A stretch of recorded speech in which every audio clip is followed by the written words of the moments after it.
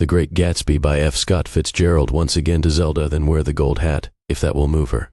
If you can bounce high, bounce for her too, till she cry, lover, gold-hatted, high-bouncing lover, I must have you. Thomas Park Villiers. In my younger and more vulnerable years, my father gave me some advice that I've been turning over in my mind ever since. Whenever you feel like criticizing anyone, he told me, just remember that all the people in this world haven't had the advantages that you've had.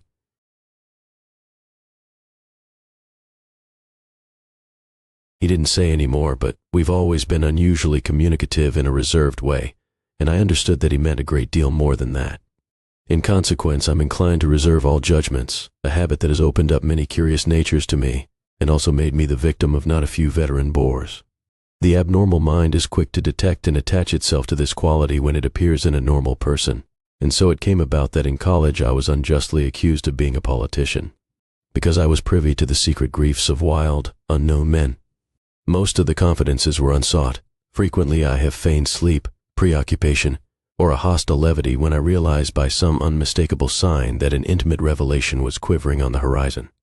For the intimate revelations of young men, or at least the terms in which they express them, are usually plagiaristic and marred by obvious suppressions.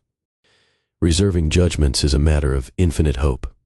I am still a little afraid of missing something if I forget that, as my father snobbishly suggested, and I snobbishly repeat, a sense of the fundamental decencies is parceled out unequally at birth. And, after boasting this way of my tolerance, I come to the admission that it has a limit. Conduct may be founded on the hard rock or the wet marshes, but after a certain point I don't care what it's founded on. When I came back from the East last autumn, I felt that I wanted the world to be in uniform, and at a sort of moral attention forever. I wanted no more riotous excursions with privileged glimpses into the human heart. Only Gatsby, the man who gives his name to this book, was exempt from my reaction. Gatsby, who represented everything for which I have an unaffected scorn. If personality is an unbroken series of successful gestures, then there was something gorgeous about him, some heightened sensitivity to the promises of life, as if he were related to one of those intricate machines that register earthquakes 10,000 miles away. This responsiveness had nothing to do with that flabby impressionability which is dignified under the name of the creative temperament. It was an extraordinary gift for hope, a romantic readiness such as I have never found in any other person, and which it is not likely I shall ever find again. No, Gatsby turned out all right at the end. It is what preyed on Gatsby, what foul dust floated in the wake of his dreams that temporarily closed out my interest in the abortive sorrows and short-winded elations of men. My family had been prominent, well-to-do people in this Middle Western city for 3 generations. The Carraways are something of a clan, and we have a tradition that we're descended from the Dukes of Buccleuch, but the actual founder of my line was my grandfather's brother, who came here in '51, sent a substitute to the Civil War, and started the wholesale hardware business that my father carries on today. I never saw this great uncle, but I'm supposed to look like him, with special reference to the rather hard-boiled painting that hangs in Father's office. I graduated from New Haven in 1915, just a quarter of a century after my father, and a little later I participated in that delayed Teutonic migration known as the Great War. I enjoyed the counter-raid so thoroughly that I came back restless, instead of being the warm center of the world. The Middle West now seemed like the ragged edge of the universe, so I decided to go east and learn the bond business.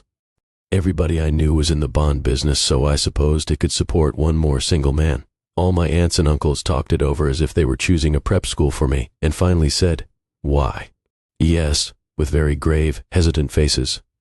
Father agreed to finance me for a year, and after various delays I came east, permanently I thought, in the spring of '22.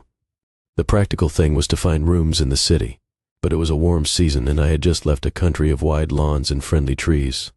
So when a young man at the office suggested that we take a house together in a commuting town, it sounded like a great idea. He found the house, a weather-beaten cardboard bungalow at $80 a month, but at the last minute the firm ordered him to Washington, and I went out to the country alone. I had a dog, at least I had him for a few days until he ran away, and an old Dodge and a Finnish woman, who made my bed and cooked breakfast and muttered Finnish wisdom to herself over the electric stove.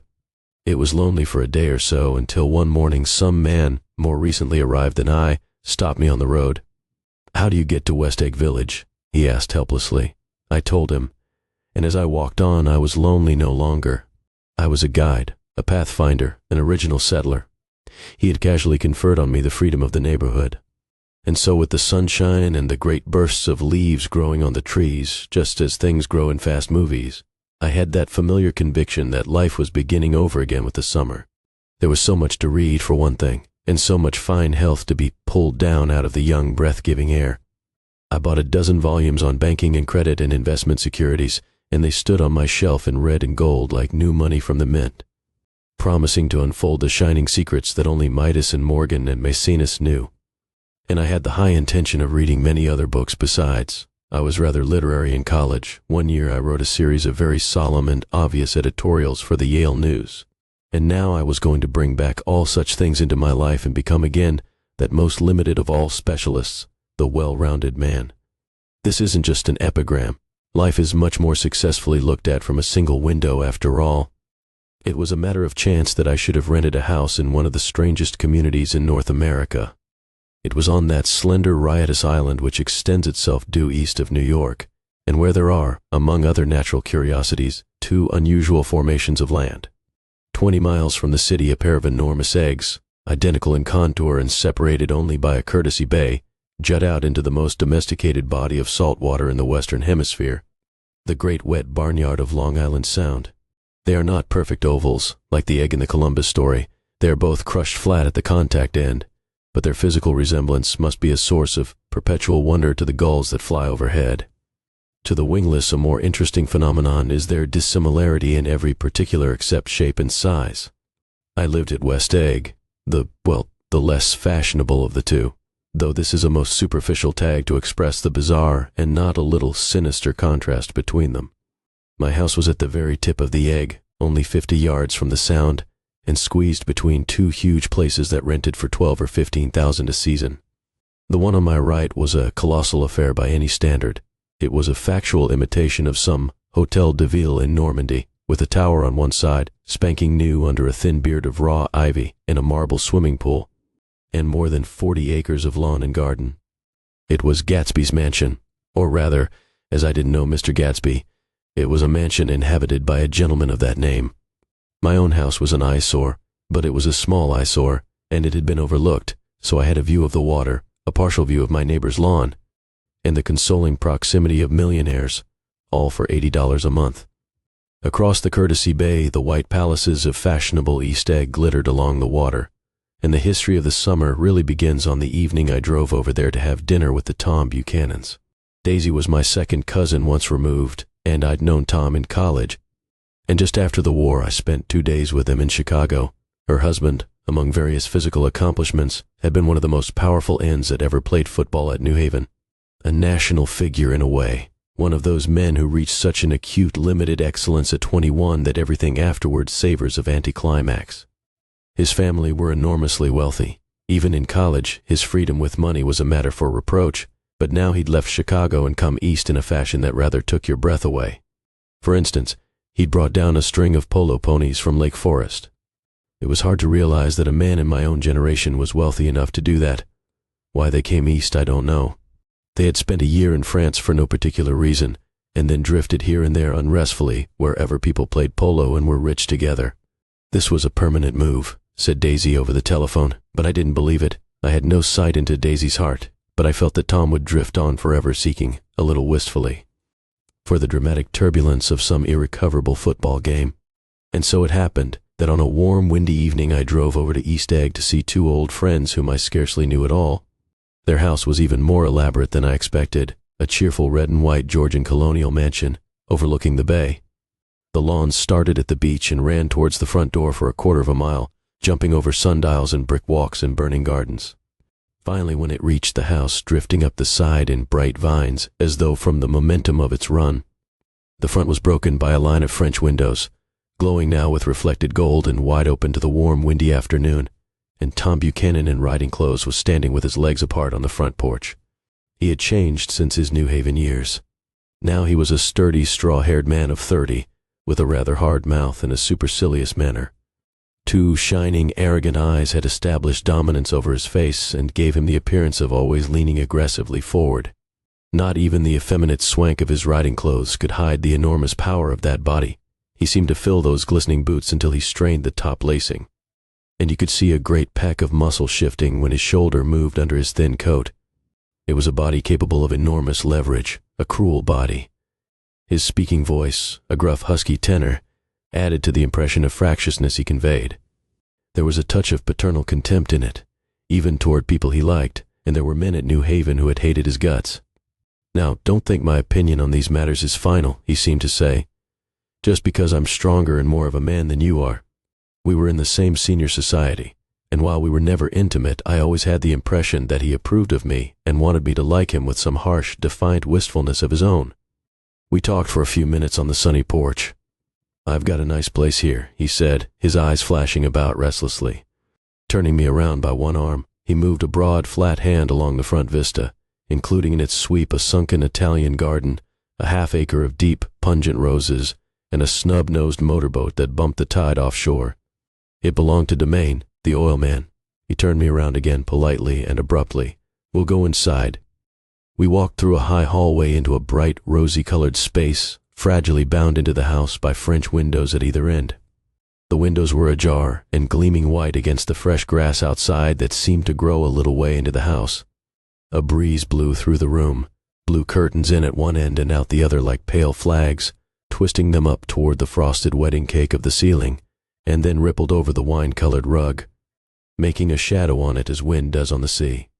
The only completely stationary object in the room was an enormous couch on which two young women were buoyed up as though upon an anchored balloon. They were both in white, and their dresses were rippling and fluttering as if they had just been blown back in after a short flight around the house. I must have stood for a few moments listening to the whip and snap of the curtains and the groan of a picture on the wall. Then there was a boom as Tom Buchanan shut the rear windows and the caught wind died out about the room, and the curtains and the rugs and the two young women ballooned slowly to the floor. The younger of the two was a stranger to me. She was extended full length at her end of the divan, completely motionless, and with her chin raised a little, as if she were balancing something on it which was quite likely to fall. If she saw me out of the corner of her eyes, she gave no hint of it. Indeed, I was almost surprised into murmuring an apology for having disturbed her by coming in.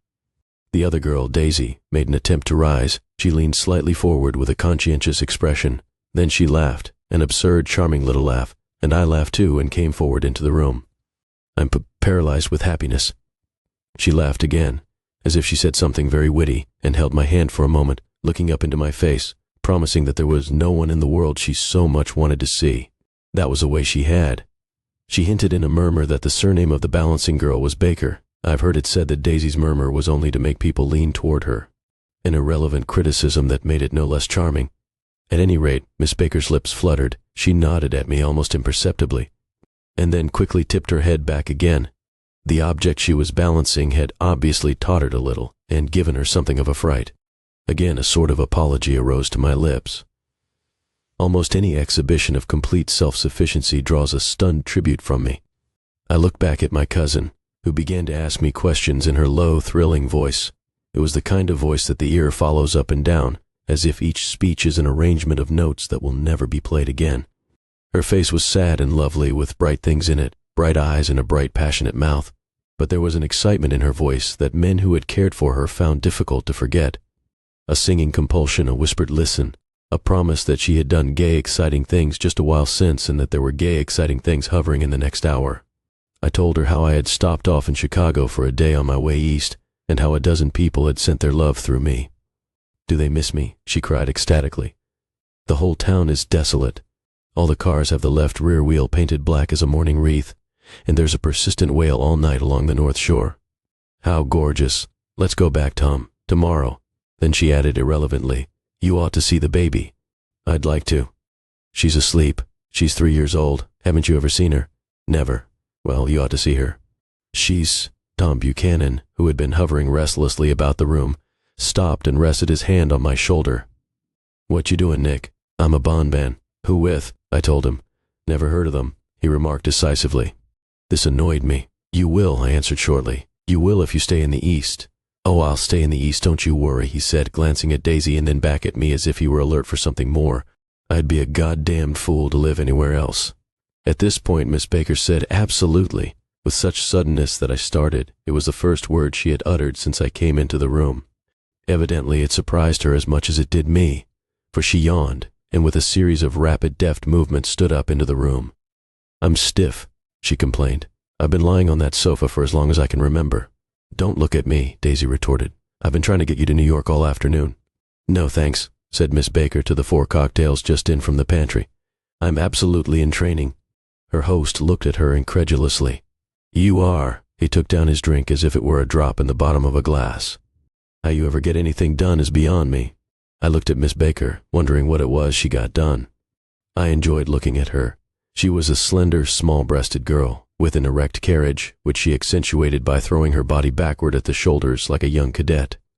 Her gray, sun-strained eyes looked back at me with polite reciprocal curiosity out of a wan, charming, discontented face. It occurred to me now that I had seen her or a picture of her somewhere before. "You live in West Egg," she remarked contemptuously. "I know somebody there." "I don't know a single. You must know Gatsby." "Gatsby?" demanded Daisy. "What Gatsby?"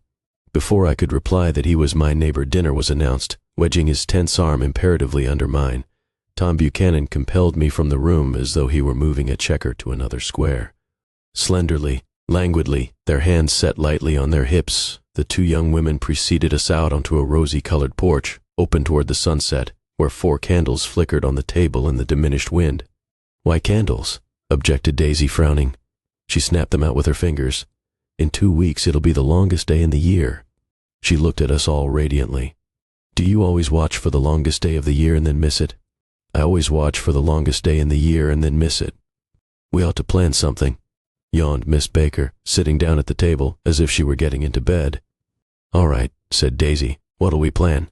She turned to me helplessly. "What do people plan?" Before I could answer, her eyes fastened with an odd expression on her little finger. "Look," she complained. "I heard it." We all looked. The knuckle was black and blue. "You did it, Tom," she said accusingly. "I know you didn't mean to, but you did do it. That's what I get for marrying a brute of a man, a great, big, hulking physical specimen of a—" "I hate that word, hulking," objected Tom crossly, "even in kidding." "Hulking," insisted Daisy. Sometimes she and Miss Baker talked at once, unobtrusively, and with a bantering inconsequence that was never quite chatter. That was as cool as their white dresses and their impersonal eyes in the absence of all desire. They were here, and they accepted Tom and me, making only a polite, pleasant effort to entertain or to be entertained. They knew that presently dinner would be over, and a little later the evening too would be over, and casually put away. It was sharply different from the West, where an evening was hurried from phase to phase towards its close, in a continually disappointed anticipation or else in sheer nervous dread of the moment itself. "You make me feel uncivilized, Daisy," I confessed on my second glass of corky but rather impressive claret. "Can't you talk about crops or something?" I meant nothing in particular by this remark, but it was taken up in an unexpected way. "Civilization's going to pieces," broke out Tom violently. "I've gotten to be a terrible pessimist about things. Have you read The Rise of the Colored Empires by this man Goddard?" "Why, no," I answered, rather surprised by his tone. "Well, it's a fine book, and everybody ought to read it. The idea is if we don't look out, the white race will be utterly submerged. It's all scientific stuff, it's been proved." "Tom's getting very profound," said Daisy with an expression of unthoughtful sadness. "He reads deep books with long words in them. What was that word, we?" "Well, these books are all scientific," insisted Tom, glancing at her impatiently. "This fellow has worked out the whole thing. It's up to us, who are the dominant race, to watch out, or these other races will have control of things. We've got to beat them down," whispered Daisy, winking ferociously toward the fervent sun. "You ought to live in California," began Miss Baker, but Tom interrupted her by shifting heavily in his chair. "This idea is that we're Nordics. I am, and you are, and you are, and—" After an infinitesimal hesitation, he included Daisy with a slight nod, and she winked at me again. "And we've produced all the things that go to make civilization. Oh, science and art and all that. Do you see?" There was something pathetic in his concentration, as if his complacency, more acute than of old, was not enough to him any more. When, almost immediately, the telephone rang inside, and the butler left the porch, Daisy seized upon the momentary interruption and leaned towards me. "I'll tell you a family secret," she whispered enthusiastically. "It's about the butler's nose. Do you want to hear about the butler's nose? That's why I came over tonight." "Well, he wasn't always a butler. He used to be the silver polisher for some people in New York that had a silver service for 200 people. He had to polish it from morning till night, until finally it began to affect his nose. Things went from bad to worse, suggested Miss Baker. Yes, things went from bad to worse, until finally he had to give up his position. For a moment the last sunshine fell with romantic affection upon her glowing face. Her voice compelled me forward breathlessly as I listened. Then the glow faded, each light deserting her with lingering regret, like children leaving a pleasant street at dusk. The butler came back and murmured something close to Tom's ear, whereupon Tom frowned, pushed back his chair, and without a word went inside. As if his absence quickened something within her, Daisy leaned forward again, her voice glowing and singing. "I love to see you at my table, Nick. You remind me of a rose, an absolute rose, doesn't he?" She turned to Miss Baker for confirmation. "An absolute rose." This was untrue. "I am not even faintly like a rose." She was only extemporizing, but a stirring warmth flowed from her, as if her heart was trying to come out to you concealed in one of those breathless, thrilling words. Then suddenly she threw her napkin on the table and excused herself, and went into the house. Miss Baker and I exchanged a short glance, consciously devoid of meaning. I was about to speak when she sat up alertly and said, "Shh," in a warning voice. A subdued, impassioned murmur was audible in the room beyond, and Miss Baker leaned forward unashamed, trying to hear. The murmur trembled on the verge of coherence, sank down, mounted excitedly, and then ceased altogether. "This Mr. Gatsby you spoke of is my neighbor," I began. "Don't talk. I want to hear what happens." "Is something happening?" I inquired innocently. "You mean to say you don't know?" said Miss Baker, honestly surprised. "I thought everybody knew." "I don't." "Why?" she said hesitantly. "Tom's got some woman in New York." "Got some woman?" I repeated blankly. Miss Baker nodded. "She might have the decency not to telephone him at dinner time, don't you think?" Almost before I had grasped her meaning, there was the flutter of a dress and the crunch of leather boots, and Tom and Daisy were back at the table. "It couldn't be helped," cried Daisy with tense gaiety. She sat down, glanced searchingly at Miss Baker, and then at me, and continued, "I looked outdoors for a minute, and it's very romantic outdoors. There's a bird on the lawn that I think must be a nightingale come over on the Cunard or White Star Line. He's singing away," her voice sang. "It's romantic, isn't it, Tom?" "Very romantic," he said, and then miserably to me, "If it's light enough after dinner, I want to take you down to the stables."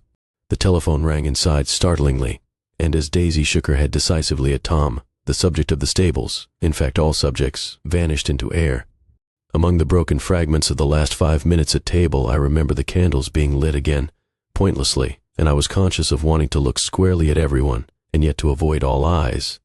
I couldn't guess what Daisy and Tom were thinking, but I doubt if even Miss Baker, who seemed to have mastered a certain hearty skepticism, was able utterly to put this fifth guest's shrill metallic urgency out of mind. To a certain temperament the situation might have seemed intriguing. My own instinct was to telephone immediately for the police. The horses, needless to say, were not mentioned again. Tom and Miss Baker, with several feet of twilight between them, strolled back into the library, as if to a vigil beside a perfectly tangible body, while, trying to look pleasantly interested and a little deaf, I followed Daisy around a chain of connecting verandas to the porch in front. In its deep gloom we sat down side by side on a wicker settee. Daisy took her face in her hands as if feeling its lovely shape, and her eyes moved gradually out into the velvet dusk. I saw that turbulent emotions possessed her, so I asked what I thought would be some sedative questions about her little girl. "We don't know each other very well, Nick," she said suddenly. "Even if we are cousins, you didn't come to my wedding. I wasn't back from the war." "That's true." She hesitated. "Well, I've had a very bad time, Nick, and I'm pretty cynical about everything." Evidently she had reason to be. I waited, but she didn't say any more, and after a moment I returned rather feebly to the subject of her daughter. "I suppose she talks, and eats and everything."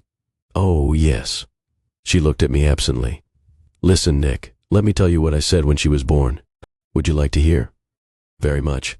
It'll show you how I've gotten to feel about things. Well, she was less than an hour old and Tom was God knows where. I woke up out of the ether with an utterly abandoned feeling and asked the nurse right away if it was a boy or a girl. She told me it was a girl, and so I turned my head away and wept. 'All right,' I said, 'I'm glad it's a girl. And I hope she'll be a fool. That's the best thing a girl can be in this world, a beautiful little fool. You see, I think everything's terrible anyhow,' she went on in a convinced way. 'Everybody thinks so, the most advanced people, and I know. I've been everywhere, and seen everything, and done everything.' Her eyes flashed around her in a defiant way, rather like Tom's, and she laughed with thrilling scorn. Sophisticated? God, I'm sophisticated. The instant her voice broke off, ceasing to compel my attention, my belief, I felt the basic insincerity of what she had said. It made me uneasy, as though the whole evening had been a trick of some sort to exact a contributory emotion from me. I waited, and sure enough, in a moment she looked at me with an absolute smirk on her lovely face, as if she had asserted her membership in a rather distinguished secret society to which she and Tom belonged. Inside, the crimson room bloomed with light. Tom and Miss Baker sat at either end of the long couch, and she read aloud to him from the Saturday Evening Post, the words, murmurous and uninflected, running together in a soothing tune. The lamplight, bright on his boots and dull on the autumn leaf yellow of her hair, glinted along the paper as she turned a page with a flutter of slender muscles in her arms. When we came in, she held us silent for a moment with a lifted hand. To be continued, she said, tossing the magazine on the table, in our very next issue. Her body asserted itself with a restless movement of her knee, and she stood up. 10 o'clock, she remarked, apparently finding the time on the ceiling. Time for this good girl to go to bed. Jordan's going to play in the tournament tomorrow, explained Daisy, over at Westchester. Oh, you're Jordan Baker. I knew now why her face was familiar. Its pleasing, contemptuous expression had looked out at me from many rotogravure pictures of the sporting life at Asheville and Hot Springs and Palm Beach. I had heard some story of her, too, a critical, unpleasant story, but what it was I had forgotten long ago. Good night, she said softly. Wake me at 8, won't you? If you'll get up. I will. Good night, Mr. Carroway. See you anon. Of course you will, confirmed Daisy. In fact, I think I'll arrange a marriage. Come over often, Nick, and I'll fling you together. You know, lock you up accidentally in linen closets and push you out to sea in a boat and all that sort of thing. Good night, called Miss Baker from the stairs. I haven't heard a word. She's a nice girl, said Tom after a moment. They oughtn't to let her run around the country this way. Who oughtn't to? Inquired Daisy coldly. Her family. Her family is one aunt about 1,000 years old. Besides, Nick's going to look after her, aren't you, Nick? She's going to spend lots of weekends out here this summer. I think the home influence will be very good for her. Daisy and Tom looked at each other for a moment in silence. Is she from New York? I asked quickly. From Louisville. Our white girlhood was passed together there. Our beautiful white. Did you give Nick a little heart-to-heart talk on the veranda? Demanded Tom suddenly. Did I? She looked at me. I can't seem to remember, but I think we talked about the Nordic race. Yes, I'm sure we did. It sort of crept up on us, and first thing you know, don't believe everything you hear, Nick, he advised me. I said lightly that I had heard nothing at all, and a few minutes later I got up to go home. They came to the door with me and stood side by side in a cheerful square of light. As I started my motor, Daisy peremptorily called, Wait, I forgot to ask you something, and it's important. We heard you were engaged to a girl out west. That's right, corroborated Tom kindly. We heard that you were engaged. It's a libel. I'm too poor. But we heard it, insisted Daisy, surprising me by opening up again in a flower-like way. We heard it from 3 people, so it must be true. Of course I knew what they were referring to, but I wasn't even vaguely engaged. The fact that gossip had published the banns was one of the reasons I had come east. You can't stop going with an old friend on account of rumors. And on the other hand, I had no intention of being rumored into marriage. Their interest rather touched me and made them less remotely rich. Nevertheless, I was confused and a little disgusted as I drove away. It seemed to me that the thing for Daisy to do was to rush out of the house, child in arms, but apparently there were no such intentions in her head. As for Tom, the fact that he had some woman in New York was really less surprising than that he had been depressed by a book. Something was making him nibble at the edge of stale ideas as if his sturdy physical egotism no longer nourished his peremptory heart. Already it was deep summer on roadhouse roofs and in front of wayside garages where new red petrol pumps sat out in pools of light.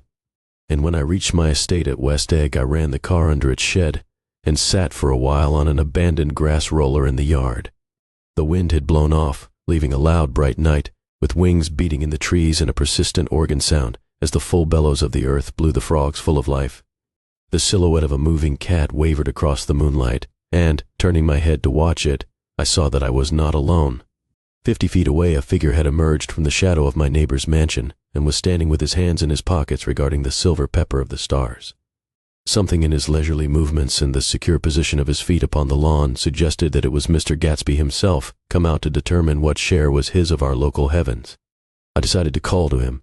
Miss Baker had mentioned him at dinner, and that would do for an introduction. But I didn't call to him, for he gave a sudden intimation that he was content to be alone. He stretched out his arms toward the dark water in a curious way, and far as I was from him, I could have sworn he was trembling. Involuntarily I glanced seaward, and distinguished nothing except a single green light, minute and far away. That might have been the end of a dock. When I looked once more for Gatsby, he had vanished, and I was alone again in the unquiet darkness. About halfway between West Egg and New York, the motor road hastily joins the railroad and runs beside it for a quarter of a mile, so as to shrink away from a certain desolate area of land.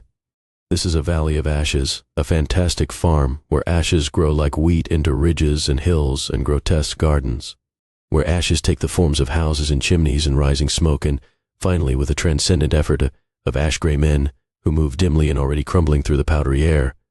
Occasionally a line of gray cars crawls along an invisible track, gives out a ghastly creak, and comes to rest, and immediately the ash-gray men swarm up with leaden spades and stir up an impenetrable cloud, which screens their obscure operations from your sight. But above the gray land and the spasms of bleak dust which drift endlessly over it, you perceive, after a moment, the eyes of Dr. T.J. Eckelberg. The eyes of Dr. T.J. Eckelberg are blue and gigantic. Their retinas are 1 yard high. They look out of no face, but instead from a pair of enormous yellow spectacles which pass over a non-existent nose. Evidently some wild wag of an oculist set them there to fatten his practice in the borough of Queens, and then sank down himself into eternal blindness, or forgot them and moved away.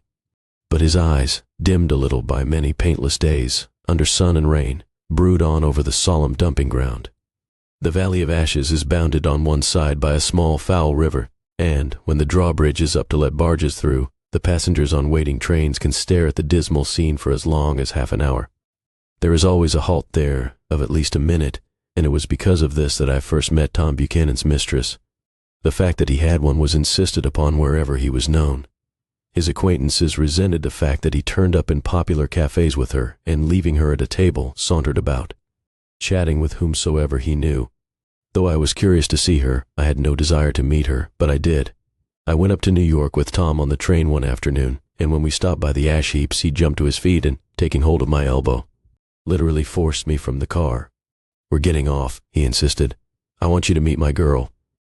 I think he'd tanked up a good deal at luncheon, and his determination to have my company bordered on violence. The supercilious assumption was that on Sunday afternoon I had nothing better to do.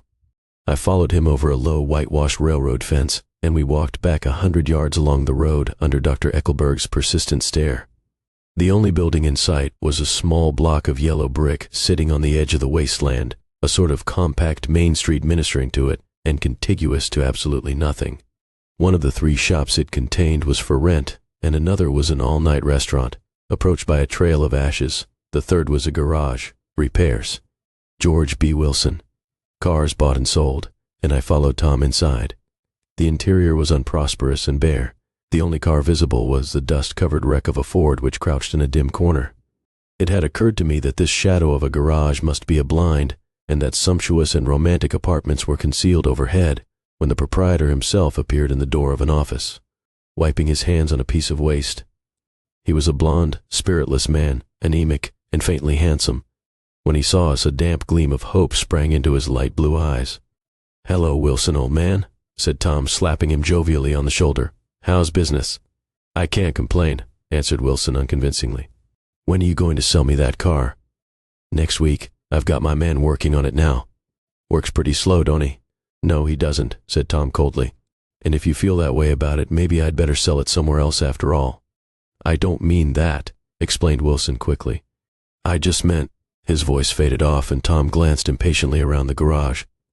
Then I heard footsteps on the stairs, and in a moment the thickish figure of a woman blocked out the light from the office door. She was in the middle 30s and faintly stout, but she carried her flesh sensuously as some women can. Her face, above a spotted dress of dark blue crepe de chine, contained no facet or gleam of beauty, but there was an immediately perceptible vitality about her, as if the nerves of her body were continually smoldering. She smiled slowly, and, walking through her husband as if he were a ghost, shook hands with Tom, looking him flush in the eye. Then she wet her lips and without turning around spoke to her husband in a soft, coarse voice. "Get some chairs, why don't you, so somebody can sit down?" "Oh, sure," agreed Wilson hurriedly, and went toward the little office, mingling immediately with the cement color of the walls. A white ashen dust veiled his dark suit and his pale hair as it veiled everything in the vicinity, except his wife, who moved close to Tom. "I want to see you," said Tom intently. "Get on the next train." "All right. I'll meet you by the newsstand on the lower level." She nodded and moved away from him, just as George Wilson emerged with 2 chairs from his office door. We waited for her down the road and out of sight. It was a few days before the 4th of July, and a gray, scrawny Italian child was setting torpedoes in a row along the railroad track. "Terrible place, isn't it?" said Tom, exchanging a frown with Dr. Eckelberg. "Awful. It does her good to get away." "Doesn't her husband object?" "Wilson. He thinks she goes to see her sister in New York. He's so dumb he doesn't know he's alive." So Tom Buchanan and his girl and I went up together to New York, or not quite together, for Mrs. Wilson sat discreetly in another car. Tom deferred that much to the sensibilities of those East Eggers who might be on the train. She had changed her dress to a brown-figured muslin, which stretched tight over her rather wide hips as Tom helped her to the platform in New York. At the newsstand she bought a copy of Town Tattle and a moving picture magazine, and in the station drugstore some cold cream and a small flask of perfume. Upstairs, in the solemn echoing drive, she let 4 taxicabs drive away before she selected a new one, lavender-colored with gray upholstery, and in this we slid out from the mass of the station into the glowing sunshine. But immediately she turned sharply from the window and, leaning forward, tapped on the front glass. "I want to get one of those dogs," she said earnestly. "I want to get one for the apartment. They're nice to have, a dog." We backed up to a gray old man who bore an absurd resemblance to John D. Rockefeller. In a basket swung from his neck cowered a dozen very recent puppies of an indeterminate breed. "What kind are they?" asked Mrs. Wilson eagerly, as he came to the taxi window. "All kinds. What kind do you want?" "Lady?" "I'd like to get one of those police dogs. I don't suppose you got that kind?" The man peered doubtfully into the basket, plunged in his hand and drew one up, wriggling by the back of the neck. "That's no police dog," said Tom. "No, it's not exactly a police dog," said the man with disappointment in his voice. "It's more of an Airedale." He passed his hand over the brown wash rag of a back. "Look at that coat. Some coat. That's a dog that'll never bother you with catching cold." "I think it's cute," said Mrs. Wilson enthusiastically. "How much is it?" "That dog," he looked at it admiringly, "that dog will cost you $10. The Airedale, undoubtedly there was an Airedale concerned in it somewhere, though its feet were startlingly white, changed hands and settled down into Mrs. Wilson's lap, where she fondled the weatherproof coat with rapture. "Is it a boy or a girl?" she asked delicately. That dog's a boy." "It's a bitch," said Tom decisively. "Here's your money. Go and buy 10 more dogs with it." We drove over to Fifth Avenue, warm and soft, almost pastoral, on the summer Sunday afternoon. I wouldn't have been surprised to see a great flock of white sheep turn the corner. "Hold on," I said. "I have to leave you here." "No, you don't," interposed Tom quickly. "Myrtle'll be hurt if you don't come up to the apartment. Won't you, Myrtle?" "Come on," she urged. "I'll telephone my sister Catherine. She's said to be very beautiful by people who ought to know." "Well, I'd like to, but—" we went on, cutting back again over the park toward the West Hundreds. At 158th Street, the cab stopped at one slice in a long white cake of apartment houses. Throwing a regal homecoming glance around the neighborhood, Mrs. Wilson gathered up her dog and her other purchases and went haughtily in. "I'm going to have the McKees come up," she announced as we rose in the elevator. "And of course I got to call up my sister too." The apartment was on the top floor, a small living room, a small dining room, a small bedroom, and a bath. The living room was crowded to the doors with a set of tapestried furniture entirely too large for it, so that to move about was to stumble continually over scenes of ladies swinging in the gardens of Versailles. The only picture was an over-enlarged photograph, apparently a hen sitting on a blurred rock. Looked at from a distance, however, the hen resolved itself into a bonnet, and the countenance of a stout old lady beamed down into the room. Several old copies of Town Tattle lay on the table together with a copy of Simon Called Peter and some of the small scandal magazines of Broadway. Mrs. Wilson was first concerned with the dog. A reluctant elevator boy went for a box full of straw and some milk, to which he added on his own initiative a tin of large. hard dog biscuits, one of which decomposed apathetically in the saucer of milk all afternoon. Meanwhile, Tom brought out a bottle of whiskey from a locked bureau door. I had been drunk just twice in my life, and the second time was that afternoon. So everything that happened has a dim, hazy cast over it, although until after 8 o'clock the apartment was full of cheerful sun. Sitting on Tom's lap, Mrs. Wilson called up several people on the telephone. Then there were no cigarettes, and I went out to buy some at the drugstore on the corner. When I came back, they had both disappeared, so I sat down discreetly in the living room and read a chapter of Simon called Peter. Either it was terrible stuff or the whiskey distorted things, because it didn't make any sense to me. Just as Tom and Myrtle, after the first drink, Mrs. Wilson and I called each other by our first names, reappeared, company commenced to arrive at the apartment door. The sister, Catherine, was a slender, worldly girl of about 30, with a solid, sticky bob of red hair and a complexion powdered milky white. Her eyebrows had been plucked and then drawn on again at a more rakish angle, but the efforts of nature toward the restoration of the old alignment gave a blurred air to her face. When she moved about, there was an incessant clicking as innumerable pottery bracelets jingled up and down upon her arms. She came in with such a proprietary haste, and looked around so possessively at the furniture that I wondered if she lived here. But when I asked her, she laughed immoderately, repeated my question aloud, and told me she lived with a girlfriend at a hotel. Mr. McKee was a pale, feminine man from the flat below. He had just shaved, for there was a white spot of lather on his cheekbone, and he was most respectful in his greeting to everyone in the room. He informed me that he was in the artistic game, and I gathered later that he was a photographer, and had made the dim enlargement of Mrs. Wilson's mother which hovered like an ectoplasm on the wall. His wife was shrill, languid, handsome, and horrible. She told me with pride that her husband had photographed her 127 times since they had been married. Mrs. Wilson had changed her costume some time before, and was now attired in an elaborate afternoon dress of cream-colored chiffon, which gave out a continual rustle as she swept about the room. With the influence of the dress, her personality had also undergone a change. The intense vitality that had been so remarkable in the garage was converted into impressive hauteur. Her laughter, her gestures, her assertions became more violently affected moment by moment, and as she expanded, the room grew smaller around her, until she seemed to be revolving on a noisy, creaking pivot through the smoky air. "My dear," she told her sister in a high, mincing shout, "most of these fellas will cheat you every time. All they think of is money. I had a woman up here last week to look at my feet, and when she gave me the bill, you'd have thought she had my appendicitis out." "What was the name of the woman?" asked Mrs. McKee. "Mrs. Eberhardt. She goes around looking at people's feet in their own homes." "I like your dress," remarked Mrs. McKee. "I think it's adorable." Mrs. Wilson rejected the compliment by raising her eyebrow in disdain. "It's just a crazy old thing," she said. "I just slip it on sometimes when I don't care what I look like." "But it looks wonderful on you, if you know what I mean," pursued Mrs. McKee. "If Chester could only get you in that pose, I think he could make something of it." We all looked in silence at Mrs. Wilson, who removed a strand of hair from over her eyes and looked back at us with a brilliant smile. Mr. McKee regarded her intently with his head on one side, and then moved his hand back and forth slowly in front of his face. "I should change the light," he said after a moment. "I'd like to bring out the modeling of the features, and I'd try to get hold of all the back hair." "I wouldn't think of changing the light," cried Mrs. McKee. "I think it's," her husband said. "Shh," and we all looked at the subject again, whereupon Tom Buchanan yawned audibly and got to his feet.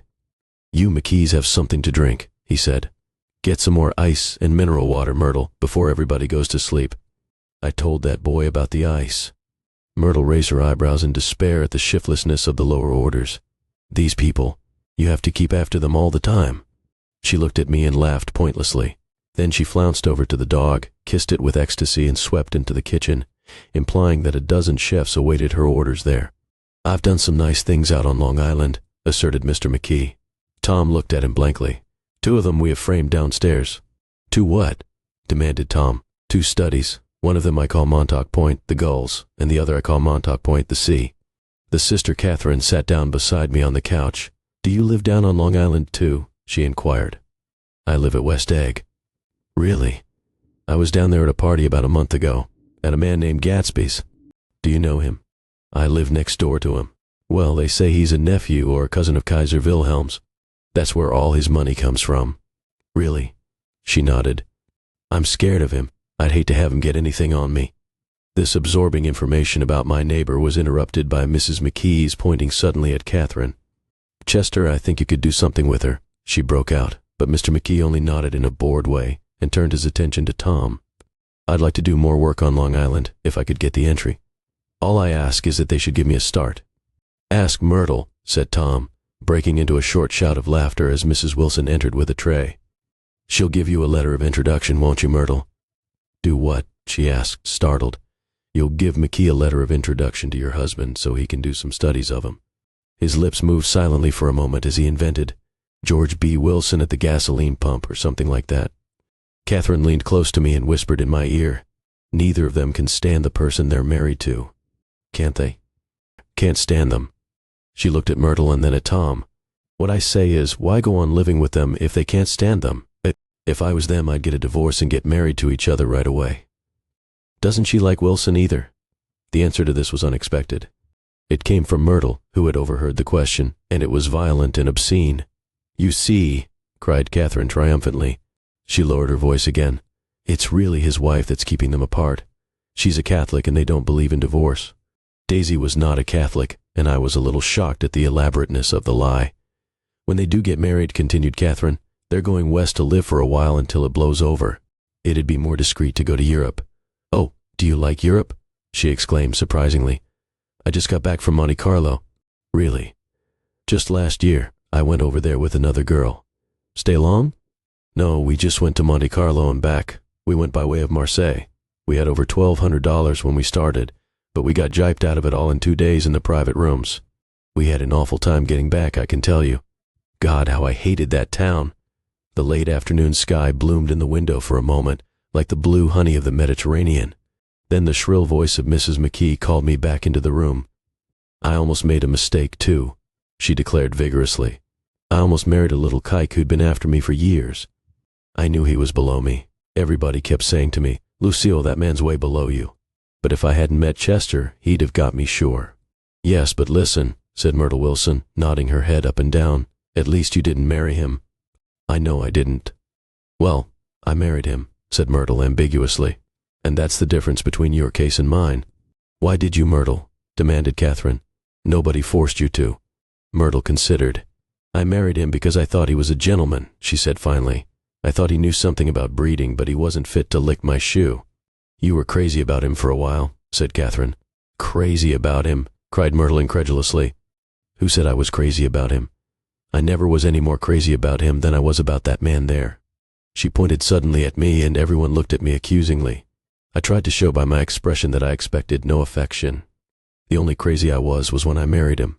I knew right away I made a mistake. He borrowed somebody's best suit to get married in, and never even told me about it, and the man came after it one day when he was out. "Oh, is that your suit?" I said. This is the first I ever heard about it. But I gave it to him, and then I lay down and cried to beat the band all afternoon. "She really ought to get away from him," resumed Catherine to me. "They've been living over that garage for 11 years, and Tom's the first sweetie she ever had." The bottle of whiskey, a second one, was now in constant demand by all present, excepting Catherine, who felt just as good on nothing at all. Tom rang for the janitor and sent him for some celebrated sandwiches, which were a complete supper in themselves. I wanted to get out and walk eastward toward the park through the soft twilight, but each time I tried to go, I became entangled in some wild, strident argument which pulled me back, as if with ropes, into my chair. Yet high over the city, our line of yellow windows must have contributed their share of human secrecy to the casual watcher in the darkening streets, and I saw him too, looking up and wondering. I was within and without, simultaneously enchanted and repelled by the inexhaustible variety of life. Myrtle pulled her chair close to mine, and suddenly her warm breath poured over me the story of her first meeting with Tom. It was on the two little seats facing each other that are always the last ones left on the train. I was going up to New York to see my sister and spend the night. He had on a dress suit and patent leather shoes, and I couldn't keep my eyes off him. But every time he looked at me, I had to pretend to be looking at the advertisement over his head. When we came into the station, he was next to me, and his white shirt front pressed against my arm, and so I told him I'd have to call a policeman, but he knew I lied. I was so excited that when I got into a taxi with him, I didn't hardly know I wasn't getting into a subway train. All I kept thinking about over and over was, "You can't live forever, you can't live forever." She turned to Mrs. McKee, and the room rang full of her artificial laughter. "My dear," she cried, "I'm going to give you this dress as soon as I'm through with it. I've got to get another one tomorrow. I'm going to make a list of all the things I've got to get. A massage and a wave and a collar for the dog, and one of those cute little ashtrays where you touch a spring, and a wreath with a black silk bow for Mother's grave that'll last all summer. I got to write down a list so I won't forget all the things I got to do." It was 9 o'clock. Almost immediately afterward I looked at my watch and found it was 10. Mr. McKee was asleep on a chair with his fists clenched in his lap, like a photograph of a man of action. Taking out my handkerchief, I wiped from his cheek the spot of dried lather that had worried me all the afternoon. The little dog was sitting on the table looking with blind eyes through the smoke, and from time to time groaning faintly. People disappeared, reappeared, made plans to go somewhere, and then lost each other, searched for each other, found each other a few feet away. Sometime toward midnight, Tom Buchanan and Mrs. Wilson stood face to face discussing in impassioned voices whether Mrs. Wilson had any right to mention Daisy's name. "Daisy, Daisy, Daisy," shouted Mrs. Wilson. "I'll say it whenever I want to. Daisy, die." Making a short, deft movement, Tom Buchanan broke her nose with his open hand. Then there were bloody towels upon the bathroom floor, and women's voices scolding, and high over the confusion a long, broken wail of pain. Mr. McKee awoke from his doze and started in a daze toward the door. When he had gone halfway, he turned around and stared at the scene. His wife and Catherine scolding and consoling as they stumbled here and there among the crowded furniture with articles of aid, and the despairing figure on the couch, bleeding fluently, and trying to spread a copy of Town Tattle over the tapestry scenes of Versailles. Then Mr. McKee turned and continued on out the door. Taking my hat from the chandelier, I followed. "Come to lunch someday," he suggested as we groaned down in the elevator. "Where?" "Anywhere." "Keep your hands off the lever," snapped the elevator boy. "I beg your pardon," said Mr. McKee with dignity. "I didn't know I was touching it." "All right," I agreed. "I'll be glad to." I was standing beside his bed, and he was sitting up between the sheets, clad in his underwear with a great portfolio in his hands. Beauty and the Beast, Loneliness, Old Grocery Horse, Brook and Bridge. Then I was lying half asleep in the cold lower level of the Pennsylvania station, staring at the Morning Tribune, and waiting for the 4 o'clock train. There was music from my neighbor's house through the summer nights. In his blue gardens, men and girls came and went like moths among the whisperings and the champagne and the stars. At high tide in the afternoon, I watched his guests diving from the tower of his raft, or taking the sun on the hot sand of his beach while his 2 motorboats slit the waters of the Sound, drawing aquaplanes over cataracts of foam. On weekends, his Rolls-Royce became an omnibus, bearing parties to and from the city between 9 in the morning and long past midnight, while his station wagon scampered like a brisk yellow bug to meet all trains. And on Mondays, 8 servants, including an extra gardener, toiled all day with mops and scrubbing brushes and hammers and garden shears, repairing the ravages of the night before. Every Friday, 5 crates of oranges and lemons arrived from a fruiterer in New York. Every Monday, these same oranges and lemons left his back door in a pyramid of pulpless halves. There was a machine in the kitchen which could extract the juice of 200 oranges in half an hour if a little button was pressed 200 times by a butler's thumb. At least once a fortnight, a corps of caterers came down with several hundred feet of canvas and enough colored lights to make a Christmas tree of Gatsby's enormous garden. On buffet tables, garnished with glistening hors d'oeuvre, spice-baked hams crowded against salads of harlequin designs and pastry pigs and turkeys bewitched to a dark gold. In the main hall, a bar with a real brass rail was set up, and stocked with gins and liquors and with cordials so long forgotten that most of his female guests were too young to know one from another. By 7 o'clock the orchestra has arrived, no thin 5-piece affair but a whole pitful of oboes and trombones and saxophones and viols and cornets and piccolos, and low and high drums. The last swimmers have come in from the beach now and are dressing upstairs. The cars from New York are parked 5 deep in the drive, and already the halls and salons and verandas are gaudy with primary colors, and hair bobbed in strange new ways, and shawls beyond the dreams of Castile. The bar is in full swing, and floating rounds of cocktails permeate the garden outside, until the air is alive with chatter and laughter, and casual innuendo and introductions forgotten on the spot, and enthusiastic meetings between women who never knew each other's names.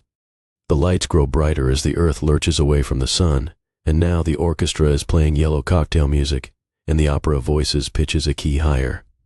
Laughter is easier minute by minute, spilled with prodigality, tipped out at a cheerful word. The groups change more swiftly, swell with new arrivals, dissolve and form in the same breath. Already there are wanderers, confident girls who weave here and there among the stouter and more stable, become for a sharp, joyous moment the center of a group, and then, excited with triumph, glide on through the sea change of faces and voices and color under the constantly changing light. Suddenly one of these gypsies in trembling opal seizes a cocktail out of the air, dumps it down for courage and, moving her hands like Frisco, dances out alone on the campus platform. A momentary hush, the orchestra leader varies his rhythm obligingly for her, and there is a burst of chatter as the erroneous news goes around that she is Gilda Gray's understudy from the Follies. The party has begun. I believe that on the first night I went to Gatsby's house, I was one of the few guests who had actually been invited. People were not invited. They went there. They got into automobiles which bore them out to Long Island, and somehow they ended up at Gatsby's door. Once there, they were introduced by somebody who knew Gatsby, and after that they conducted themselves according to the rules of behavior associated with an amusement park. Sometimes they came and went without having met Gatsby at all, came for the party with a simplicity of heart that was its own ticket of admission. I had been actually invited. A chauffeur in a uniform of robin's egg blue crossed my lawn early that Saturday morning with a surprisingly formal note from his employer. The honor would be entirely Gatsby's, it said, if I would attend his little party that night. He had seen me several times and had intended to call on me long before, but a peculiar combination of circumstances had prevented it. Signed J. Gatsby in a majestic hand. Dressed up in white flannels, I went over to his lawn a little after 7 and wandered around rather ill at ease among swirls and eddies of people I didn't know, though here and there was a face I had noticed on the commuting train. I was immediately struck by the number of young Englishmen dotted about, all well dressed, all looking a little hungry, and all talking in low, earnest voices to solid and prosperous Americans. I was sure that they were selling something, bonds or insurance or automobiles. They were at least agonizingly aware of the easy money in the vicinity and convinced that it was theirs for a few words in the right key. As soon as I arrived, I made an attempt to find my host, but the 2 or 3 people of whom I asked his whereabouts stared at me in such an amazed way, and denied so vehemently any knowledge of his movements, that I slunk off in the direction of the cocktail table, the only place in the garden where a single man could linger without looking purposeless and alone. I was on my way to get roaring drunk from sheer embarrassment when Jordan Baker came out of the house and stood at the head of the marble steps, leaning a little backward and looking with contemptuous interest down into the garden. Welcome or not, I found it necessary to attach myself to someone before I should begin to address cordial remarks to the passers-by. "Hello," I roared, advancing toward her. My voice seemed unnaturally loud across the garden. "I thought you might be here," she responded absently as I came up. "I remembered you lived next door, too." She held my hand impersonally, as a promise that she'd take care of me in a minute, and gave ear to 2 girls in twin yellow dresses who stopped at the foot of the steps. "Hello," they cried together. "Sorry you didn't win." That was for the golf tournament. She had lost in the finals the week before. "You don't know who we are," said one of the girls in yellow, "but we met you here about a month ago." "You've dyed your hair since then," remarked Jordan, and I started. But the girls had moved casually on, and her remark was addressed to the premature moon, produced, like the supper, no doubt, out of a caterer's basket. With Jordan's slender golden arm resting in mine, we descended the steps and sauntered about the garden. A tray of cocktails floated at us through the twilight, and we sat down at a table with the 2 girls in yellow and 3 men, each one introduced to us as Mr. Mumble. "Do you come to these parties often?" inquired Jordan of the girl beside her. "The last one was the one I met you at," answered the girl, in an alert, confident voice. She turned to her companion. "Wasn't it for you, Lucille?" "It was for Lucille, too." "I like to come," Lucille said. "I never care what I do, so I always have a good time. When I was here last, I tore my gown on a chair, and he asked me my name and address. Inside of a week, I got a package from Corrier's with a new evening gown in it." "Did you keep it?" asked Jordan. "Sure I did. I was going to wear it tonight, but it was too big in the bust and had to be altered. It was gas blue with lavender beads, $265. "There's something funny about a fellow that'll do a thing like that," said the other girl eagerly. "He doesn't want any trouble with anybody." "Who doesn't?" I inquired. "Gatsby, somebody told me." The 2 girls and Jordan leaned together confidentially. "Somebody told me they thought he killed a man once." A thrill passed over all of us. The 3 Mr. Mumbles bent forward and listened eagerly. "I don't think it's so much that," argued Lucille skeptically. "It's more that he was a German spy during the war." One of the men nodded in confirmation. "I heard that from a man who knew all about him. Grew up with him in Germany, he assured us positively. Oh no, said the first girl. It couldn't be that, because he was in the American Army during the war. As our credulity switched back to her, she leaned forward with enthusiasm. You look at him sometimes when he thinks nobody's looking at him. I'll bet he killed a man. She narrowed her eyes and shivered. Lucille shivered. We all turned and looked around for Gatsby. It was testimony to the romantic speculation he inspired that there were whispers about him from those who had found little that it was necessary to whisper about in this world. The first supper, there would be another one after midnight, was now being served, and Jordan invited me to join her own party, who were spread around a table on the other side of the garden. There were 3 married couples in Jordan's escort, a persistent undergraduate given to violent innuendo, and obviously under the impression that sooner or later Jordan was going to yield him up her person to a greater or lesser degree. Instead of rambling, this party had preserved a dignified homogeneity and assumed to itself the function of representing the staid nobility of the countryside. East Egg condescending to West Egg and carefully on guard against its spectroscopic gaiety. Let's get out, whispered Jordan, after a somehow wasteful and inappropriate half-hour. This is much too polite for me. We got up, and she explained that we were going to find the host. I had never met him, she said, and it was making me uneasy. The undergraduate nodded in a cynical, melancholy way. The bar where we glanced first was crowded, but Gatsby was not there. She couldn't find him from the top of the steps, and he wasn't on the veranda. On a chance we tried an important-looking door and walked into a high Gothic library, paneled with carved English oak, and probably transported complete from some ruin overseas.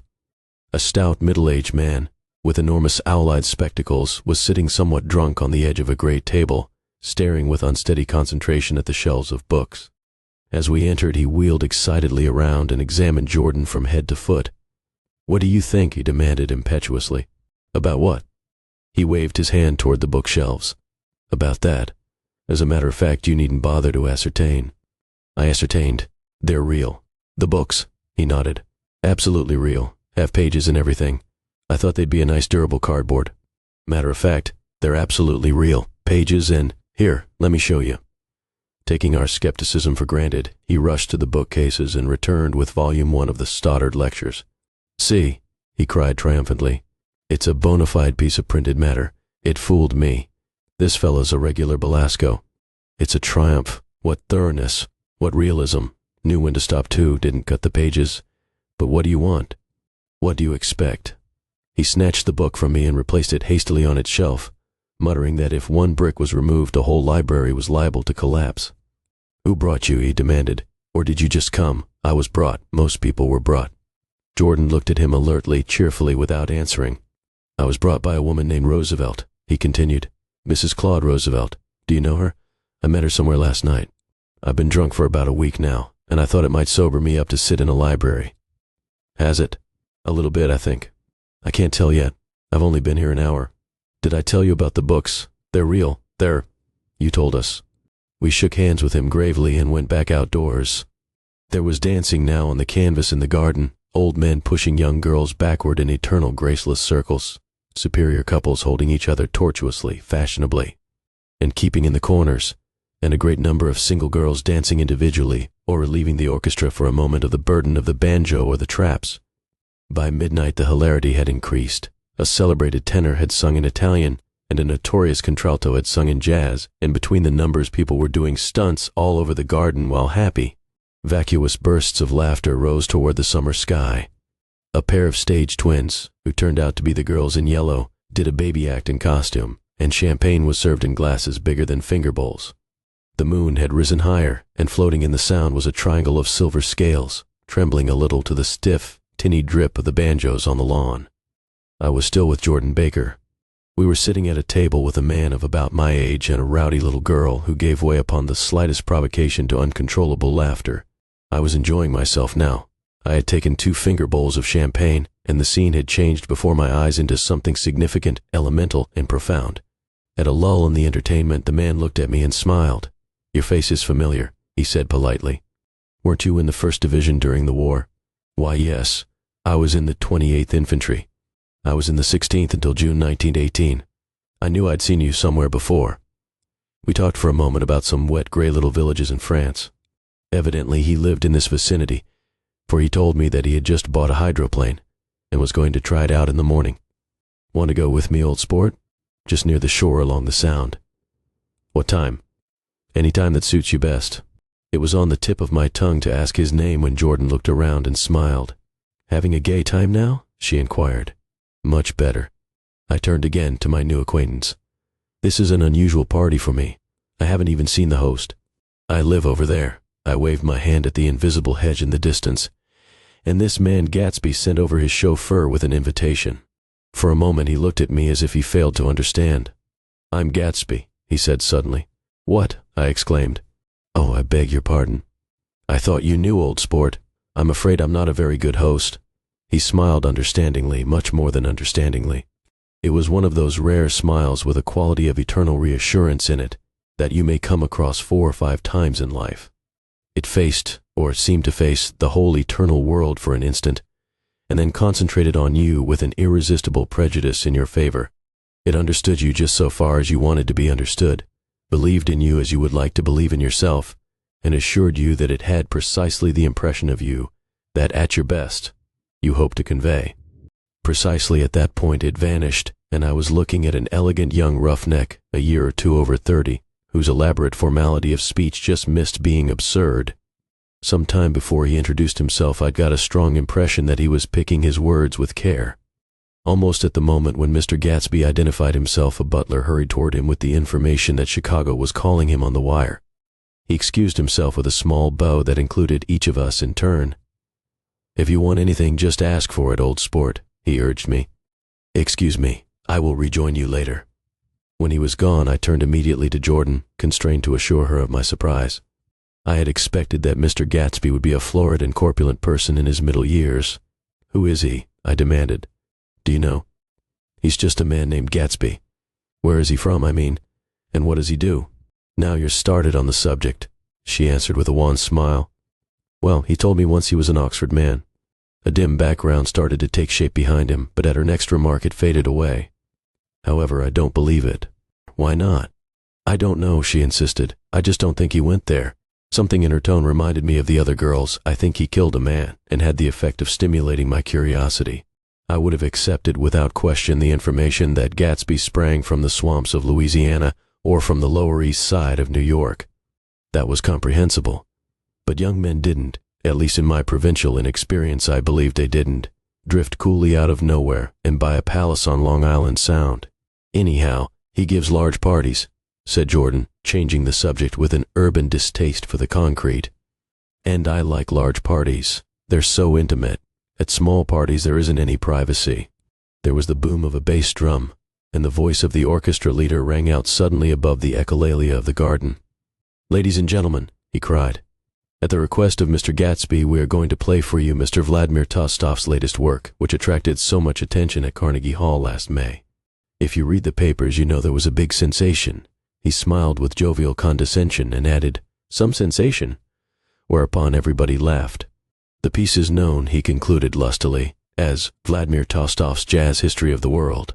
The nature of Mr. Tostof's composition eluded me because just as it began, my eyes fell on Gatsby, standing alone on the marble steps and looking from one group to another with approving eyes. His tanned skin was drawn attractively tight on his face, and his short hair looked as though it were trimmed every day. I could see nothing sinister about him. I wondered if the fact that he was not drinking helped to set him off from his guests, for it seemed to me that he grew more correct as the fraternal hilarity increased. When the Jazz History of the World was over, girls were putting their heads on men's shoulders in a puppyish, convivial way. Girls were swooning backward playfully into men's arms, even into groups, knowing that someone would arrest their falls, but no one swooned backward on Gatsby, and no French bob touched Gatsby's shoulder, and no singing quartets were formed with Gatsby's head for one link. I beg your pardon. Gatsby's butler was suddenly standing beside us. Miss Baker, he inquired. I beg your pardon, but Mr. Gatsby would like to speak to you alone. With me? She exclaimed in surprise. Yes, madame. She got up slowly, raising her eyebrows at me in astonishment, and followed the butler toward the house. I noticed that she wore her evening dress, all her dresses, like sports clothes. There was a jauntiness about her movements, as if she had first learned to walk upon golf courses on clean, crisp mornings. I was alone, and it was almost 2. For some time confused and intriguing sounds had issued from a long many-windowed room which overhung the terrace. Eluding Jordan's undergraduate, who was now engaged in an obstetrical conversation with two chorus girls, and who implored me to join him, I went inside. The large room was full of people. One of the girls in yellow was playing the piano, and beside her stood a tall, red-haired young lady from a famous chorus, engaged in song. She had drunk a quantity of champagne, and during the course of her song she had decided, ineptly, that everything was very, very sad. She was not only singing, she was weeping too. Whenever there was a pause in the song, she filled it with gasping, broken sobs, and then took up the lyric again in a quavering soprano. The tears coursed down her cheeks, not freely, however, for when they came into contact with her heavily beaded eyelashes, they assumed an inky color, and pursued the rest of their way in slow black rivulets. A humorous suggestion was made that she sing the notes on her face, whereupon she threw up her hands, sank into a chair, and went off into a deep vinous sleep. She had a fight with a man who says he's her husband, explained a girl at my elbow. I looked around. Most of the remaining women were now having fights with men said to be their husbands. Even Jordan's party, the quartet from East Egg, were rent asunder by dissension. One of the men was talking with curious intensity to a young actress, and his wife, after attempting to laugh at the situation in a dignified and indifferent way, broke down entirely and resorted to flank attacks. At intervals she appeared suddenly at his side like an angry diamond and hissed, "You promised," into his ear. The reluctance to go home was not confined to wayward men. The hall was at present occupied by two deplorably sober men and their highly indignant wives. The wives were sympathizing with each other in slightly raised voices. "Whenever he sees I'm having a good time, he wants to go home. Never heard anything so selfish in my life. We're always the first ones to leave. So are we." "Well, we're almost the last tonight," said one of the men sheepishly. "The orchestra left half an hour ago." In spite of the wives' agreement that such malevolence was beyond credibility, the dispute ended in a short struggle, and both wives were lifted, kicking, into the night. As I waited for my hat in the hall, the door of the library opened, and Jordan Baker and Gatsby came out together. He was saying some last word to her, but the eagerness in his manner tightened abruptly into formality as several people approached him to say goodbye. Jordan's party were calling impatiently to her from the porch, but she lingered for a moment to shake hands. "I've just heard the most amazing thing," she whispered. "How long were we in there?" "Why, about an hour." "It was simply amazing," she repeated abstractedly. "But I swore I wouldn't tell it, and here I am tantalizing you." She yawned gracefully in my face. "Please come and see me. Phone book. Under the name of Mrs. Sigourney Howard. My aunt." She was hurrying off as she talked. Her brown hand waved a jaunty salute as she melted into her party at the door. Rather ashamed that on my first appearance I had stayed so late, I joined the last of Gatsby's guests who were clustered around him. I wanted to explain that I'd hunted for him early in the evening, and to apologize for not having known him in the garden. "Don't mention it," he enjoined me eagerly. "Don't give it another thought, old sport." The familiar expression held no more familiarity than the hand which reassuringly brushed my shoulder. "And don't forget we're going up in the hydroplane tomorrow morning at 9 o'clock. Then the butler behind his shoulder, "Philadelphia wants you on the phone, sir." "All right, in a minute. Tell them I'll be right there. Good night. Good night. Good night." He smiled, and suddenly there seemed to be a pleasant significance in having been among the last to go, as if he had desired it all the time. "Good night, old sport. Good night." But as I walked down the steps, I saw that the evening was not quite over. 50 feet from the door, a dozen headlights illuminated a bizarre and tumultuous scene. In the ditch beside the road, right side up, but violently shorn of one wheel, rested a new coupe which had left Gatsby's drive not 2 minutes before. The sharp jut of a wall accounted for the detachment of the wheel, which was now getting considerable attention from half a dozen curious chauffeurs. However, as they had left their cars blocking the road, a harsh discordant din from those in the rear had been audible for some time, and added to the already violent confusion of the scene.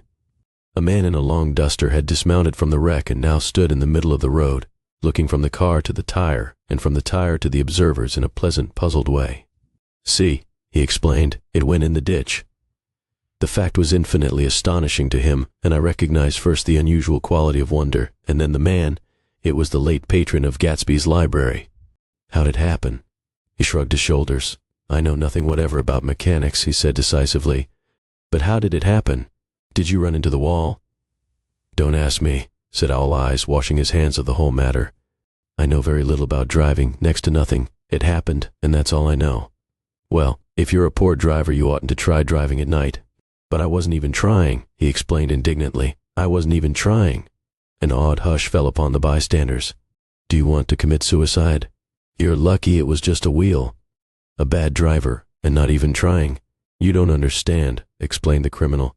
I wasn't driving. There's another man in the car. The shock that followed this declaration found voice in a sustained ah-hitch as the door of the coupe swung slowly open. The crowd, it was now a crowd, stepped back involuntarily, and when the door had opened wide, there was a ghostly pause. Then, very gradually, part by part, a pale, dangling individual stepped out of the wreck, pawing tentatively at the ground with a large, uncertain dancing shoe. Blinded by the glare of the headlights and confused by the incessant groaning of the horns, the apparition stood swaying for a moment before he perceived the man in the duster. "What's the matter?" he inquired calmly. "Did we run out of gas? Look." Half a dozen fingers pointed at the amputated wheel. He stared at it for a moment, and then looked upward as though he suspected that it had dropped from the sky. "It came off," someone explained. He nodded. "At first I didn't notice we'd stopped." A pause. Then, taking a long breath and straightening his shoulders, he remarked in a determined voice, "Wonder if tell me where there's a gas line station."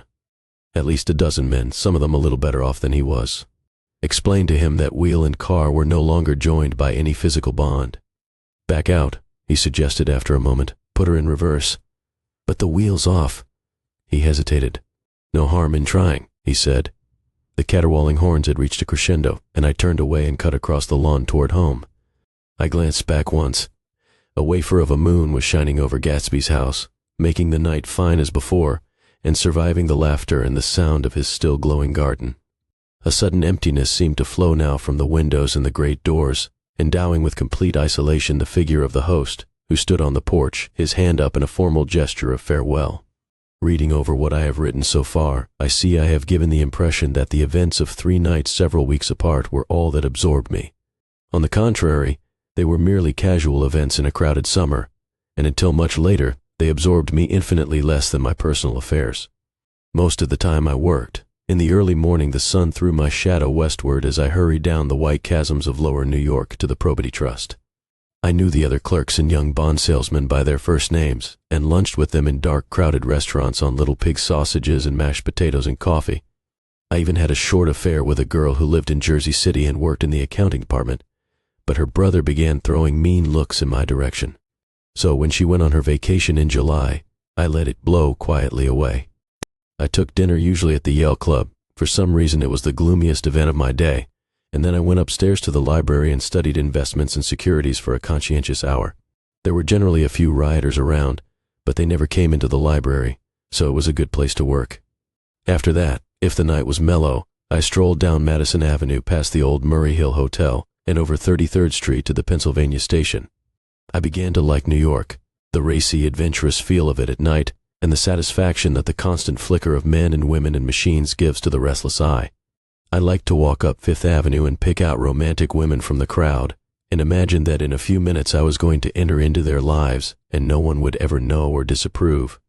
Sometimes in my mind, I followed them to their apartments on the corners of hidden streets, and they turned and smiled back at me before they faded through a door into warm darkness. At the enchanted metropolitan twilight, I felt a haunting loneliness sometimes, and felt it in others, poor young clerks who loitered in front of windows waiting until it was time for a solitary restaurant dinner. Young clerks in the dusk, wasting the most poignant moments of night and life. Again at 8 o'clock, when the dark lanes of the 40s were lined 5 deep with throbbing taxicabs bound for the theater district, I felt a sinking in my heart. Forms leaned together in the taxis as they waited, and voices sang, and there was laughter from unheard jokes, and lighted cigarettes made unintelligible circles inside. Imagining that I too was hurrying towards gaiety and sharing their intimate excitement, I wished them well. For a while I lost sight of Jordan Baker, and then in midsummer I found her again. At first I was flattered to go places with her, because she was a golf champion, and everyone knew her name. Then it was something more. I wasn't actually in love, but I felt a sort of tender curiosity. The bored, haughty face that she turned to the world concealed something. Most affectations conceal something eventually, even though they don't in the beginning, and one day I found what it was. When we were on a house party together up in Warwick, she left a borrowed car out in the rain with the top down. and then lied about it. And suddenly I remembered the story about her that had eluded me that night at Daisy's. At her first big golf tournament, there was a row that nearly reached the newspapers, a suggestion that she had moved her ball from a bad lie in the semifinal round. The thing approached the proportions of a scandal, then died away. A caddy retracted his statement, and the only other witness admitted that he might have been mistaken. The incident and the name had remained together in my mind. Jordan Baker instinctively avoided clever, shrewd men, and now I saw that this was because she felt safer on a plane where any divergence from a code would be thought impossible. She was incurably dishonest. She wasn't able to endure being at a disadvantage, and, given this unwillingness, I suppose she had begun dealing in subterfuges when she was very young in order to keep that cool, insolent smile turned to the world, and yet satisfy the demands of her hard, jaunty body. It made no difference to me. Dishonesty in a woman is a thing you never blame deeply. I was casually sorry, and then I forgot. It was on that same house party that we had a curious conversation about driving a car. It started because she passed so close to some workmen that our fender flicked a button on one man's coat. "You're a rotten driver," I protested. "Either you ought to be more careful or you oughtn't to drive at all." "I'm careful." "No, you're not." "Well, other people are," she said lightly. "What's that got to do with it?" "They'll keep out of my way," she insisted. "It takes two to make an accident. Suppose you met somebody just as careless as yourself." "I hope I never will," she answered. "I hate careless people. That's why I like you." Her gray, sun-strained eyes stared straight ahead, but she had deliberately shifted our relations, and for a moment I thought I loved her. But I am slow-thinking and full of interior rules that act as brakes on my desires, and I knew that first I had to get myself definitely out of that tangle back home. I'd been writing letters once a week and signing them, "Love, Nick," and all I could think of was how, when that certain girl played tennis, a faint mustache of perspiration appeared on her upper lip. Nevertheless, there was a vague understanding that had to be tactfully broken off before I was free. Everyone suspects himself of at least one of the cardinal virtues, and this is mine. I am one of the few honest people that I have ever known. On Sunday morning, while church bells rang in the villages along shore, the world and its mistress returned to Gatsby's house and twinkled hilariously on his lawn. "He's a bootlegger," said the young ladies, moving somewhere between his cocktails and his flowers. "One time he killed a man who had found out that he was nephew to von Hindenburg and second cousin to the devil. Reach me a rose, honey, and pour me a last drop into that there crystal glass." Once I wrote down on the empty spaces of a timetable the names of those who came to Gatsby's house that summer. It is an old timetable now, disintegrating at its folds, and headed, "This schedule in effect July 5th, 1922. But I can still read the gray names, and they will give you a better impression than my generalities of those who accepted Gatsby's hospitality and paid him the subtle tribute of knowing nothing whatever about him. From East Egg then came the Chester Beckers and the Leaches, and a man named Bunsen, whom I knew at Yale, and Dr. Webster Civet, who was drowned last summer up in Maine, and the Hornbeams and the Willie Voltaires, and a whole clan named Black Buck, who always gathered in a corner and flipped up their noses like goats at whosoever came near, and the Ismays and the Christies, or rather Hubert Auerbach and Mr. Christie's wife, and Edgar Beaver, whose hair, they say, turned cotton white one winter afternoon for no good reason at all. Clarence Endive was from East Egg, as I remember. He came only once, in white knickerbockers, and had a fight with a bum named Eddie in the garden. From farther out on the island came the Cheadles, and the O.R.P. Schraders, and the Stonewall Jackson Abrams of Georgia, and the Fish Guards and the Ripley Snells. Snell was there 3 days before he went to the penitentiary, so drunk out on the gravel drive that Mrs. Ulysses Sweat's automobile ran over his right hand. The Dancys came too, and S.B. Whitebait, who was well over 60, and Maurice A. Flink, and the Hammerheads, and Beluga the tobacco importer, and Beluga's girls. From West Egg came the Poles and the Morettis, and Cecil Roebuck and Cecil Schoen, and Gulick the state senator, and Newton Orchid, who controlled films par excellence, and Eckhoust and Clyde Cohen and Donda Schwartz the son, and Arthur McCarty, all connected with the movies in one way or another, and the Catlips and the Bembergs and Giro Muldoon, brother to that Muldoon who afterwards strangled his wife. Da Fontano the promoter came there, and Ed Legros and James B. Rotgut Ferret and the de Jongs and Ernest Lilly.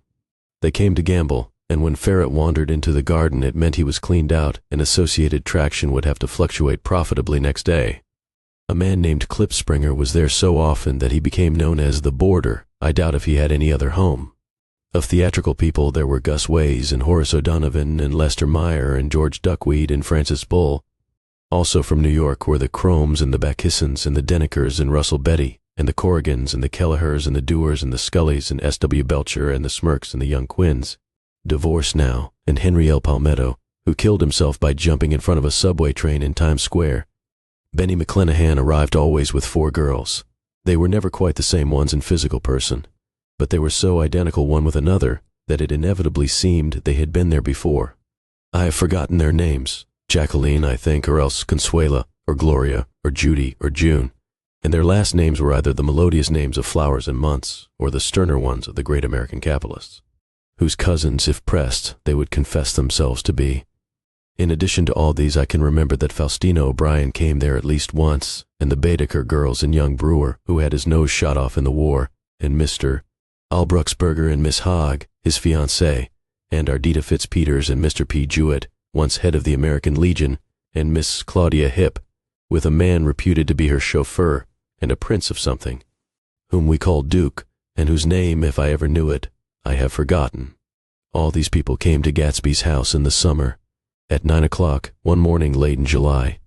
Gatsby's gorgeous car lurched up the rocky drive to my door and gave out a burst of melody from its 3-noted horn.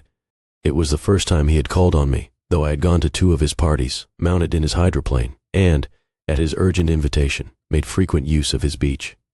"Good morning, old sport. You're having lunch with me today, and I thought we'd ride up together." He was balancing himself on the dashboard of his car with that resourcefulness of movement that is so peculiarly American. That comes, I suppose, with the absence of lifting work in youth, and even more, with the formless grace of our nervous, sporadic games. This quality was continually breaking through his punctilious manner in the shape of restlessness. He was never quite still. There was always a tapping foot somewhere, or the impatient opening and closing of a hand. He saw me looking with admiration at his car. "It's pretty, isn't it, old sport?" He jumped off to give me a better view. "Haven't you ever seen it before?" I'd seen it. Everybody had seen it. It was a rich cream color, bright with nickel, swollen here and there in its monstrous length with triumphant hat boxes and supper boxes and tool boxes, and terraced with a labyrinth of windshields that mirrored a dozen suns. Sitting down behind many layers of glass in a sort of green leather conservatory, we started to town. I had talked with him perhaps half a dozen times in the past month and found, to my disappointment, that he had little to say. So my first impression, that he was a person of some undefined consequence, had gradually faded, and he had become simply the proprietor of an elaborate roadhouse next door. And then came that disconcerting ride. We hadn't reached West Egg Village before Gatsby began leaving his elegant sentences unfinished and slapping himself indecisively on the knee of his caramel-colored suit. "Look here, old sport," he broke out surprisingly. "What's your opinion of me anyhow?" A little overwhelmed, I began the generalized evasions which that question deserves. "Well, I'm going to tell you something about my life," he interrupted. "I don't want you to get a wrong idea of me from all these stories you hear." So he was aware of the bizarre accusations that flavored conversation in his halls. "I'll tell you God's truth." His right hand suddenly ordered divine retribution to stand by. "I am the son of some wealthy people in the Middle West, all dead now. I was brought up in America but educated at Oxford, because all my ancestors have been educated there for many years. It is a family tradition." He looked at me sideways, and I knew why Jordan Baker had believed he was lying. He hurried the phrase "educated at Oxford," or swallowed it or choked on it, as though it had bothered him before. And with this doubt, his whole statement fell to pieces, and I wondered if there wasn't something a little sinister about him after all. "What part of the Middle West?" I inquired casually. "San Francisco." "I see. My family all died and I came into a good deal of money." His voice was solemn, as if the memory of that sudden extinction of a clan still haunted him. For a moment I suspected that he was pulling my leg, but a glance at him convinced me otherwise. After that I lived like a young Raja in all the capitals of Europe, Paris, Venice, Rome, collecting jewels, chiefly rubies, hunting big game, painting a little, things for myself only, and trying to forget something very sad that had happened to me long ago. With an effort I managed to restrain my incredulous laughter. The very phrases were worn so threadbare that they evoke no image except that of a turbaned character leaking sawdust at every pore as he pursued a tiger through the Bois de Boulogne. Then came the war, old sport. It was a great relief, and I tried very hard to die, but I seemed to bear an enchanted life. I accepted a commission as first lieutenant when it began. In the Argonne forest I took the remains of my machine gun battalion so far forward that there was a half-mile gap on either side of us where the infantry couldn't advance. We stayed there 2 days and 2 nights, 130 men with 16 Lewis guns, and when the infantry came up at last, they found the insignia of 3 German divisions among the piles of dead. I was promoted to be a major, and every Allied government gave me a decoration, even Montenegro, little Montenegro down on the Adriatic Sea. Little Montenegro. He lifted up the words and nodded at them, with his smile. The smile comprehended Montenegro's troubled history and sympathized with the brave struggles of the Montenegrin people. It appreciated fully the chain of national circumstances which had elicited this tribute from Montenegro's warm little heart. My incredulity was submerged in fascination now. It was like skimming hastily through a dozen magazines. He reached in his pocket and a piece of metal slung on a ribbon fell into my palm. That's the one from Montenegro. To my astonishment, the thing had an authentic look. Orderi di Danilo, ran the circular legend. Montenegro, Nicholas Rex. Turn it. Major J. Gatsby, I read. For valor extraordinary. Here's another thing I always carry. A souvenir of Oxford days. It was taken in Trinity Quad. The man on my left is now the Earl of Doncaster. It was a photograph of half a dozen young men in blazers loafing in an archway through which were visible a host of spires. There was Gatsby, looking a little, not much, younger, with a cricket bat in his hand. Then it was all true. I saw the skins of tigers flaming in his palace on the Grand Canal. I saw him opening a chest of rubies to ease, with their crimson-lighted depths, the gnawings of his broken heart. I'm going to make a big request of you today, he said, pocketing his souvenirs with satisfaction. So I thought you ought to know something about me. I didn't want you to think I was just some nobody. You see, I usually find myself among strangers because I drift here and there trying to forget the sad things that happened to me. He hesitated. You'll hear about it this afternoon. At lunch? No, this afternoon. I happened to find out that you're taking Miss Baker to tea. Do you mean you're in love with Miss Baker? No, old sport, I'm not. But Miss Baker has kindly consented to speak to you about this matter. I hadn't the faintest idea what this matter was, but I was more annoyed than interested. I hadn't asked Jordan to tea in order to discuss Mr. J. Gatsby. I was sure the request would be something utterly fantastic, and for a moment I was sorry I'd ever set foot upon his overpopulated lawn. He wouldn't say another word. His correctness grew on him as we neared the city. We passed Port Roosevelt, where there was a glimpse of red-belted ocean-going ships, and sped along a cobbled slum lined with the dark, undeserted saloons of the faded gilt 1900s. Then the Valley of Ashes opened out on both sides of us, and I had a glimpse of Mrs. Wilson straining at the garage pump with panting vitality as we went by. With fenders spread like wings, we scattered light through half Astoria, only half, for as we twisted among the pillars of the elevated, I heard the familiar jug-jug spat of a motorcycle, and a frantic policeman rode alongside. All right, old sport, called Gatsby. We slowed down. Taking a white card from his wallet, he waved it before the man's eyes. Right you are, agreed the policeman, tipping his cap. Know you next time, Mr. Gatsby, excuse me. What was that? I inquired. The picture of Oxford? I was able to do the commissioner a favor once, and he sends me a Christmas card every year. Over the great bridge, with the sunlight through the girders making a constant flicker upon the moving cars. With the city rising up across the river in white heaps and sugar lumps, all built with a wish out of non-olfactory money.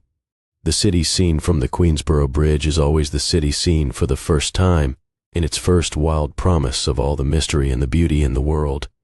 A dead man passed us in a hearse heaped with blooms, followed by 2 carriages with drawn blinds, and by more cheerful carriages for friends.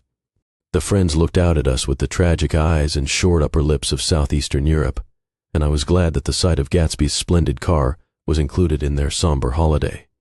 As we crossed Blackwell's Island, a limousine passed us, driven by a white chauffeur, in which sat 3 modish Negroes, 2 bucks and a girl. I laughed aloud as the yolks of their eyeballs rolled toward us in haughty rivalry. Anything can happen now that we've slid over this bridge, I thought, anything at all. Even Gatsby could happen, without any particular wonder. Roaring noon. In a well-fanned 42nd Street cellar, I met Gatsby for lunch. Blinking away the brightness of the street outside, my eyes picked him out obscurely in the anteroom, talking to another man. Mr. Carraway, this is my friend, Mr. Wolfshim. A small, flat-nosed Jew raised his large head and regarded me with 2 fine growths of hair which luxuriated in either nostril. After a moment I discovered his tiny eyes in the half-darkness. So I took one look at him, said Mr. Wolfshim, shaking my hand earnestly. And what do you think I did? "What?" I inquired politely. But evidently he was not addressing me, for he dropped my hand and covered Gatsby with his expressive nose. I handed the money to Catspaw, and I said, "All right, Catspaw, don't pay him a penny till he shuts his mouth." He shut it then and there. Gatsby took an arm of each of us and moved forward into the restaurant, whereupon Mr. Wolfsheim swallowed a new sentence he was starting and lapsed into a somnambulatory abstraction. "Highballs?" asked the head waiter. "This is a nice restaurant here," said Mr. Wolfsheim, looking at the Presbyterian nymphs on the ceiling. "But I like across the street better." "Yes, highballs," agreed Gatsby, and then to Mr. Wolfsheim, "It's too hot over there." "Hot and small, yes," said Mr. Wolfsheim, "but full of memories." "What place is that?" I asked. "The old Metropole." "The old Metropole," brooded Mr. Wolfsheim gloomily. "Filled with faces dead and gone, filled with friends, gone now forever. I can't forget so long as I live the night they shot Rosie Rosenthal there. It was 6 of us at the table, and Rosie had eaten and drunk a lot all evening. When it was almost morning, the waiter came up to him with a funny look and says somebody wants to speak to him outside. "All right," says Rosie, and begins to get up, and I pulled him down in his chair. "Let the bastards come in here if they want you, Rosie, but don't you so help me. Move outside this room." It was 4 o'clock in the morning then, and if we'd have raised the blinds, we'd have seen daylight. "Did he go?" I asked innocently. "Sure he went." Mr. Wolfsheim's nose flashed at me indignantly. He turned around in the door and says, "Don't let that waiter take away my coffee." Then he went out on the sidewalk, and they shot him 3 times in his full belly and drove away. 4 of them were electrocuted, I said, remembering. 5, with Becker. His nostrils turned to me in an interested way. "I understand you're looking for a business connection." The juxtaposition of these 2 remarks was startling. Gatsby answered for me. "Oh no," he exclaimed. "This isn't the man." "No?" Mr. Wolfsheim seemed disappointed. "This is just a friend. I told you we'd talk about that some other time." "I beg your pardon," said Mr. Wolfsheim. "I had a wrong man." A succulent hash arrived, and Mr. Wolfsheim, forgetting the more sentimental atmosphere of the old metropole, began to eat with ferocious delicacy. His eyes, meanwhile, roved very slowly all around the room. He completed the arc by turning to inspect the people directly behind. I think that, except for my presence, he would have taken one short glance beneath our own table. "Look here, old sport," said Gatsby, leaning toward me. "I'm afraid I made you a little angry this morning in the car." There was the smile again, but this time I held out against it. "I don't like mysteries," I answered, "and I don't understand why you won't come out frankly and tell me what you want. Why has it all got to come through Miss Baker?" "Oh, it's nothing underhand," he assured me. "Miss Baker's a great sportswoman, you know, and she'd never do anything that wasn't all right." Suddenly he looked at his watch, jumped up, and hurried from the room, leaving me with Mr. Wolfsheim at the table. "He has to telephone," said Mr. Wolfsheim, following him with his eyes. "Fine fellow, isn't he? Handsome to look at and a perfect gentleman." "Yes." "He's an Oxford man." "Oh, he went to Oxford College in England. You know Oxford College?" "I've heard of it. It's one of the most famous colleges in the world." "Have you known Gatsby for a long time?" I inquired. "Several years," he answered in a gratified way. "I made the pleasure of his acquaintance just after the war. But I knew I had discovered a man of fine breeding after I talked with him an hour. I said to myself, there's the kind of man you'd like to take home and introduce to your mother and sister." He paused. "I see you're looking at my cuff buttons." I hadn't been looking at them, but I did now. They were composed of oddly familiar pieces of ivory. "Finest specimens of human molars," he informed me. "Well," I inspected them. "That's a very interesting idea." "Yeah." He flipped his sleeves up under his coat. "Yeah, Gatsby's very careful about women. He would never so much as look at a friend's wife."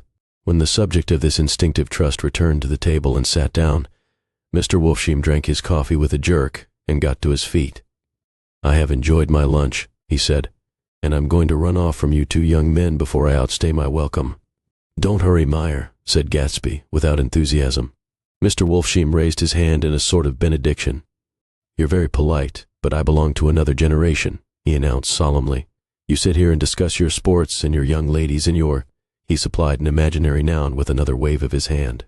"As for me, I am 50 years old, and I won't impose myself on you any longer." As he shook hands and turned away, his tragic nose was trembling. I wondered if I had said anything to offend him. "He becomes very sentimental sometimes," explained Gatsby. "This is one of his sentimental days. He's quite a character around New York, a denizen of Broadway." Who is he anyhow, an actor? No. A dentist? Meyer Wolf Shim? No, he's a gambler. Gatsby hesitated, then added coolly, he's the man who fixed the World Series back in 1919. Fixed the World Series? I repeated. The idea staggered me. I remembered, of course, that the World Series had been fixed in 1919, but if I had thought of it at all, I would have thought of it as a thing that merely happened, the end of some inevitable chain. It never occurred to me that one man could start to play with the faith of 50 million people, with the single-mindedness of a burglar blowing a safe. How did he happen to do that? I asked after a minute. He just saw the opportunity. Why isn't he in jail? They can't get him, old sport. He's a smart man. I insisted on paying the check. As the waiter brought my change, I caught sight of Tom Buchanan across the crowded room. Come along with me for a minute, I said. I've got to say hello to someone. When he saw us, Tom jumped up and took half a dozen steps in our direction. Where have you been?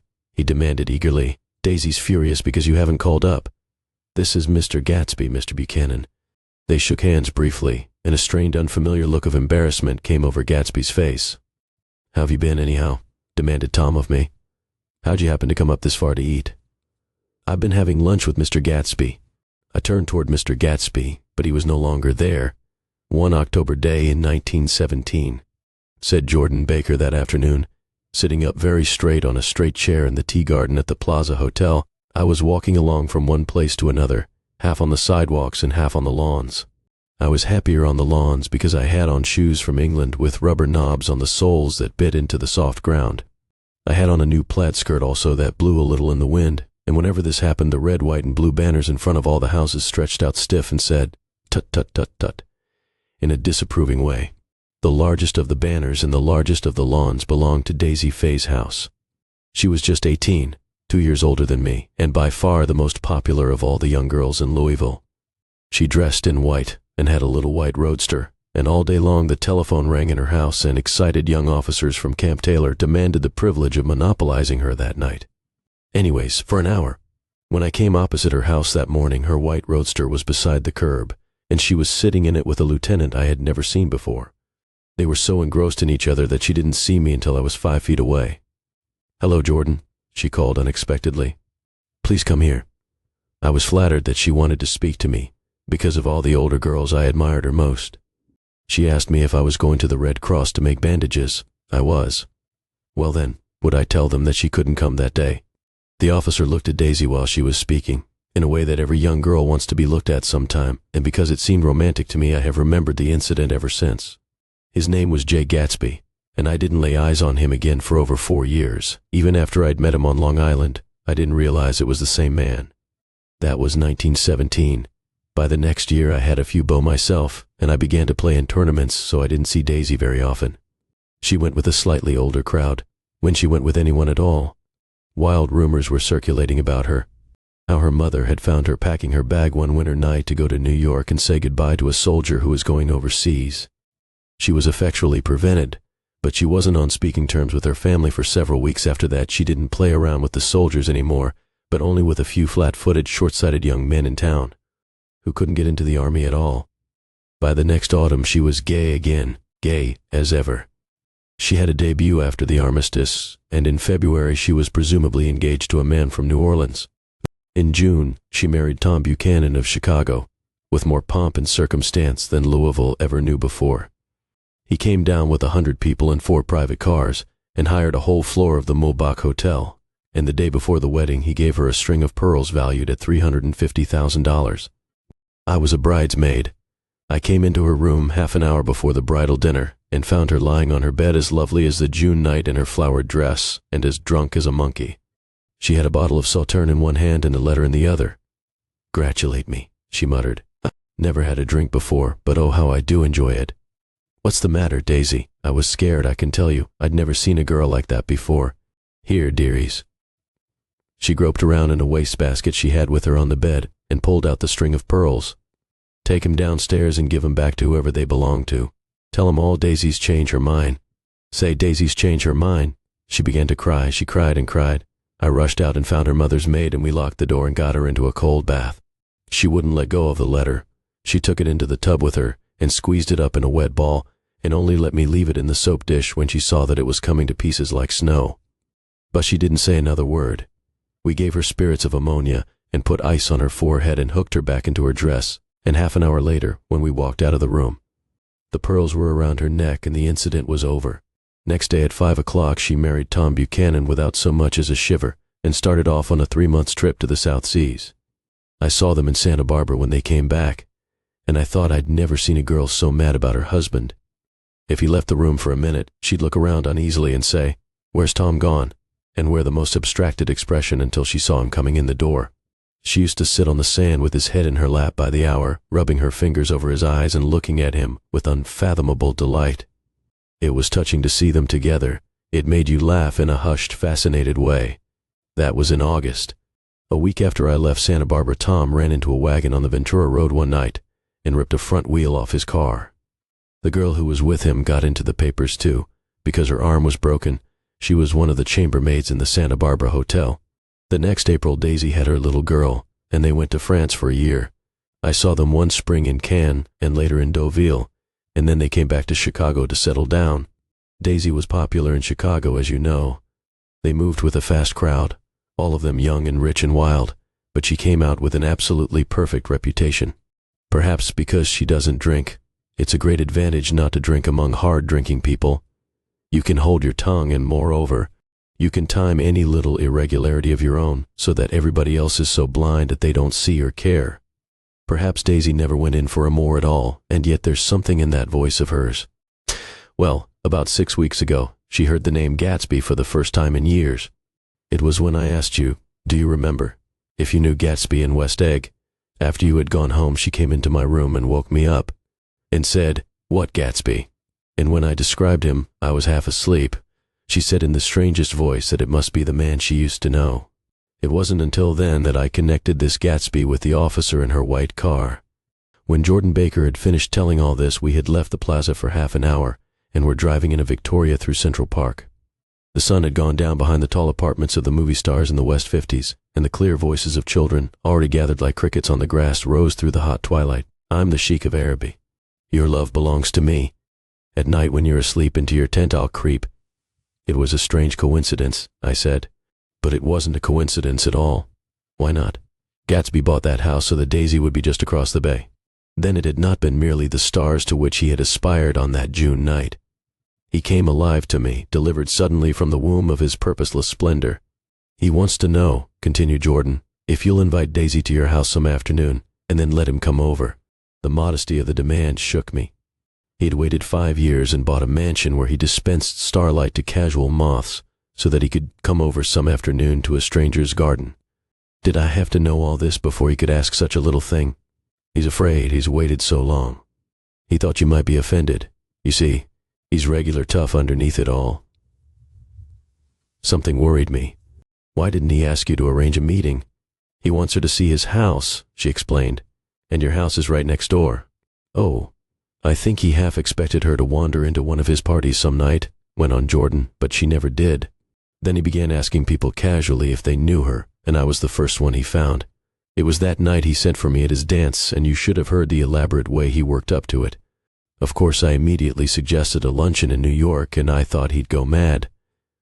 I don't want to do anything out of the way, he kept saying. I want to see her right next door. When I said you were a particular friend of Tom's, he started to abandon the whole idea. He doesn't know very much about Tom, though he says he's read a Chicago paper for years just on the chance of catching a glimpse of Daisy's name. It was dark now, and as we dipped under a little bridge, I put my arm around Jordan's golden shoulder and drew her toward me and asked her to dinner. Suddenly I wasn't thinking of Daisy and Gatsby anymore, but of this clean, hard, limited person who dealt in universal skepticism and who leaned back jauntily just within the circle of my arm. A phrase began to beat in my ears with a sort of heady excitement. There are only the pursued, the pursuing, the busy, and the tired. And Daisy ought to have something in her life, murmured Jordan to me. Does she want to see Gatsby? She's not to know about it. Gatsby doesn't want her to know. You're just supposed to invite her to tea. We passed a barrier of dark trees, and then the facade of 59th Street, a block of delicate pale light, beamed down into the park. Unlike Gatsby and Tom Buchanan, I had no girl whose disembodied face floated along the dark cornices and blinding signs, and so I drew up the girl beside me, tightening my arms. Her wan, scornful mouth smiled, and so I drew her up again closer, this time to my face. When I came home to West Egg that night, I was afraid for a moment that my house was on fire. 2 o'clock and the whole corner of the peninsula was blazing with light, which fell unreal on the shrubbery and made thin, elongating glints upon the roadside wires. Turning a corner, I saw that it was Gatsby's house, lit from tower to cellar. At first I thought it was another party, a wild rout that had resolved itself into hide-and-go-seek or sardines in the box, with all the house thrown open to the game.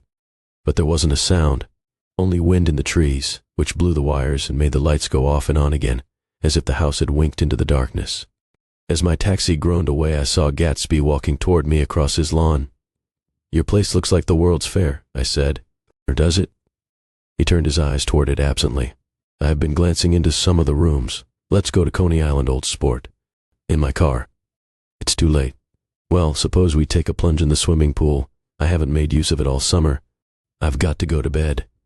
"All right." He waited, looking at me with suppressed eagerness. "I talked with Miss Baker," I said after a moment.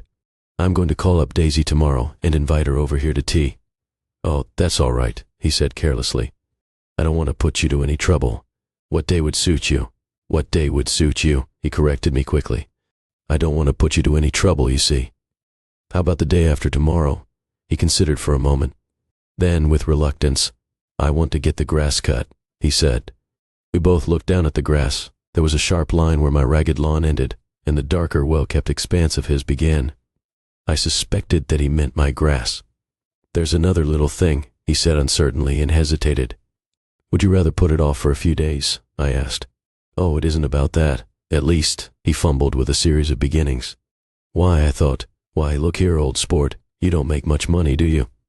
"Not very much." This seemed to reassure him, and he continued more confidently. "I thought you didn't, if you'll pardon you see, I carry on a little business on the side, a sort of sideline, you understand. And I thought that if you don't make very much, you're selling bonds, aren't you, old sport?" "Trying to." "Well, this would interest you. It wouldn't take up much of your time, and you might pick up a nice bit of money. It happens to be a rather confidential sort of thing." I realize now that under different circumstances that conversation might have been one of the crises of my life. But because the offer was obviously and tactlessly for a service to be rendered, I had no choice except to cut him off there. "I've got my hands full," I said. "I'm much obliged, but I couldn't take on any more work. You wouldn't have to do any business with Wolfsheim." Evidently he thought that I was shying away from the connection mentioned at lunch, but I assured him he was wrong. He waited a moment longer, hoping I'd begin a conversation, but I was too absorbed to be responsive, so he went unwillingly home. The evening had made me lightheaded and happy. I think I walked into a deep sleep as I entered my front door. So I don't know whether or not Gatsby went to Coney Island, or for how many hours he glanced into rooms while his house blazed gaudily on. I called up Daisy from the office next morning and invited her to come to tea. "Don't bring Tom," I warned her. "What?" "Don't bring Tom." "Who is Tom?" she asked innocently. The day agreed upon was pouring rain. At 11 o'clock, a man in a raincoat dragging a lawnmower tapped at my front door and said that Mr. Gatsby had sent him over to cut my grass. This reminded me that I had forgotten to tell my Finn to come back, so I drove into West Egg Village to search for her among soggy whitewashed alleys and to buy some cups and lemons and flowers. The flowers were unnecessary, for at 2 o'clock a greenhouse arrived from Gatsby's with innumerable receptacles to contain it. An hour later the front door opened nervously, and Gatsby in a white flannel suit, silver shirt, and gold-colored tie hurried in. He was pale, and there were dark signs of sleeplessness beneath his eyes. "Is everything all right?" he asked immediately. "The grass looks fine, if that's what you mean." "What grass?" he inquired blankly. "Oh, the grass in the yard." He looked out the window at it, but, judging from his expression, I don't believe he saw a thing. "Looks very good," he remarked vaguely. "One of the papers said they thought the rain would stop about 4. I think it was the Journal. Have you got everything you need in the shape of tea?" I took him into the pantry, where he looked a little reproachfully at the Finn. Together, we scrutinized the 12 lemon cakes from the delicatessen shop. "Will they do?" I asked. Of course, they're fine," and he added hollowly, "Old sport." The rain cooled about 3:30 to a damp mist, through which occasional thin drops swam like dew. Gatsby looked with vacant eyes through a copy of Clay's Economics, starting at the finished tread that shook the kitchen floor, and peering towards the bleared windows from time to time, as if a series of invisible but alarming happenings were taking place outside. Finally he got up and informed me in an uncertain voice that he was going home. Why is that? Nobody's coming to tea. It's too late. He looked at his watch as if there was some pressing demand on his time elsewhere. I can't wait all day. Don't be silly, it's just 2 minutes to 4. He sat down miserably as if I had pushed him, and simultaneously there was the sound of a motor turning into my lane. We both jumped up and, a little harrowed myself, I went out into the yard. Under the dripping bare lilac trees, a large open car was coming up the drive. It stopped. Daisy's face, tipped sideways beneath a 3-cornered lavender hat, looked out at me with a bright, ecstatic smile. Is this absolutely where you live, my dearest one? The exhilarating ripple of her voice was a wild tonic in the rain. I had to follow the sound of it for a moment, up and down, with my ear alone, before any words came through. A damp streak of hair lay like a dash of blue paint across her cheek, and her hand was wet with glistening drops as I took it to help her from the car. Are you in love with me? She said low in my ear. Or why did I have to come alone? That's the secret of Castle Rackrent. Tell your chauffeur to go far away and spend an hour. Come back in an hour, Ferdy. Then in a grave murmur, his name is Ferdy. Does the gasoline affect his nose? I don't think so, she said innocently. Why? We went in. To my overwhelming surprise, the living room was deserted. Well, that's funny, I exclaimed. What's funny? She turned her head as there was a light, dignified knocking at the front door. I went out and opened it. Gatsby, pale as death, with his hands plunged like weights in his coat pockets, was standing in a puddle of water, glaring tragically into my eyes. With his hands still in his coat pockets, he stalked by me into the hall, turned sharply as if he were on a wire, and disappeared into the living room. It wasn't a bit funny. Aware of the loud beating of my own heart, I pulled the door to against the increasing rain. For half a minute there wasn't a sound. Then from the living room I heard a sort of choking murmur and part of a laugh, followed by Daisy's voice on a clear artificial note. I certainly am awfully glad to see you again. A pause. It endured horribly. I had nothing to do in the hall, so I went into the room. Gatsby, his hands still in his pockets, was reclining against the mantelpiece in a strained counterfeit of perfect ease, even of boredom. His head leaned back so far that it rested against the face of a defunct mantelpiece clock, and from this position his distraught eyes stared down at Daisy, who was sitting, frightened but graceful, on the edge of a stiff chair. We've met before, muttered Gatsby. His eyes glanced momentarily at me, and his lips parted with an abortive attempt at a laugh. Luckily, the clock took this moment to tilt dangerously at the pressure of his head, whereupon he turned and caught it with trembling fingers and set it back in place. Then he sat down, rigidly, his elbow on the arm of the sofa and his chin in his hand. I'm sorry about the clock, he said. My own face had now assumed a deep tropical burn. I couldn't muster up a single commonplace out of the 1,000 in my head. It's an old clock, I told them idiotically. I think we all believed for a moment that it had smashed in pieces on the floor. We haven't met for many years, said Daisy, her voice as matter-of-fact as it could ever be. 5 years next November. The automatic quality of Gatsby's answer set us all back at least another minute. I had them both on their feet with the desperate suggestion that they help me make tea in the kitchen when the demoniac Finn brought it in on a tray. Amid the welcome confusion of cups and cakes, a certain physical decency established itself. Gatsby got himself into a shadow and, while Daisy and I talked, looked conscientiously from one to the other of us with tense, unhappy eyes. However, as calmness wasn't an end in itself, I made an excuse at the first possible moment and got to my feet. Where are you going? Demanded Gatsby in immediate alarm. I'll be back. I've got to speak to you about something before you go. He followed me wildly into the kitchen, closed the door, and whispered, Oh God, in a miserable way.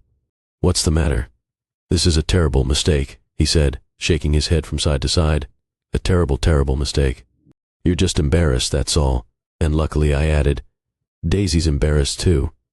She's embarrassed, he repeated incredulously. Just as much as you are. Don't talk so loud. You're acting like a little boy, I broke out impatiently. Not only that, but you're rude. Daisy's sitting in there all alone. He raised his hand to stop my words, looked at me with unforgettable reproach, and opening the door cautiously, went back into the other room. I walked out the back way, just as Gatsby had when he had made his nervous circuit of the house half an hour before, and ran for a huge black knotted tree, whose massed leaves made a fabric against the rain. Once more it was pouring, and my irregular lawn, well shaved by Gatsby's gardener, abounded in small muddy swamps and prehistoric marshes. There was nothing to look at from under the tree except Gatsby's enormous house, so I stared at it, like Kant at his church steeple, for half an hour. A brewer had built it early in the period craze, a decade before, and there was a story that he'd agreed to pay 5 years' taxes on all the neighboring cottages if the owners would have their roofs thatched with straw. Perhaps their refusal took the heart out of his plan to found a family. He went into an immediate decline. His children sold his house with the black wreath still on the door.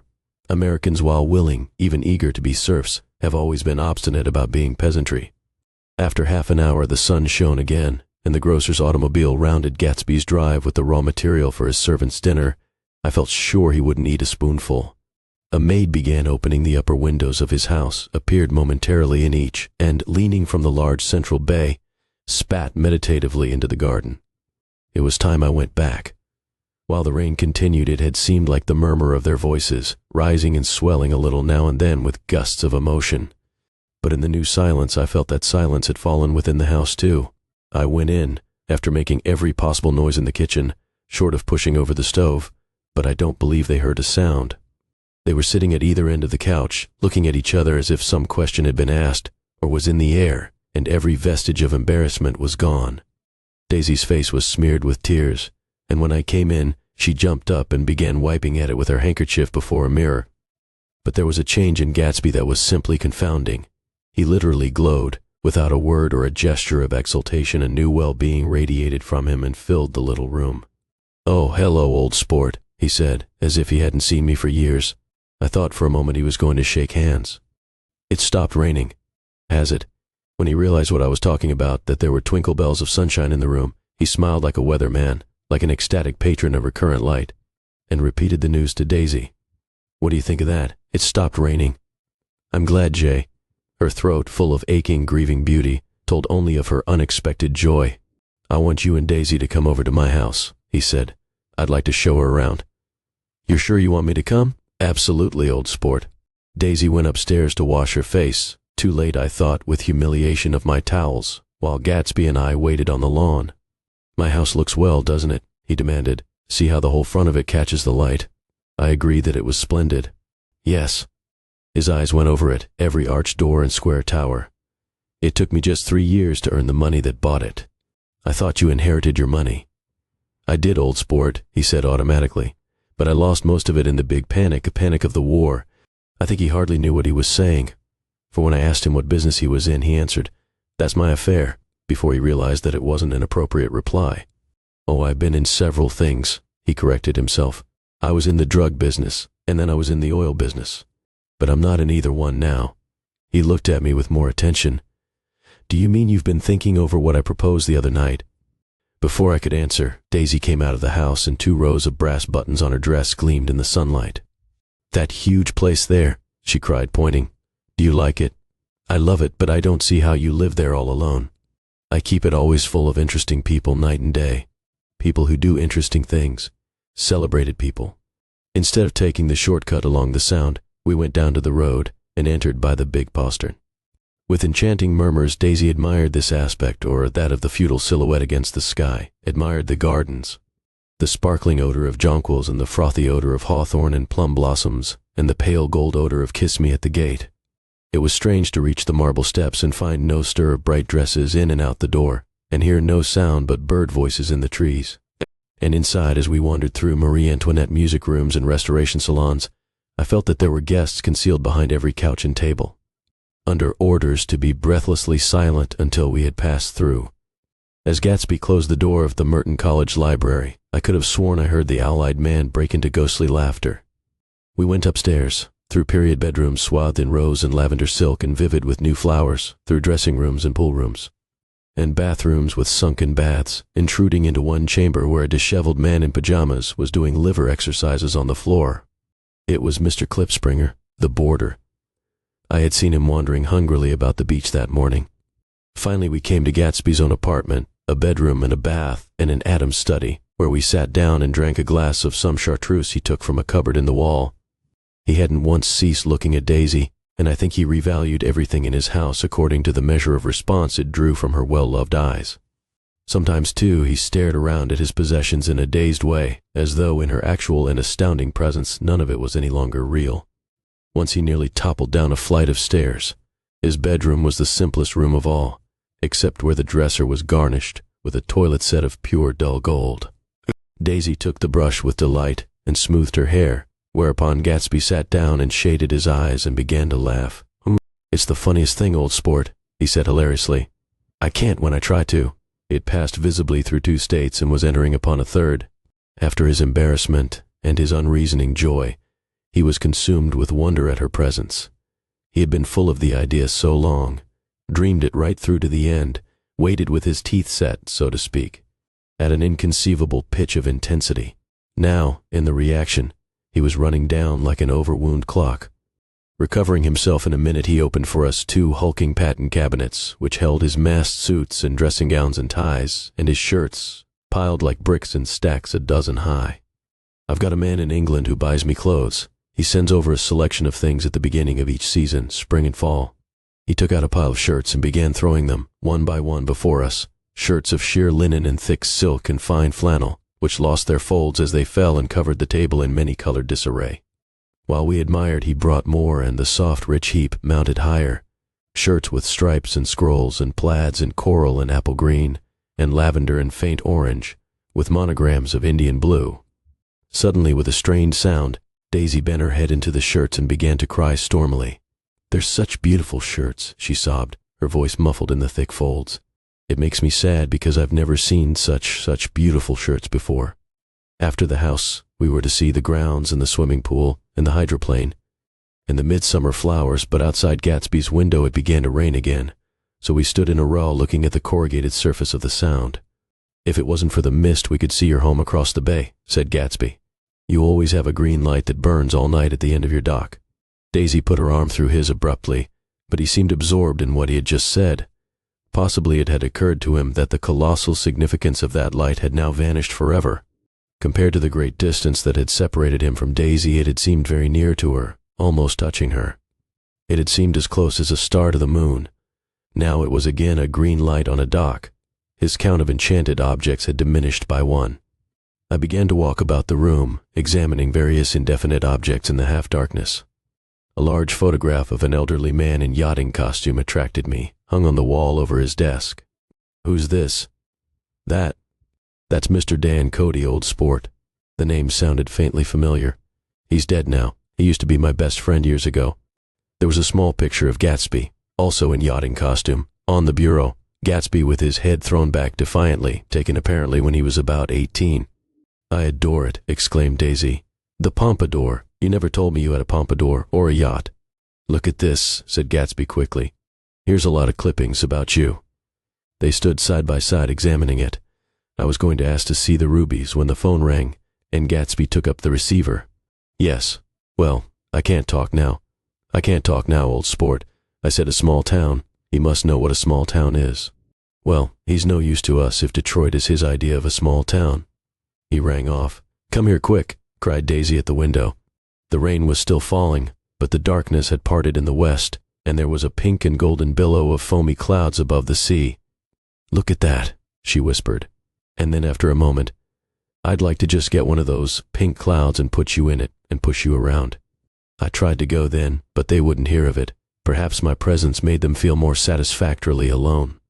"I know what we'll do," said Gatsby. "We'll have Klipspringer play the piano." He went out of the room calling Ewing, and returned in a few minutes accompanied by an embarrassed, slightly worn young man, with shell-rimmed glasses and scanty blonde hair. He was now decently clothed in a sport shirt, open at the neck, sneakers, and duck trousers of a nebulous hue. "Did we interrupt your exercise?" inquired Daisy politely. "I was asleep," cried Mr. Klipspringer in a spasm of embarrassment. "That is, I'd been asleep. Then I got up." "Klipspringer plays the piano," said Gatsby, cutting him off. "Don't you, Ewing, old sport?" "I don't play well. I don't hardly play at all. I'm all out of prac." "We'll go downstairs," interrupted Gatsby.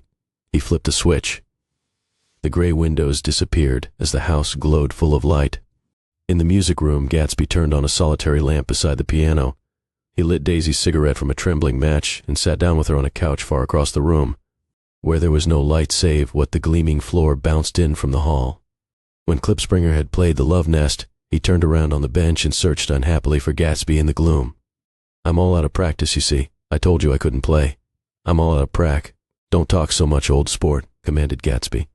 "Play. In the morning, in the evening, ain't we got fun?" Outside the wind was loud, and there was a faint flow of thunder along the sound. All the lights were going on in West Egg now. The electric trains, men carrying, were plunging home through the rain from New York. It was the hour of a profound human change, and excitement was generating on the air. One thing's sure and nothing's surer: the rich get richer and the poor get children. In the meantime, in between time, as I went over to say goodbye, I saw that the expression of bewilderment had come back into Gatsby's face, as though a faint doubt had occurred to him as to the quality of his present happiness. Almost 5 years. There must have been moments even that afternoon when Daisy tumbled short of his dreams, not through her own fault, but because of the colossal vitality of his illusion. It had gone beyond her, beyond everything. He had thrown himself into it with a creative passion, adding to it all the time, decking it out with every bright feather that drifted his way. No amount of fire or freshness can challenge what a man can store up in his ghostly heart. As I watched him, he adjusted himself a little, visibly.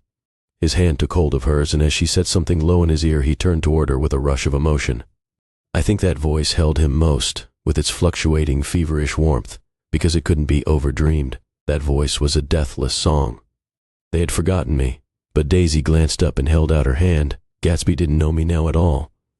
I looked once more at them, and they looked back at me, remotely, possessed by intense life. Then I went out of the room, and down the marble steps into the rain, leaving them there together. By about this time, an ambitious young reporter from New York arrived one morning at Gatsby's door and asked him if he had anything to say. "Anything to say about what?" inquired Gatsby politely. "Why, any statement to give out." It transpired after a confused 5 minutes that the man had heard Gatsby's name around his office in a connection which he either wouldn't reveal or didn't fully understand. This was his day off, and with laudable initiative he had hurried out to see. It was a random shot, and yet the reporter's instinct was right. Gatsby's notoriety, spread about by the hundreds who had accepted his hospitality and so become authorities upon his past, had increased all summer until he fell just short of being news. Contemporary legends such as the underground pipeline to Canada attached themselves to him, and there was one persistent story that he didn't live in a house at all, but in a boat that looked like a house and was moved secretly up and down the Long Island shore. Just why these inventions were a source of satisfaction to James Gatz of North Dakota isn't easy to say. James Gatz, that was really, or at least legally, his name. He had changed it at the age of 17 and at the specific moment that witnessed the beginning of his career, when he saw Dan Cody's yacht drop anchor over the most insidious flat on Lake Superior. It was James Gatz who had been loafing along the beach that afternoon in a torn green jersey and a pair of canvas pants, but it was already Jay Gatsby who borrowed a rowboat, pulled out to the Tuolumne, and informed Cody that a wind might catch him and break him up in half an hour. I suppose he'd had the name ready for a long time, even then.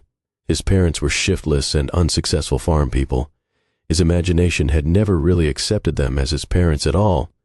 The truth was that Jay Gatsby of West Egg, Long Island, sprang from his platonic conception of himself. He was a son of God, a phrase which, if it means anything, means just that, and he must be about his father's business, the service of a vast, vulgar, and meretricious beauty. So he invented just the sort of Jay Gatsby that a 17-year-old boy would be likely to invent, and to this conception he was faithful to the end. For over a year he had been beating his way along the south shore of Lake Superior as a clam digger and a salmon fisher, or in any other capacity that brought him food and bed. His brown, hardening body lived naturally through the half-fierce, half-lazy work of the bracing days. He knew women early, and since they spoiled him, he became contemptuous of them, of young virgins because they were ignorant, of the others because they were hysterical about things which in his overwhelming self-absorption he took for granted. But his heart was in a constant turbulent riot. The most grotesque and fantastic conceits haunted him in his bed at night. A universe of ineffable gaudiness spun itself out in his brain while the clock ticked on the washstand and the moon soaked with wet light his tangled clothes upon the floor. Each night he added to the pattern of his fancies until drowsiness closed down upon some vivid scene with an oblivious embrace. For a while these reveries provided an outlet for his imagination. They were a satisfactory hint of the unreality of reality, a promise that the rock of the world was founded securely on a fairy's wing. An instinct toward his future glory had led him, some months before, to the small Lutheran college of St. Olaf's in southern Minnesota. He stayed there 2 weeks, dismayed at its ferocious indifference to the drums of his destiny, to destiny itself, and despising the janitor's work with which he was to pay his way through. Then he drifted back to Lake Superior, and he was still searching for something to do on the day that Dan Cody's yacht dropped anchor in the shallows alongshore. Cody was 50 years old then, a product of the Nevada silver fields, of the Yukon, of every rush for metal since '75. The transactions in Montana copper that made him many times a millionaire found him physically robust but on the verge of soft-mindedness, and, suspecting this, an infinite number of women tried to separate him from his money. The none-too-savory ramifications by which Ella Kay, the newspaper woman, played Madame de Maintenon to his weakness and sent him to sea in a yacht, were common property of the turgid journalism in 1902. He had been coasting along all too hospitable shores for 5 years when he turned up as James Gats's destiny in Little Girl Bay. To young Gats, resting on his oars and looking up at the railed deck, that yacht represented all the beauty and glamour in the world. I suppose he smiled at Cody. He had probably discovered that people liked him when he smiled. At any rate, Cody asked him a few questions. One of them elicited the brand-new name and found that he was quick and extravagantly ambitious. A few days later, he took him to Duluth and bought him a blue coat, 6 pairs of white duck trousers, and a yachting cap. And when the Tuolumne left for the West Indies and the Barbary Coast, Gatsby left too. He was employed in a vague personal capacity. While he remained with Cody, he was in turn steward, mate, skipper, secretary, and even jailer. For Dan Cody sober knew what lavish doings Dan Cody drunk might soon be about. And he provided for such contingencies by reposing more and more trust in Gatsby. The arrangement lasted 5 years, during which the boat went 3 times around the continent. It might have lasted indefinitely except for the fact that Ella Kay came on board one night in Boston, and a week later Dan Cody inhospitably died. I remember the portrait of him up in Gatsby's bedroom, a gray, florid man with a hard, empty face, the pioneer debauchee, who during one phase of American life brought back to the eastern seaboard the savage violence of the frontier brothel and saloon. It was indirectly due to Cody that Gatsby drank so little. Sometimes in the course of gay parties, women used to rub champagne into his hair. For himself, he formed the habit of letting liquor alone. And it was from Cody that he inherited money, a legacy of $25,000. He didn't get it. He never understood the legal device that was used against him. But what remained of the millions went intact to Ella Kay. He was left with his singularly appropriate education. The vague contour of J. Gatsby had filled out to the substantiality of a man. He told me all this very much later, but I've put it down here with the idea of exploding those first wild rumors about his antecedents, which weren't even faintly true. Moreover, he told it to me at a time of confusion, when I had reached the point of believing everything and nothing about him. So I take advantage of this short halt, while Gatsby, so to speak, caught his breath, to clear this set of misconceptions away. It was a halt, too, in my association with his affairs. For several weeks I didn't see him or hear his voice on the phone. Mostly I was in New York, trotting around with Jordan and trying to ingratiate myself with her senile aunt. But finally I went over to his house one Sunday afternoon. I hadn't been there 2 minutes when somebody brought Tom Buchanan in for a drink. I was startled, naturally, but the really surprising thing was that it hadn't happened before. They were a party of 3 on horseback, Tom and a man named Sloan and a pretty woman in a brown riding habit who had been there previously. "I'm delighted to see you," said Gatsby, standing on his porch. "I'm delighted that you dropped in." As though they cared. "Sit right down. Have a cigarette or a cigar." He walked around the room quickly, ringing bells. "I'll have something to drink for you in just a minute." He was profoundly affected by the fact that Tom was there, but he would be uneasy anyhow until he had given them something, realizing in a vague way that that was all they came for. Mr. Sloan wanted nothing. "A lemonade? No, thanks. A little champagne? Nothing at all, thanks." "I'm sorry, did you have a nice ride? Very good roads around here. I suppose the automobiles." "Yeah." Moved by an irresistible impulse, Gatsby turned to Tom, who had accepted the introduction as a stranger. "I believe we've met somewhere before, Mr. Buchanan." "Oh, yes," said Tom, gruffly polite, but obviously not remembering. "So we did. I remember very well. About 2 weeks ago." "That's right. You were with Nick here." "I know your wife," continued Gatsby almost aggressively. "That's so." Tom turned to me. "You live near here, Nick?" "Next door." "That's so?" Mr. Sloan didn't enter into the conversation, but lounged back haughtily in his chair. The woman said nothing either, until unexpectedly, after 2 highballs, she became cordial. "We'll all come over to your next party, Mr. Gatsby," she suggested, What do you say? Certainly, I'd be delighted to have you. Beaver nice, said Mr. Sloane without gratitude. Well, think ought to be starting home. Please don't hurry, Gatsby urged them. He had control of himself now, and he wanted to see more of Tom. Why don't you stay for supper? I wouldn't be surprised if some other people dropped in from New York. You come to supper with me, said the lady enthusiastically. Both of you. This included me. Mr. Sloane got to his feet. Come along, he said, but to her only. I mean it, she insisted. I'd love to have you. Lots of room. Gatsby looked at me questioningly. He wanted to go, and he didn't see that Mr. Sloane had determined he shouldn't. I'm afraid I won't be able to, I said. Well, you come, she urged, concentrating on Gatsby. Mr. Sloane murmured something close to her ear. We won't be late if we start now, she insisted aloud. I haven't got a horse, said Gatsby. I used to ride in the army, but I've never bought a horse. I'll have to follow you in my car. Excuse me for just a minute. The rest of us walked out on the porch, where Sloane and the lady began an impassioned conversation aside. My God, I believe the man's coming, said Tom. Doesn't he know she doesn't want him? She says she does want him. She has a big dinner party and he won't know a soul there. He frowned. I wonder where in the devil he met Daisy. By God, I may be old-fashioned in my ideas, but women run around too much these days to suit me. They meet all kinds of crazy fish. Suddenly, Mr. Sloane and the lady walked down the steps and mounted their horses. Come on, said Mr. Sloane to Tom. We're late. We've got to go. And then to me, tell him we couldn't wait, will you? Tom and I shook hands. The rest of us exchanged a cool nod, and they trotted quickly down the drive, disappearing under the August foliage just as Gatsby, with hat and light overcoat in hand, came out the front door. Tom was evidently perturbed at Daisy's running around alone, for on the following Saturday night he came with her to Gatsby's party. Perhaps his presence gave the evening its peculiar quality of oppressiveness. It stands out in my memory from Gatsby's other parties that summer.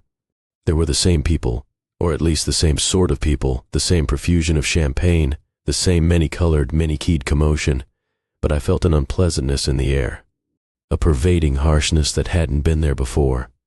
Or perhaps I had merely grown used to it, grown to accept West Egg as a world complete in itself, with its own standards and its own great figures, second to nothing because it had no consciousness of being so. And now I was looking at it again, through Daisy's eyes. It is invariably saddening to look through new eyes at things upon which you have expended your own powers of adjustment. They arrived at twilight, and as we strolled out among the sparkling hundreds, Daisy's voice was playing murmurous tricks in her throat. These things excite me so, she whispered. If you want to kiss me any time during the evening, Nick, just let me know and I'll be glad to arrange it for you. Just mention my name, or present a green card. I'm giving out green. Look around, suggested Gatsby. I'm looking around. I'm having a marvelous. You must see the faces of many people you've heard about. Tom's arrogant eyes roamed the crowd. We don't go around very much, he said. In fact, I was just thinking I don't know a soul here. Perhaps you know that, lady. Gatsby indicated a gorgeous, scarcely human orchid of a woman who sat in state under a white plum tree. Tom and Daisy stared, with that peculiarly unreal feeling that accompanies the recognition of a hitherto ghostly celebrity of the movies. She's lovely, said Daisy. The man bending over her is her director. He took them ceremoniously from group to group, Mrs. Buchanan, and Mr. Buchanan. After an instant's hesitation, he added, the polo player. Oh, no, objected Tom quickly. Not me. But evidently the sound of it pleased Gatsby, for Tom remained the polo player for the rest of the evening. I've never met so many celebrities, Daisy exclaimed. I like that man. What was his name? With a sort of blue nose. Gatsby identified him, adding that he was a small producer. Well, I liked him anyhow. I'd a little rather not be the polo player, said Tom pleasantly. I'd rather look at all these famous people in oblivion. Daisy and Gatsby danced.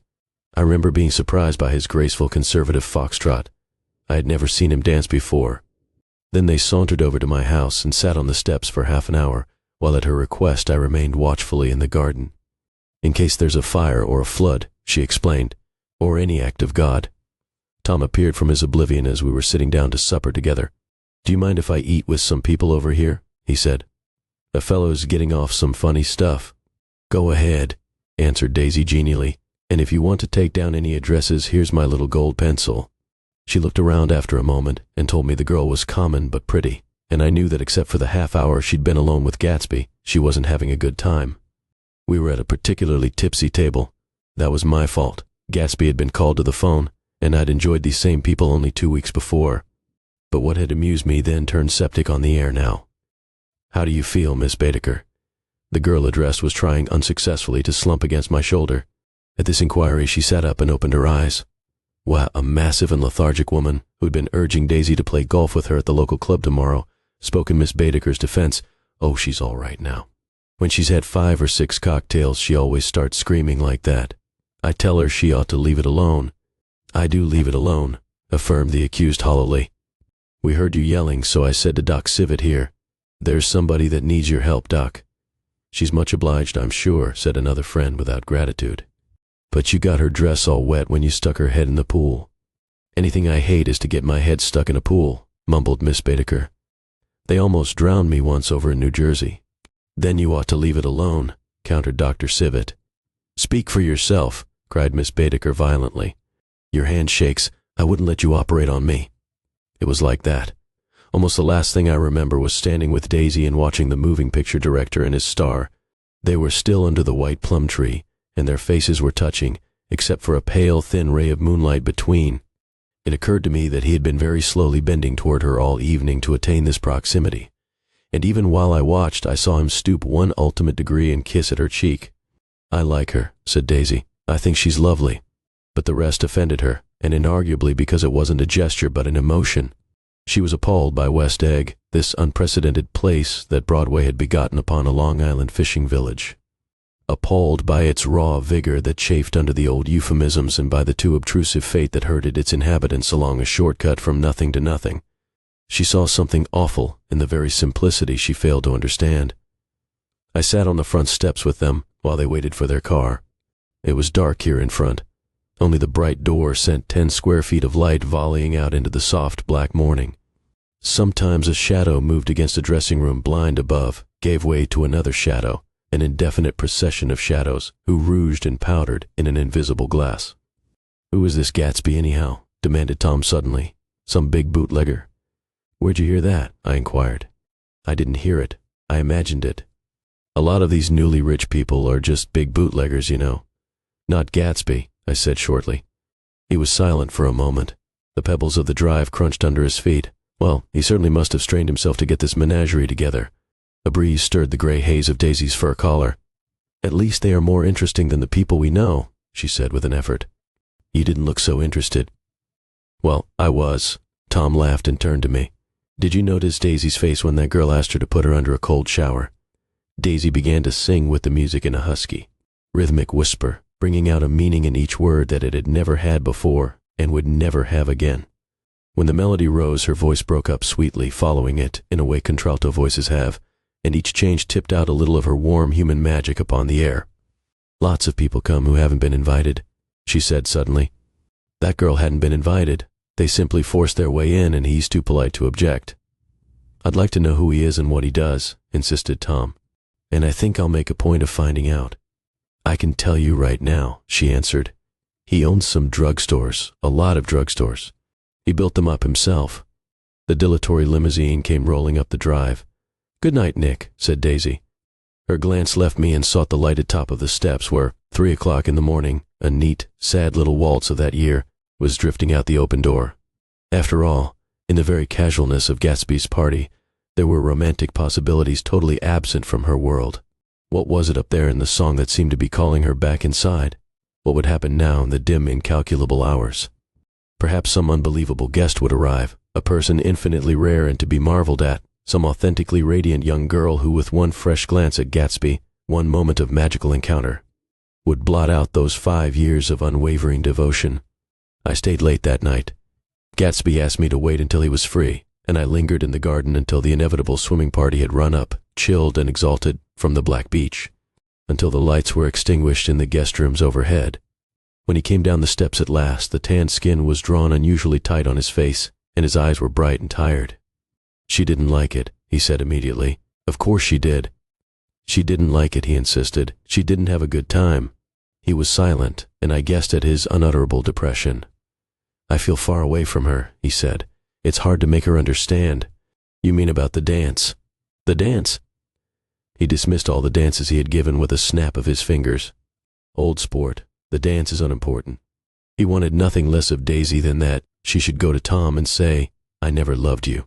After she had obliterated 4 years with that sentence, they could decide upon the more practical measures to be taken. One of them was that, after she was free, they were to go back to Louisville and be married from her house, just as if it were 5 years ago. "And she doesn't understand," he said. "She used to be able to understand. We'd sit for hours." He broke off and began to walk up and down a desolate path of fruit rinds and discarded favors and crushed flowers. "I wouldn't ask too much of her," I ventured. "You can't repeat the past." "Can't repeat the past?" he cried incredulously. "Why, of course you can." He looked around him wildly, as if the past were lurking here in the shadow of his house, just out of reach of his hand. "I'm going to fix everything just the way it was before," he said, nodding determinedly. "She'll see." He talked a lot about the past, and I gathered that he wanted to recover something, some idea of himself perhaps that had gone into loving Daisy. His life had been confused and disordered since then, but if he could once return to a certain starting place and go over it all slowly, he could find out what that thing was. One autumn night, 5 years before, they had been walking down the street when the leaves were falling, and they came to a place where there were no trees and the sidewalk was white with moonlight. They stopped here and turned toward each other. Now it was a cool night with that mysterious excitement in it which comes at the 2 changes of the year. The quiet lights in the houses were humming out into the darkness, and there was a stir and bustle among the stars. Out of the corner of his eye, Gatsby saw that the blocks of the sidewalks really formed a ladder and mounted to a secret place above the trees. He could climb to it if he climbed alone, and once there he could suck on the pap of life, gulp down the incomparable milk of wonder. His heart beat faster as Daisy's white face came up to his own. He knew that when he kissed this girl, and forever wed his unutterable visions to her perishable breath, his mind would never romp again like the mind of God.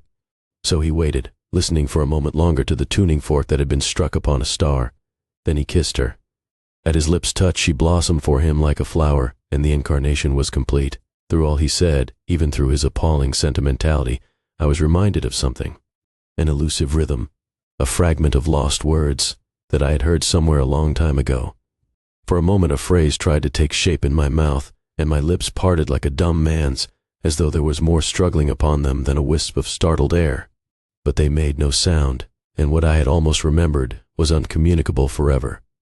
It was when curiosity about Gatsby was at its highest that the lights in his house failed to go on one Saturday night, and as obscurely as it had begun, his career as Trimalchio was over. Only gradually did I become aware that the automobiles which turned expectantly into his drive stayed for just a minute and then drove sulkily away. Wondering if he were sick, I went over to find out. An unfamiliar butler with a villainous face squinted at me suspiciously from the door. "Is Mr. Gatsby sick?" "Nope." After a pause, he added "sir" in a dilatory, grudging way. I hadn't seen him around and I was rather worried. "Tell him Mr. Carroway came over." "Who?" he demanded rudely. Carroway. All right, I'll tell him." Abruptly, he slammed the door. My Finn informed me that Gatsby had dismissed every servant in his house a week ago and replaced him with 6 others who never went into West Egg Village to be bribed by the tradesmen, but ordered moderate supplies over the telephone. The grocery boy reported that the kitchen looked like a pigsty, and the general opinion in the village was that the new people weren't servants at all. Next day Gatsby called me on the phone. "Going away?" I inquired. "No, old sport. I hear you fired all your servants." I wanted somebody who wouldn't gossip. Daisy comes over quite often in the afternoons. So the whole caravansary had fallen in like a card house at the disapproval in her eyes. "There's some people Wolfsheim wanted to do something for. They're all brothers and sisters. They used to run a small hotel." "I see." He was calling up at Daisy's request. Would I come to lunch at her house tomorrow? Miss Baker would be there. Half an hour later, Daisy herself telephoned and seemed relieved to find that I was coming. Something was up. And yet I couldn't believe that they would choose this occasion for a scene, especially for the rather harrowing scene that Gatsby had outlined in the garden. The next day was broiling, almost the last, certainly the warmest, of the summer. As my train emerged from the tunnel into sunlight, only the hot whistles of the National Biscuit Company broke the simmering hush at noon. The straw seats of the car hovered on the edge of combustion. The woman next to me perspired delicately for a while into her white shirt-waist, and then, as her newspaper dampened under her fingers, lapsed despairingly into deep heat with a desolate cry. Her pocketbook slapped to the floor. "Oh my!" she gasped. I picked it up with a weary bend and handed it back to her. holding it at arm's length and by the extreme tip of the corners to indicate that I had no designs upon it, but everyone nearby, including the woman, suspected me just the same. "Hot," said the conductor to familiar faces. "Some weather. Hot, hot, hot. Is it hot enough for you? Is it hot? Is it?" My commutation ticket came back to me with a dark stain from his hand. That anyone should care in this heat, whose flushed lips he kissed, whose head made damp the pajama pocket over his heart. Through the hall of the Buchanan's house blew a faint wind, carrying the sound of the telephone bell out to Gatsby and me as we waited at the door. "The master's body," roared the butler into the mouthpiece. "I'm sorry, madame, but we can't furnish it. It's far too hot to touch this noon." What he really said was, "Yes, yes, I'll see." He set down the receiver and came toward us, glistening slightly, to take our stiff straw hats. "Madame expects you in the salon," he cried, needlessly indicating the direction. In this heat, every extra gesture was an affront to the common store of life. The room, shadowed well with awnings, was dark and cool. Daisy and Jordan lay upon an enormous couch, like silver idols, weighing down their own white dresses against the singing breeze of the fans. "We can't move," they said together. Jordan's fingers, powdered white over their tan, rested for a moment in mine. "And Mr. Thomas Buchanan, the athlete?" I inquired. Simultaneously, I heard his voice, gruff, muffled, husky, at the hall telephone. Gatsby stood in the center of the crimson carpet and gazed around with fascinated eyes. Daisy watched him and laughed, her sweet, exciting laugh. A tiny gust of powder rose from her bosom into the air. "The rumor is," whispered Jordan, "that that's Tom's girl on the telephone." We were silent. The voice in the hall rose high with annoyance. "Very well, then, I won't sell you the car at all. I'm under no obligations to you at all, and as for your bothering me about it at lunchtime, I won't stand that at all." Holding down the receiver, said Daisy cynically. "No, he's not," I assured her. "It's a bona fide deal. I happen to know about it." Tom flung open the door, blocked out its space for a moment with his thick body, and hurried into the room. "Mr. Gatsby." He put out his broad, flat hand, with well-concealed dislike. "I'm glad to see you, sir." "Nick, make us a cold drink," cried Daisy. As he left the room again, she got up and went over to Gatsby and pulled his face down, kissing him on the mouth. "You know I love you," she murmured. "You forget there's a lady present," said Jordan. Daisy looked around doubtfully. "You kiss Nick too? What a low, vulgar girl." "I don't care," cried Daisy, and began to clog on the brick fireplace. Then she remembered the heat and sat down guiltily on the couch just as a freshly laundered nurse leading a little girl came into the room. "Blessed Precious," she crooned, holding out her arms. "Come to your own mother that loves you." The child, relinquished by the nurse, rushed across the room and rooted shyly into her mother's dress. The Blessed Precious. "Did mother get powder on your old yellowy hair? Stand up now and say how to do." Gatsby and I in turn leaned down and took the small, reluctant hand. Afterward, he kept looking at the child with surprise. I don't think he had ever really believed in its existence before. "I got dressed before luncheon," said the child, turning eagerly to Daisy. "That's because your mother wanted to show you off." Her face bent into the single wrinkle of the small white neck. "You dream, you absolute little dream." "Yes," admitted the child calmly. "Aunt Jordan's got on a white dress, too. How do you like mother's friends?" Daisy turned her around so that she faced Gatsby. "Do you think they're pretty?" "Where's Daddy?" "She doesn't look like her father," explained Daisy. "She looks like me. She's got my hair and shape of the face." Daisy sat back upon the couch. The nurse took a step forward and held out her hand. "Come, Pammy." "Goodbye, sweetheart."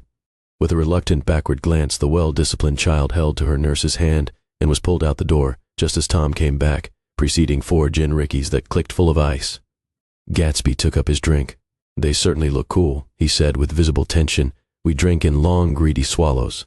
"I read somewhere that the sun's getting hotter every year," said Tom genially. "It seems that pretty soon the Earth's going to fall into the sun, or wait a minute, it's just the opposite. The sun's getting colder every year. Come outside," he suggested to Gatsby. "I'd like you to have a look at the place." I went with them out to the veranda. On the green Sound, stagnant in the heat, one small sail crawled slowly toward the fresher sea. Gatsby's eyes followed it momentarily. He raised his hand and pointed across the bay. "I'm right across from you." "So you are." Our eyes lifted over the rose beds and the hot lawn and the weedy refuse of the dog days alongshore. Slowly the white wings of the boat moved against the blue cool limit of the sky. Ahead lay the scalloped ocean and the abounding Blessed Isles. "There's sport for you," said Tom, nodding. "I'd like to be out there with him for about an hour." We had luncheon in the dining room, darkened too against the heat, and drank down nervous gaiety with a cold ale. "What'll we do with ourselves this afternoon?" cried Daisy. "And the day after that, in the next 30 years? "Don't be morbid," Jordan said. "Life starts all over again when it gets crisp in the fall." "But it's so hot," insisted Daisy on the verge of tears, "and everything's so confused." "Let's all go to town." Her voice struggled on through the heat, beating against it, molding its senselessness into forms.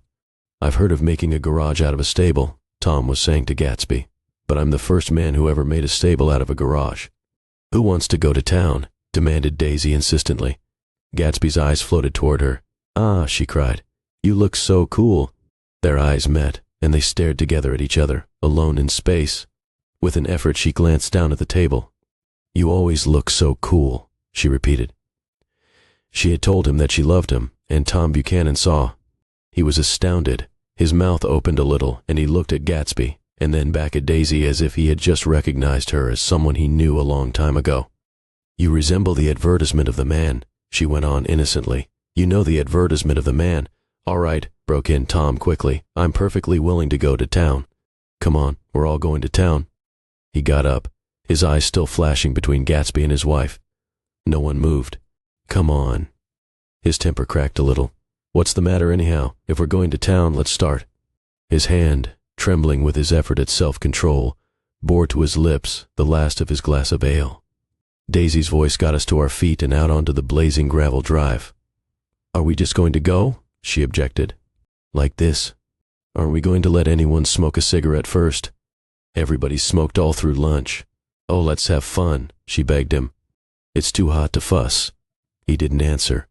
"Have it your own way," she said. "Come on, Jordan."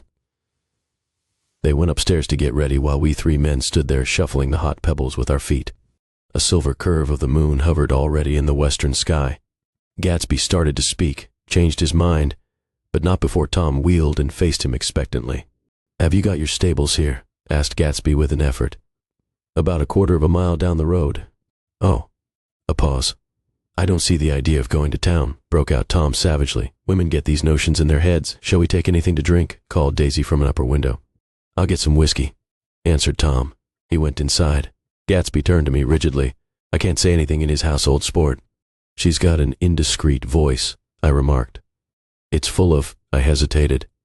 "Her voice is full of money," he said suddenly. That was it. I'd never understood before. It was full of money. That was the inexhaustible charm that rose and fell in it, the jingle of it, the cymbals' song of it. High in a white palace, the king's daughter, the golden girl. Tom came out of the house, wrapping a quart bottle in a towel, followed by Daisy and Jordan wearing small, tight hats of metallic cloth and carrying light capes over their arms. "Shall we all go in my car?" suggested Gatsby. He felt the hot green leather of the seat. I ought to have left it in the shade. "Is it standard shift?" demanded Tom. "Yes." "Well, you take my coupe and let me drive your car to town." The suggestion was distasteful to Gatsby. "I don't think there's much gas," he objected. "Plenty of gas," said Tom boisterously. He looked at the gauge. "And if it runs out, I can stop at a drugstore. You can buy anything at a drugstore nowadays." A pause followed this apparently pointless remark. Daisy looked at Tom frowning, and an indefinable expression, at once definitely unfamiliar and vaguely recognizable, as if I had only heard it described in words, passed over Gatsby's face. "Come on, Daisy," said Tom, pressing her with his hand toward Gatsby's car. "I'll take you in this circus wagon." He opened the door, but she moved out from the circle of his arm. "You take Nick and Jordan. We'll follow you in the coupe." She walked close to Gatsby, touching his coat with her hand. Jordan, Tom, and I got into the front seat of Gatsby's car. Tom pushed the unfamiliar gears tentatively, and we shot off into the oppressive heat, leaving them out of sight behind. "Did you see that?" demanded Tom. "See what?" He looked at me keenly, realizing that Jordan and I must have known all along. "You think I'm pretty dumb, don't you?" he suggested. "Perhaps I am, but I have almost a second sight sometimes that tells me what to do." "Maybe you don't believe that, but science—" He paused. The immediate contingency overtook him, pulled him back from the edge of theoretical abyss. "I've made a small investigation of this fellow," he continued. "I could have gone deeper if I'd known." "Do you mean you've been to a medium?" inquired Jordan humorously. "What?" Confused, he stared at us as we laughed. "A medium? About Gatsby? About Gatsby? No, I haven't." I said I'd been making a small investigation of his past. And you found he was an Oxford man, said Jordan helpfully. An Oxford man? He was incredulous. Like hell he is. He wears a pink suit. Nevertheless, he's an Oxford man. Oxford, New Mexico, snorted Tom contemptuously, or something like that. Listen, Tom, if you're such a snob, why did you invite him to lunch? Demanded Jordan crossly. Daisy invited him. She knew him before we were married, God knows where. We were all irritable now with the fading ale, and aware of it we drove for a while in silence. Then as Dr. T.J. Eckelberg's faded eyes came into sight down the road, I remembered Gatsby's caution about gasoline. We've got enough to get us to town, said Tom. But there's a garage right here, objected Jordan. I don't want to get stalled in this baking heat. Tom threw on both brakes impatiently, and we slid to an abrupt dusty stop under Wilson's sign. After a moment, the proprietor emerged from the interior of his establishment and gazed hollow-eyed at the car. Let's have some gas, cried Tom roughly. What do you think we stopped for, to admire the view? I'm sick, said Wilson without moving. Been sick all day. What's the matter? I'm all run down. What shall I help myself? Tom demanded. You sounded well enough on the phone. With an effort, Wilson left the shade in support of the doorway and, breathing hard, unscrewed the cap of the tank. In the sunlight, his face was green. I didn't mean to interrupt your lunch, he said, but I need money pretty bad, and I was wondering what you were going to do with your old car. How do you like this one? Inquired Tom. I bought it last week. It's a nice yellow one, said Wilson as he strained at the handle. Like to buy it? Big chance, Wilson smiled faintly. No, but I could make some money on the other. What do you want money for all of a sudden? I've been here too long. I want to get away. My wife and I want to go west. Your wife does, exclaimed Tom, startled. She's been talking about it for 10 years.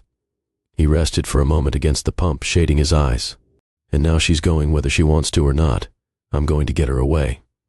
The coupe flashed by us with a flurry of dust and the flash of a waving hand. What do I owe you? Demanded Tom, harshly. I just got wised up to something funny the last 2 days, remarked Wilson. That's why I want to get away. That's why I've been bothering you about the car. What do I owe you? $1.20. The relentless beating heat was beginning to confuse me, and I had a bad moment there before I realized that so far his suspicions hadn't alighted on Tom. He had discovered that Myrtle had some sort of life apart from him in another world, and the shock had made him physically sick. I stared at him and then at Tom, who had made a parallel discovery less than an hour before, and it occurred to me that there was no difference between men in intelligence or race, so profound as the difference between the sick and the well. Wilson was so sick that he looked guilty, unforgivably guilty, as if he had just got some poor girl with child. I'll let you have that car, said Tom. I'll send it over tomorrow afternoon. That locality was always vaguely disquieting, even in the broad glare of afternoon, and now I turned my head as though I had been warned of something behind. Over the ash heaps, the giant eyes of Dr. T.J. Eckelberg kept their vigil, but I perceived after a moment that other eyes were regarding us with peculiar intensity from less than 20 feet away. In one of the windows over the garage, the curtains had been moved aside a little, and Myrtle Wilson was peering down at the car. So engrossed was she that she had no consciousness of being observed, and one emotion after another crept into her face like objects into a slowly developing picture. Her expression was curiously familiar. It was an expression I had often seen on women's faces, but on Myrtle Wilson's face it seemed purposeless and inexplicable, until I realized that her eyes, wide with jealous terror, were fixed not on Tom, but on Jordan Baker, whom she took to be his wife. There is no confusion like the confusion of a simple mind, and as we drove away, Tom was feeling the hot whips of panic. His wife and his mistress, until an hour ago secure and inviolate, were slipping precipitately from his control.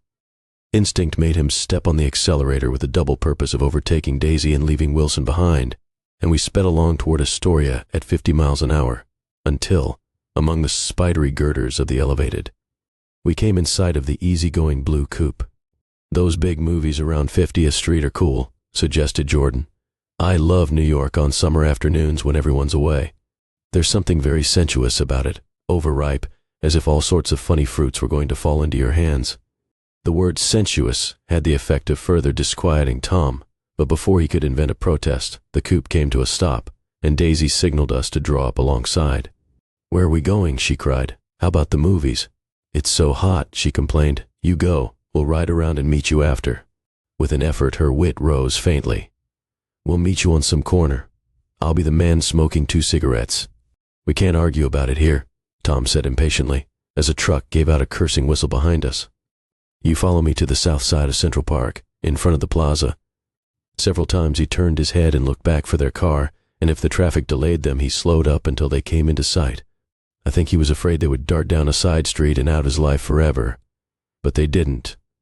And we all took the less explicable step of engaging the parlor of a suite in the Plaza Hotel. The prolonged and tumultuous argument that ended by herding us into that room eludes me, though I have a sharp physical memory that, in the course of it, my underwear kept climbing like a damp snake around my legs and intermittent beads of sweat raced cool across my back. The notion originated with Daisy's suggestion that we hire 5 bathrooms and take cold baths, and then assumed more tangible form as a place to have a mint julep. Each of us said over and over that it was a crazy idea. We all talked at once to a baffled clerk and thought or pretended to think that we were being very funny. The room was large and stifling, and, though it was already 4 o'clock, opening the windows admitted only a gust of hot shrubbery from the park. Daisy went to the mirror and stood with her back to us, fixing her hair. "It's a swell suite," whispered Jordan respectfully, and everyone laughed.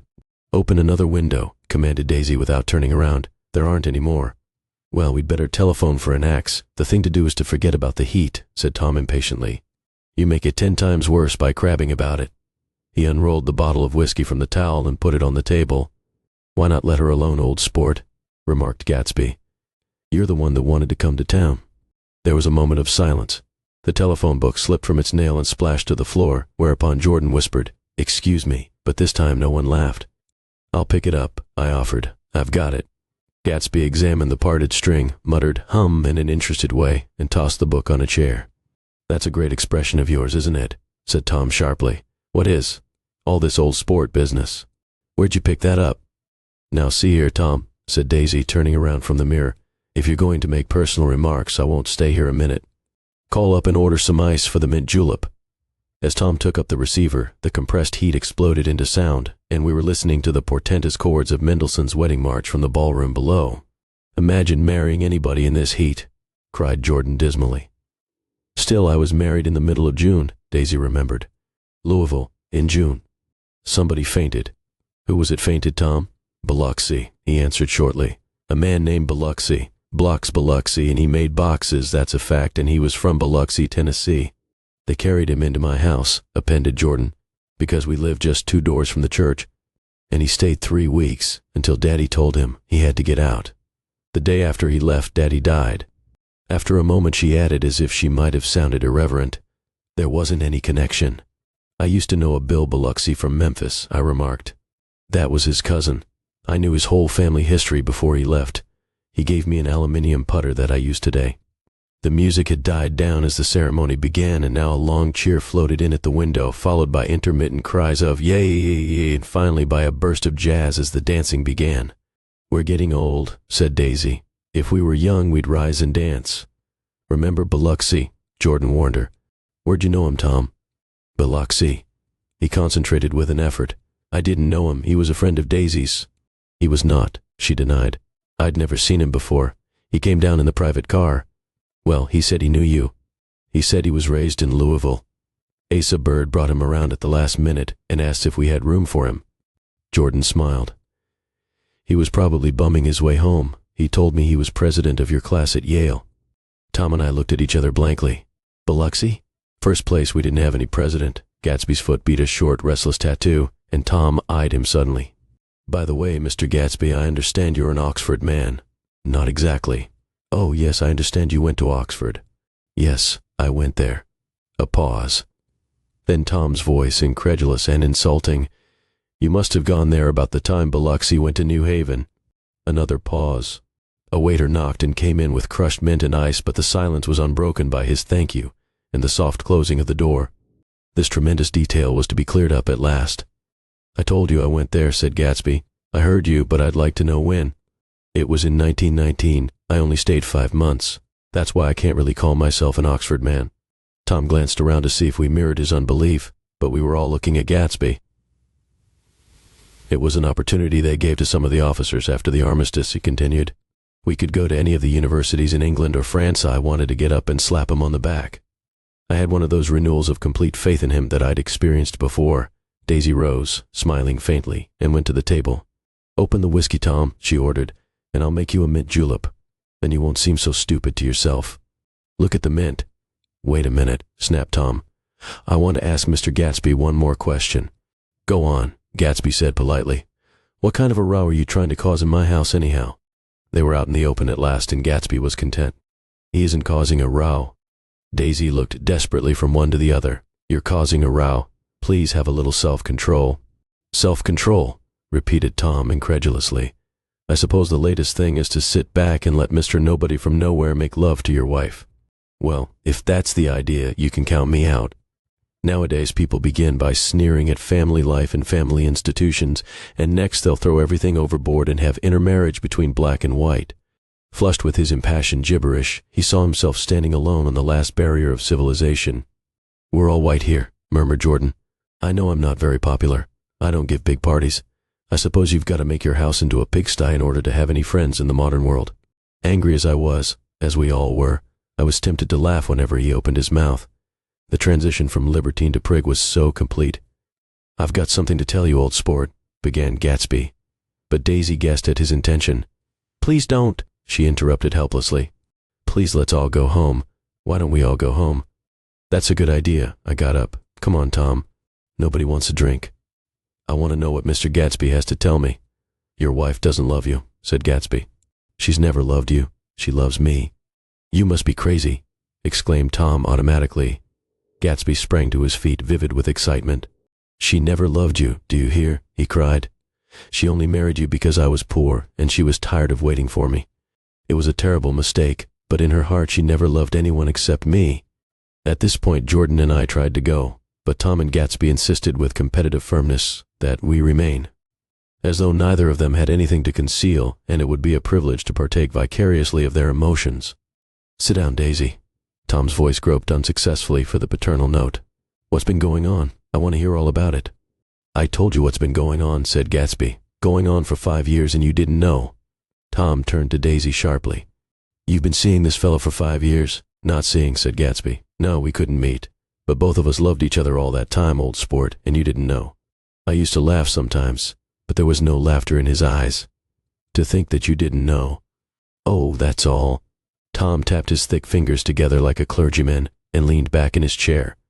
"You're crazy," he exploded. "I can't speak about what happened 5 years ago because I didn't know Daisy then, and I'll be damned if I see how you got within a mile of her unless you brought the groceries to the back door. But all the rest of that's a goddamned lie. Daisy loved me when she married me, and she loves me now." "No," said Gatsby, shaking his head. "She does, though. The trouble is that sometimes she gets foolish ideas in her head and doesn't know what she's doing." He nodded sagely. "And what's more, I love Daisy too. Once in a while I go off on a spree and make a fool of myself, but I always come back, and in my heart I love her all the time." "You're revolting," said Daisy. She turned to me, and her voice, dropping an octave lower, filled the room with thrilling scorn. "Do you know why we left Chicago? I'm surprised that they didn't treat you to the story of that little spree." Gatsby walked over and stood beside her. "Daisy, that's all over now," he said earnestly. "It doesn't matter anymore. Just tell him the truth, that you never loved him, and it's all wiped out forever." She looked at him blindly. "Why, how could I love him possibly?" "You never loved him." She hesitated. Her eyes fell on Jordan and me with a sort of appeal, as though she realized at last what she was doing, and as though she had never all along intended doing anything at all. But it was done now. It was too late. "I never loved him," she said, with perceptible reluctance. "Not at Kapiolani?" demanded Tom suddenly. "No." From the ballroom beneath, muffled and suffocating chords were drifting up on hot waves of air. "Not that day I carried you down from the punch bowl to keep your shoes dry." There was a husky tenderness in his tone. "Daisy, please don't." Her voice was cold, but the rancor was gone from it. She looked at Gatsby. "There, Jay," she said, but her hand as she tried to light a cigarette was trembling. Suddenly she threw the cigarette and the burning match on the carpet. "Oh, you want too much," she cried to Gatsby. "I love you now. Isn't that enough? I can't help what's past." She began to sob helplessly. "I did love him once, but I loved you too." Gatsby's eyes opened and closed. "You love me too?" he repeated. "Even that's a lie," said Tom savagely. "She didn't know you were alive." Why, there's things between Daisy and me that you'll never know. Things that neither of us can ever forget." The words seemed to bite physically into Gatsby. "I want to speak to Daisy alone," he insisted. "She's all excited now. Even alone, I can't say I never loved Tom," she admitted in a pitiful voice. "It wouldn't be true." "Of course it wouldn't," agreed Tom. She turned to her husband. "As if it mattered to you," she said. "Of course it matters. I'm going to take better care of you from now on." "You don't understand," said Gatsby with a touch of panic. "You're not going to take care of her anymore." "I'm not." Tom opened his eyes wide and laughed. He could afford to control himself now. "Why's that?" "Daisy's leaving you." "Nonsense." "I am, though," she said with a visible effort. "She's not leaving me." Tom's words suddenly leaned down over Gatsby. "Certainly not for a common swindler who'd have to steal the ring he put on her finger." "I won't stand this," cried Daisy. "Oh, please, let's get out." "Who are you, anyhow?" broke out Tom. "You're one of that bunch that hangs around with Meyer Wolfsheim. That much I happen to know. I've made a little investigation into your affairs, and I'll carry it further tomorrow." "You can suit yourself about that, old sport," said Gatsby steadily. "I found out what your drugstores were." He turned to us and spoke rapidly. "He and this Wolfsheim bought up a lot of side street drugstores here and in Chicago and sold grain alcohol over the counter. That's one of his little stunts. I picked him for a bootlegger the first time I saw him, and I wasn't far wrong." "What about it?" said Gatsby politely. "I guess your friend Walter Chase wasn't too proud to come in on it. And you left him in the lurch, didn't you? You let him go to jail for a month over in New Jersey. God, you ought to hear Walter on the subject of you. He came to us dead broke. He was very glad to pick up some money, old sport." "Don't you call me old sport," cried Tom. Gatsby said nothing. Walter could have you up on the betting laws too, but Wolfsheim scared him into shutting his mouth. That unfamiliar yet recognizable look was back again in Gatsby's face. "That drugstore business was just small change," continued Tom slowly. "But you've got something on now that Walter's afraid to tell me about."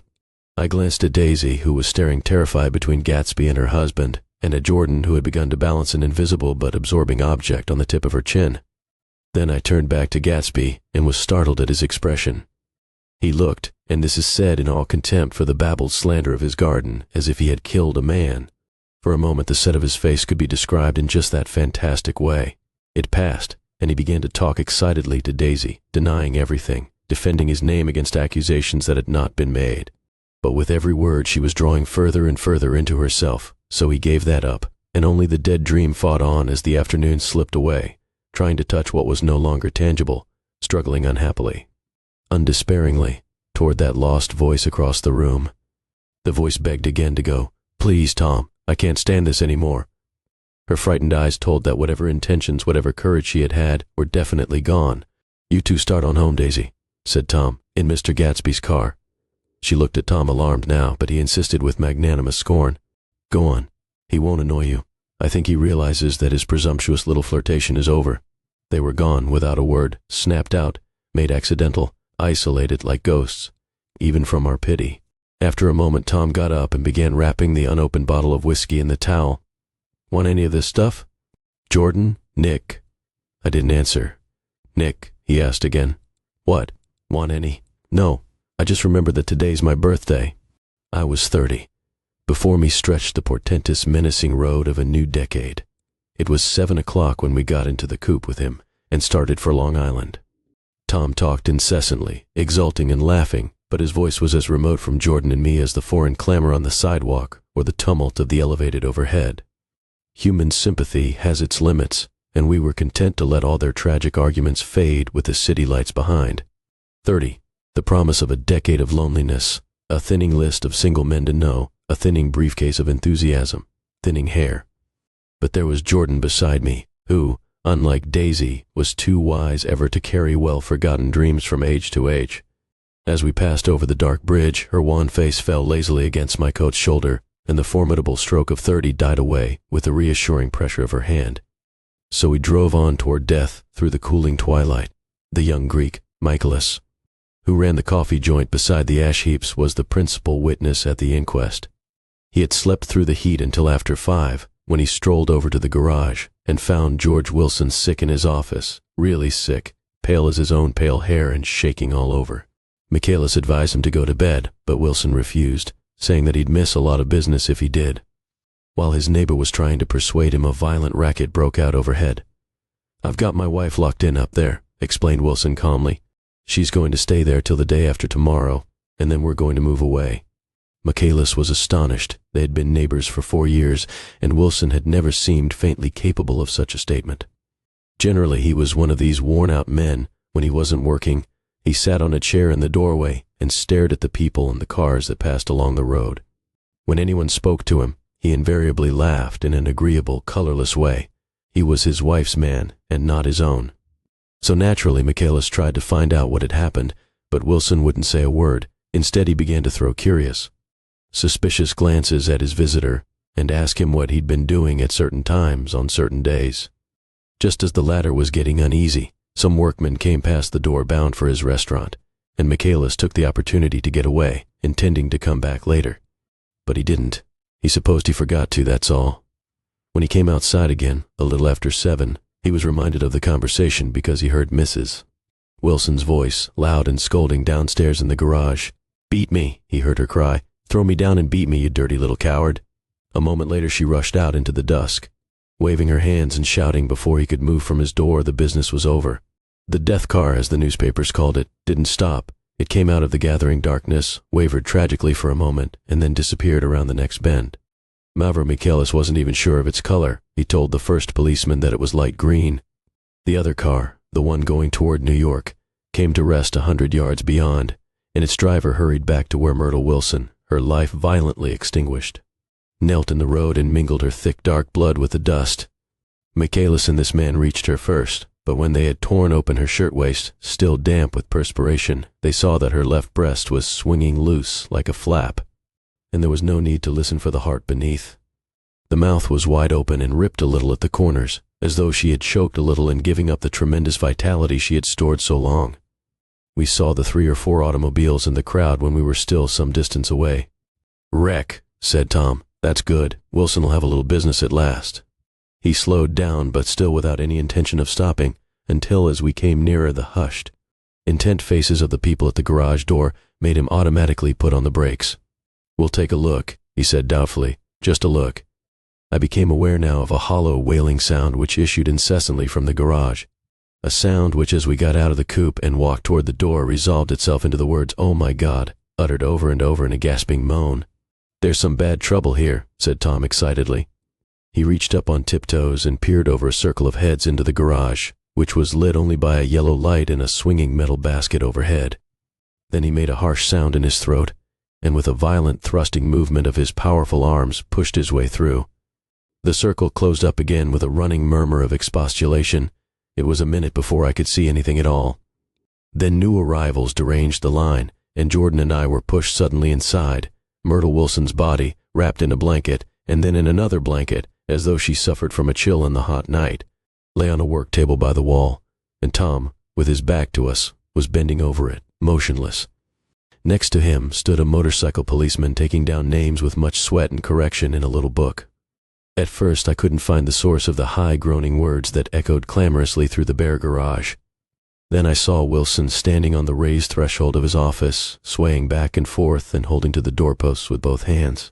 Some man was talking to him in a low voice and attempting from time to time to lay a hand on his shoulder, but Wilson neither heard nor saw. His eyes would drop slowly from the swinging light to the laden table by the wall, and then jerk back to the light again, and he gave out incessantly his high, horrible call, "Oh my God! Oh my God! Oh God! Oh my God!" Presently Tom lifted his head with a jerk and, after staring around the garage with glazed eyes, addressed a mumbled, incoherent remark to the policeman. "M-A-V," the policeman was saying. "Oh, no, R," corrected the man. "M-A-V-R-O. Listen to me," muttered Tom fiercely. "R," said the policeman. "O-G-G." He looked up as Tom's broad hand fell sharply on his shoulder. "What you want, fella? What happened? That's what I want to know." "Auto hit her. Instantly killed." "Instantly killed," repeated Tom, staring. "She ran out Ina Road. Son of a bitch didn't even stop us car." "There was 2 cars," said Michaelis. "One coming, one going, see?" "Going where?" asked the policeman keenly. "One going each way. Well, his hand rose toward the blankets but stopped halfway and fell to his side. "She ran out there and the one coming from New York knocked right into her, going 30 or 40 miles an hour. What's the name of this place here?" demanded the officer. Hasn't got any name. A pale, well-dressed Negro stepped near. It was a yellow car, he said. Big yellow car. New. See the accident? Asked the policeman. No, but the car passed me down the road going faster than 40. Or going 50, 60. Come here and let's have your name. Look out now. I want to get his name. Some words of this conversation must have reached Wilson swaying in the office door, for suddenly a new theme found voice among his grasping cries. You don't have to tell me what kind of car it was, but I know what kind of car it was. Watching Tom, I saw the wad of muscle back of his shoulder tighten under his coat. He walked quickly over to Wilson and, standing in front of him, seized him firmly by the upper arms. You've got to pull yourself together, he said with soothing gruffness. Wilson's eyes fell upon Tom. He started up on his tiptoes and then would have collapsed to his knees had not Tom held him upright. Listen, said Tom, shaking him a little. I just got here a minute ago from New York. I was bringing you that coupe we've been talking about. That yellow car I was driving this afternoon wasn't mine, do you hear? I haven't seen it all afternoon. Only the Negro and I were near enough to hear what he said, but the policeman caught something in the tone and looked over with truculent eyes. What's all that? He demanded. I'm a friend of his. Tom turned his head but kept his hands firm on Wilson's body. He says he knows the car that did it. It was a yellow car. Some dim impulse moved the policeman to look suspiciously at Tom. And what color's your car? It's a blue car, a coupe.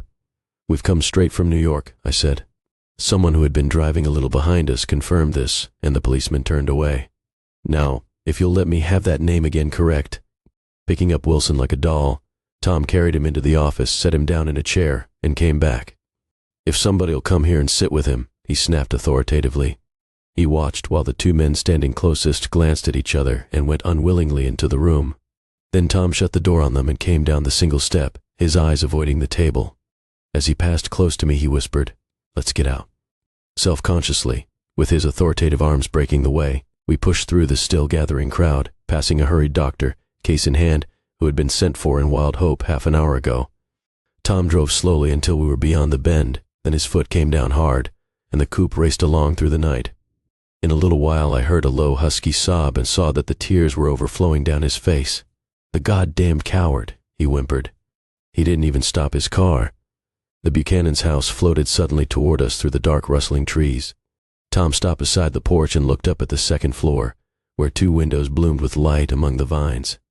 Daisy's home, he said. As we got out of the car, he glanced at me and frowned slightly. I ought to have dropped you in West Egg, Nick. There's nothing we can do tonight.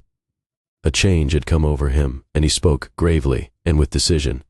As we walked across the moonlight gravel to the porch, he disposed of the situation in a few brisk phrases. I'll telephone for a taxi to take you home, and while you're waiting, you and Jordan better go in the kitchen and have them get you some supper if you want any. He opened the door. Come in. No thanks, but I'd be glad if you'd order me the taxi. I'll wait outside. Jordan put her hand on my arm. Won't you come in, Nick? No thanks. I was feeling a little sick and I wanted to be alone. But Jordan lingered for a moment more. It's only 9:30, she said. I'd be damned if I'd go in. I'd had enough of all of them for one day, and suddenly that included Jordan too. She must have seen something of this in my expression, for she turned abruptly away and ran up the porch steps into the house. I sat down for a few minutes with my head in my hands until I heard the phone taken up inside and the butler's voice calling a taxi. Then I walked slowly down the drive away from the house, intending to wait by the gate. I hadn't gone 20 yards when I heard my name and Gatsby step from between two bushes into the path. I must have felt pretty weird by that time, because I could think of nothing except the luminosity of his pink suit under the moon. What are you doing? I inquired. Just standing here, old sport. Somehow, that seemed a despicable occupation. For all I knew, he was going to rob the house in a moment. I wouldn't have been surprised to see sinister faces, the faces of Wolf Sheem's people, behind him in the dark shrubbery. Did you see any trouble on the road? He asked after a minute. Yes. He hesitated. Was she killed? Yes. I thought so. I told Daisy I thought so. It's better that the shock should all come at once. She stood it pretty well. He spoke as if Daisy's reaction was the only thing that mattered. I got to West Egg by a side road, he went on, and left the car in my garage. I don't think anybody saw us, but of course I can't be sure. I disliked him so much by this time that I didn't find it necessary to tell him he was wrong. Who was the woman? He inquired. Her name was Wilson. Her husband owns the garage. How the devil did it happen? Well, I tried to swing the wheel, he broke off, and suddenly I guessed at the truth. Was Daisy driving? Yes, he said after a moment, but of course I'll say I was. You see, when we left New York, she was very nervous, and she thought it would steady her to drive. And this woman rushed out at us just as we were passing a car coming the other way. It all happened in a minute, but it seemed to me that she wanted to speak to us, thought we were somebody she knew.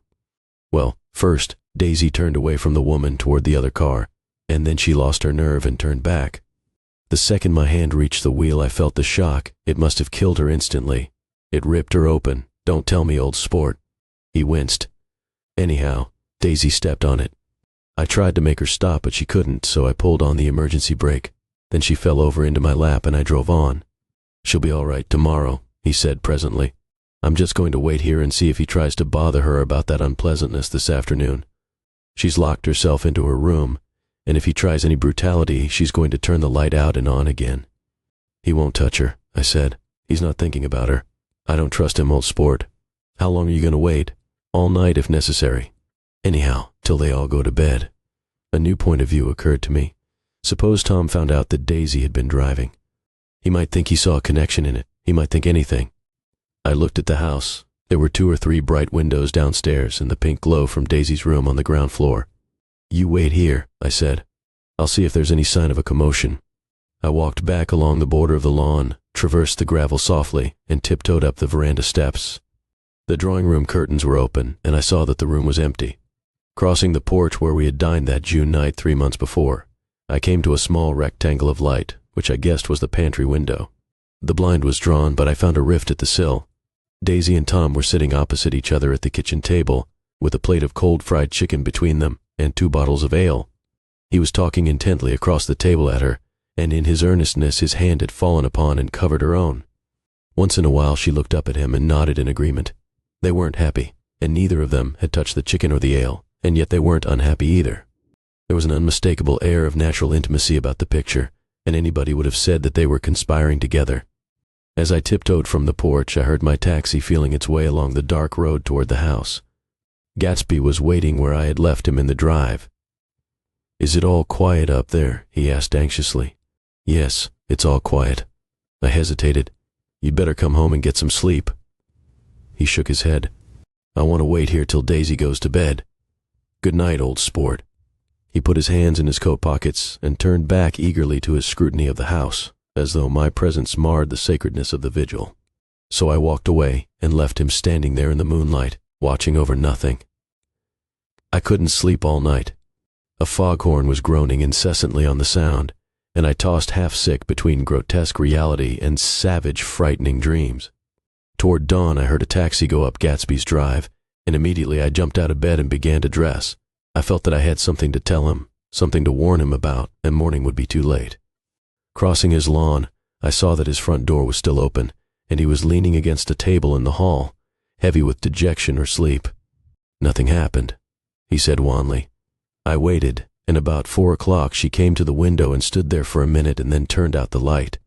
His house had never seemed so enormous to me as it did that night when we hunted through the great rooms for cigarettes. We pushed aside curtains that were like pavilions and felt over innumerable feet of dark wall for electric light switches. Once I tumbled with a sort of splash upon the keys of a ghostly piano. There was an inexplicable amount of dust everywhere, and the rooms were musty, as though they hadn't been aired for many days. I found the humidor on an unfamiliar table, with 2 stale, dry cigarettes inside. Throwing open the French windows of the drawing room, we sat smoking out into the darkness. You ought to go away, I said. It's pretty certain they'll trace your car. Go away now, old sport. Go to Atlantic City for a week or up to Montreal. He wouldn't consider it. He couldn't possibly leave Daisy until he knew what she was going to do. He was clutching at some last hope, and I couldn't bear to shake him free. It was this night that he told me the strange story of his youth with Dan Cody. Told it to me because J. Gatsby had broken up like glass against Tom's hard malice, and the long secret extravaganza was played out. I think that he would have acknowledged anything now, without reserve, but he wanted to talk about Daisy. She was the first nice girl he had ever known. In various unrevealed capacities he had come in contact with such people, but always with indiscernible barbed wire between. He found her excitingly desirable. He went to her house, at first with other officers from Camp Taylor, then alone. It amazed him. He had never been in such a beautiful house before. But what gave it an air of breathless intensity was that Daisy lived there. It was as casual a thing to her as his tent out at camp was to him. There was a ripe mystery about it, a hint of bedrooms upstairs more beautiful and cool than other bedrooms, of gay and radiant activities taking place through its corridors, and of romances that were not musty and laid away already in lavender, but fresh and breathing and redolent of this year's shining motor cars and of dances whose flowers were scarcely withered. It excited him, too, that many men had already loved Daisy. It increased her value in his eyes.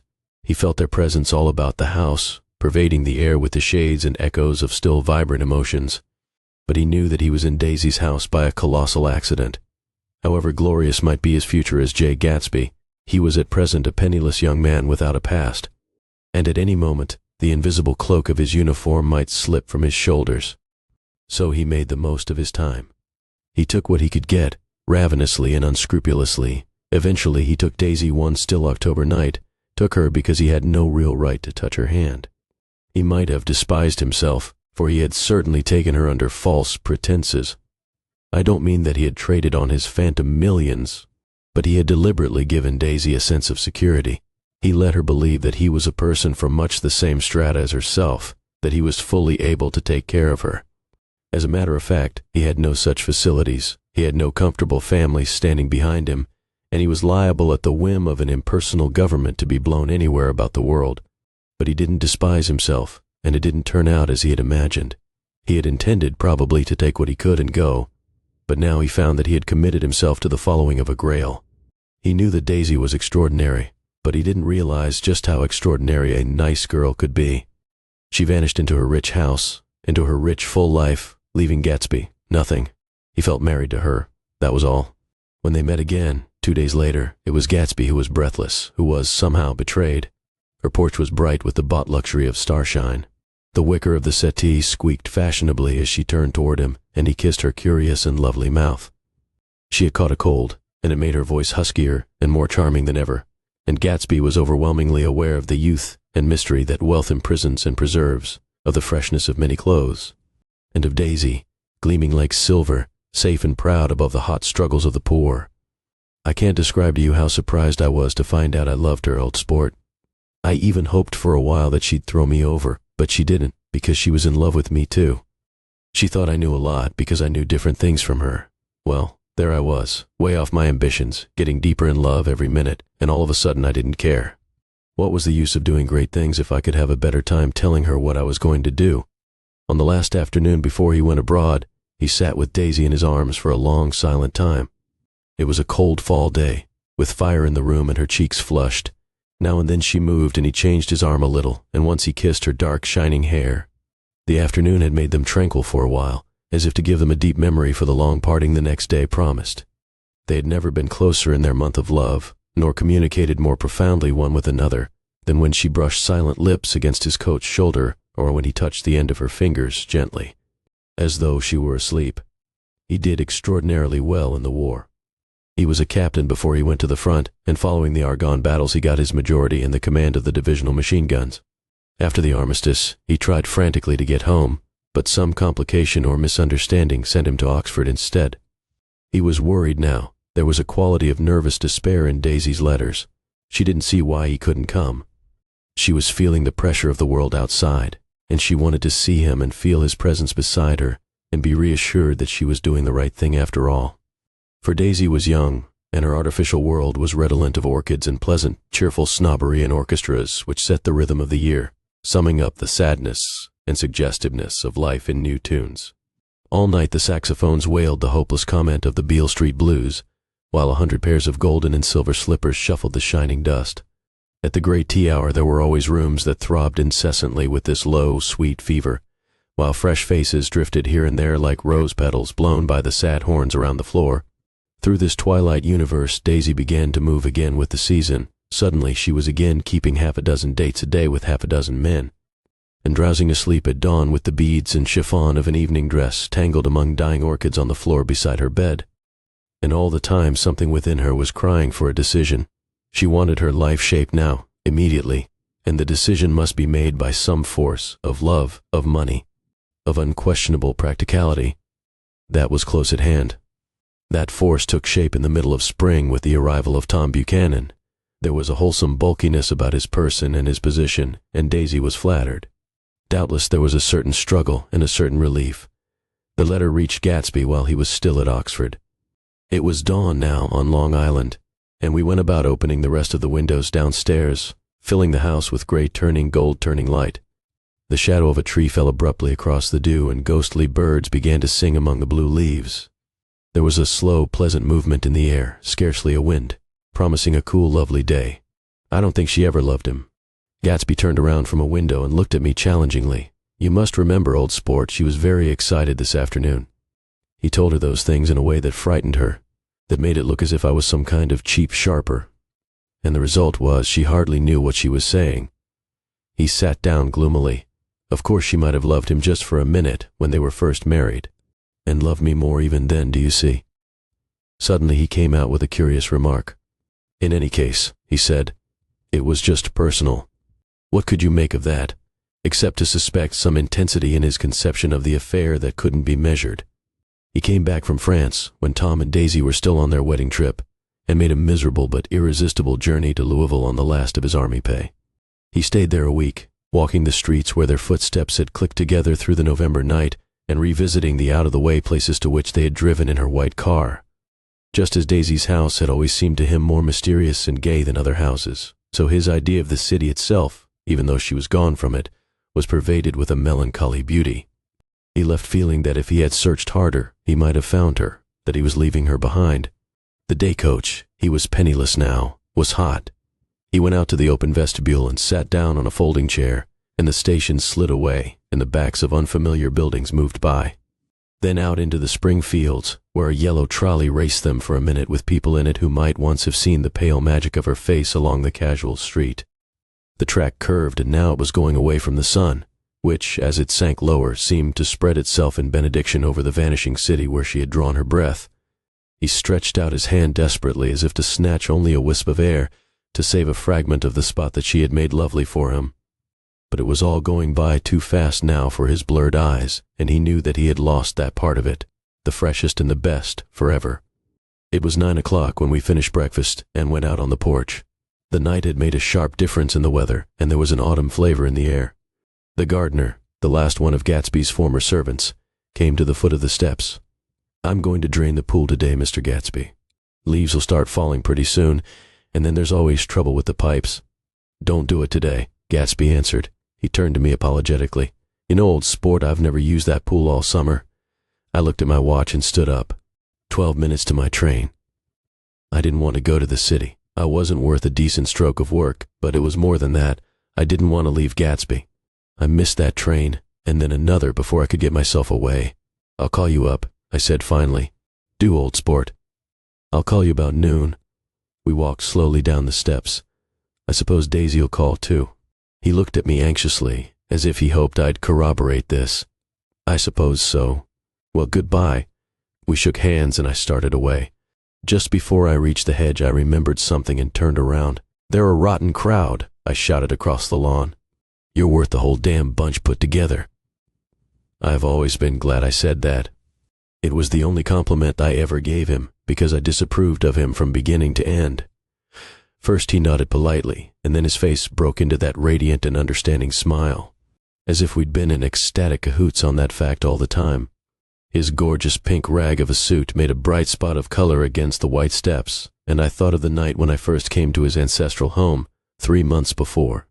The lawn and drive had been crowded with the faces of those who guessed at his corruption, and he had stood on those steps, concealing his incorruptible dream, as he waved them goodbye. I thanked him for his hospitality. We were always thanking him for that, I and the others. Goodbye, I called. I enjoyed breakfast, Gatsby. Up in the city, I tried for a while to list the quotations on an interminable amount of stock. Then I fell asleep in my swivel chair. Just before noon, the phone woke me, and I started up with sweat breaking out on my forehead. It was Jordan Baker. She often called me up at this hour because the uncertainty of her own movements between hotels and clubs and private houses made her hard to find in any other way.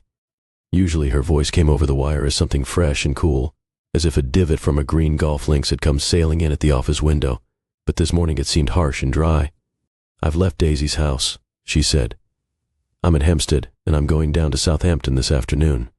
Probably it had been tactful to leave Daisy's house, but the act annoyed me, and her next remark made me rigid. You weren't so nice to me last night.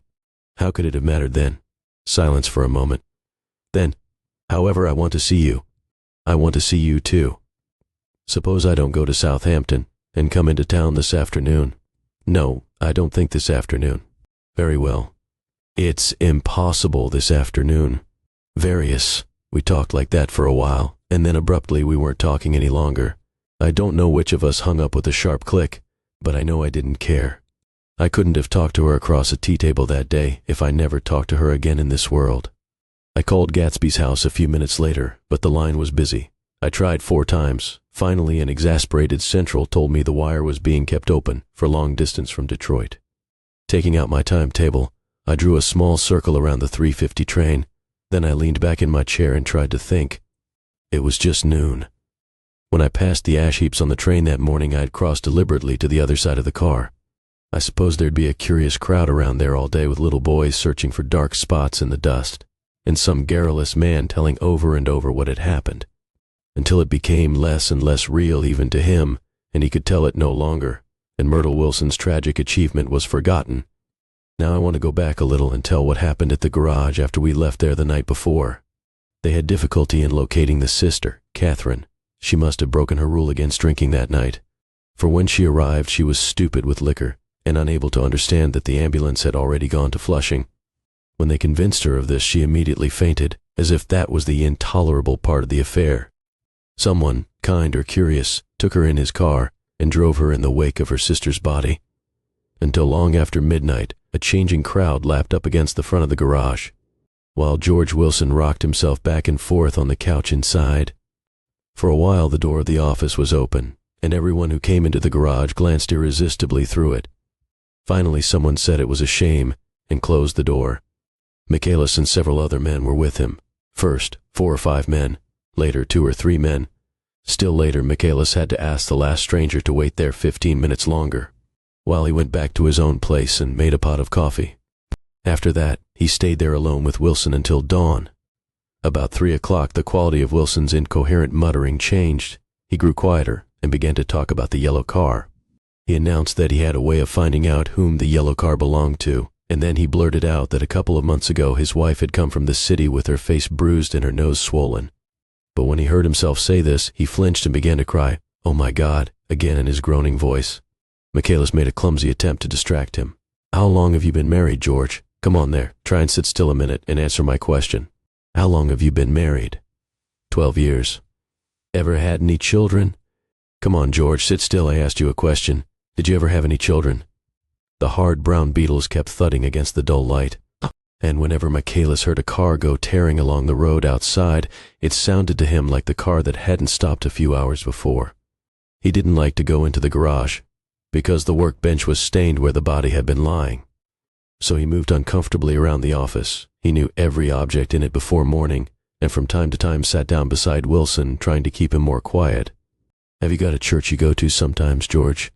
Maybe even if you haven't been there for a long time.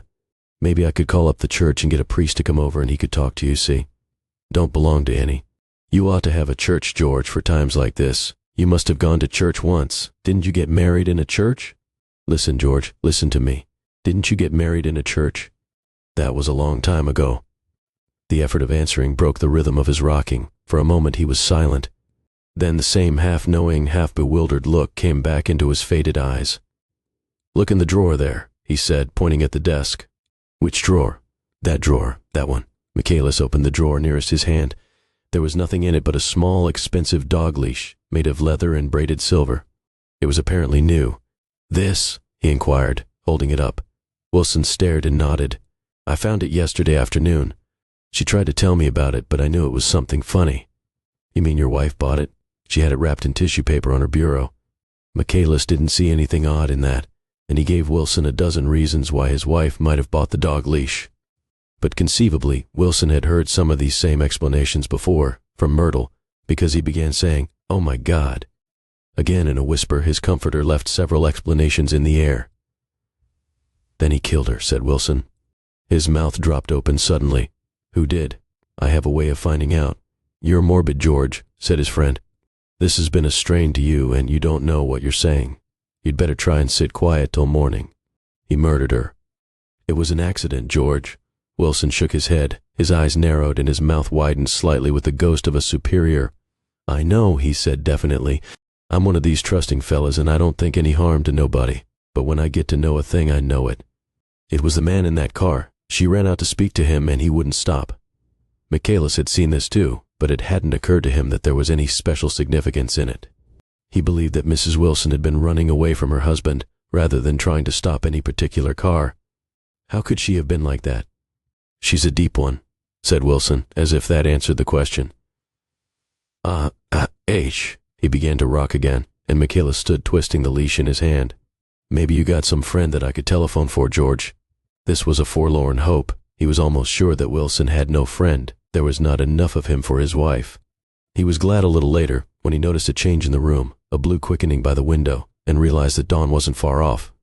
About 5 o'clock, it was blue enough outside to snap off the light. Wilson's glazed eyes turned out to the ash heaps, where small gray clouds took on fantastic shapes and scurried here and there in the faint dawn wind. "I spoke to her," he muttered, after a long silence. "I told her she might fool me, but she couldn't fool God. I took her to the window. With an effort he got up and walked to the rear window and leaned with his face pressed against it. And I said, 'God knows what you've been doing, everything you've been doing. You may fool me, but you can't fool God.'" Standing behind him, Michaelis saw with a shock that he was looking at the eyes of Dr. T.J. Eckelberg, which had just emerged, pale and enormous, from the dissolving night. "God sees everything," repeated Wilson. "That's an advertisement," Michaelis assured him. Something made him turn away from the window and look back into the room. But Wilson stood there a long time, his face close to the window pane, nodding into the twilight. By 6 o'clock, Michaelis was worn out, and grateful for the sound of a car stopping outside. It was one of the watchers of the night before who had promised to come back, so he cooked breakfast for 3, which he and the other man ate together. Wilson was quieter now, and Michaelis went home to sleep.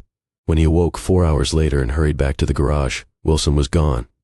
His movements, he was on foot all the time, were afterward traced to Port Roosevelt, and then to Gad's Hill, where he bought a sandwich that he didn't eat, and a cup of coffee. He must have been tired and walking slowly, for he didn't reach Gad's Hill until noon. Thus far there was no difficulty in accounting for his time.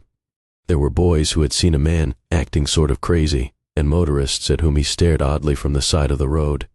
Then for 3 hours he disappeared from view. The police, on the strength of what he said to Michaelis that he had a way of finding out, supposed that he spent that time going from garage to garage thereabout, inquiring for a yellow car.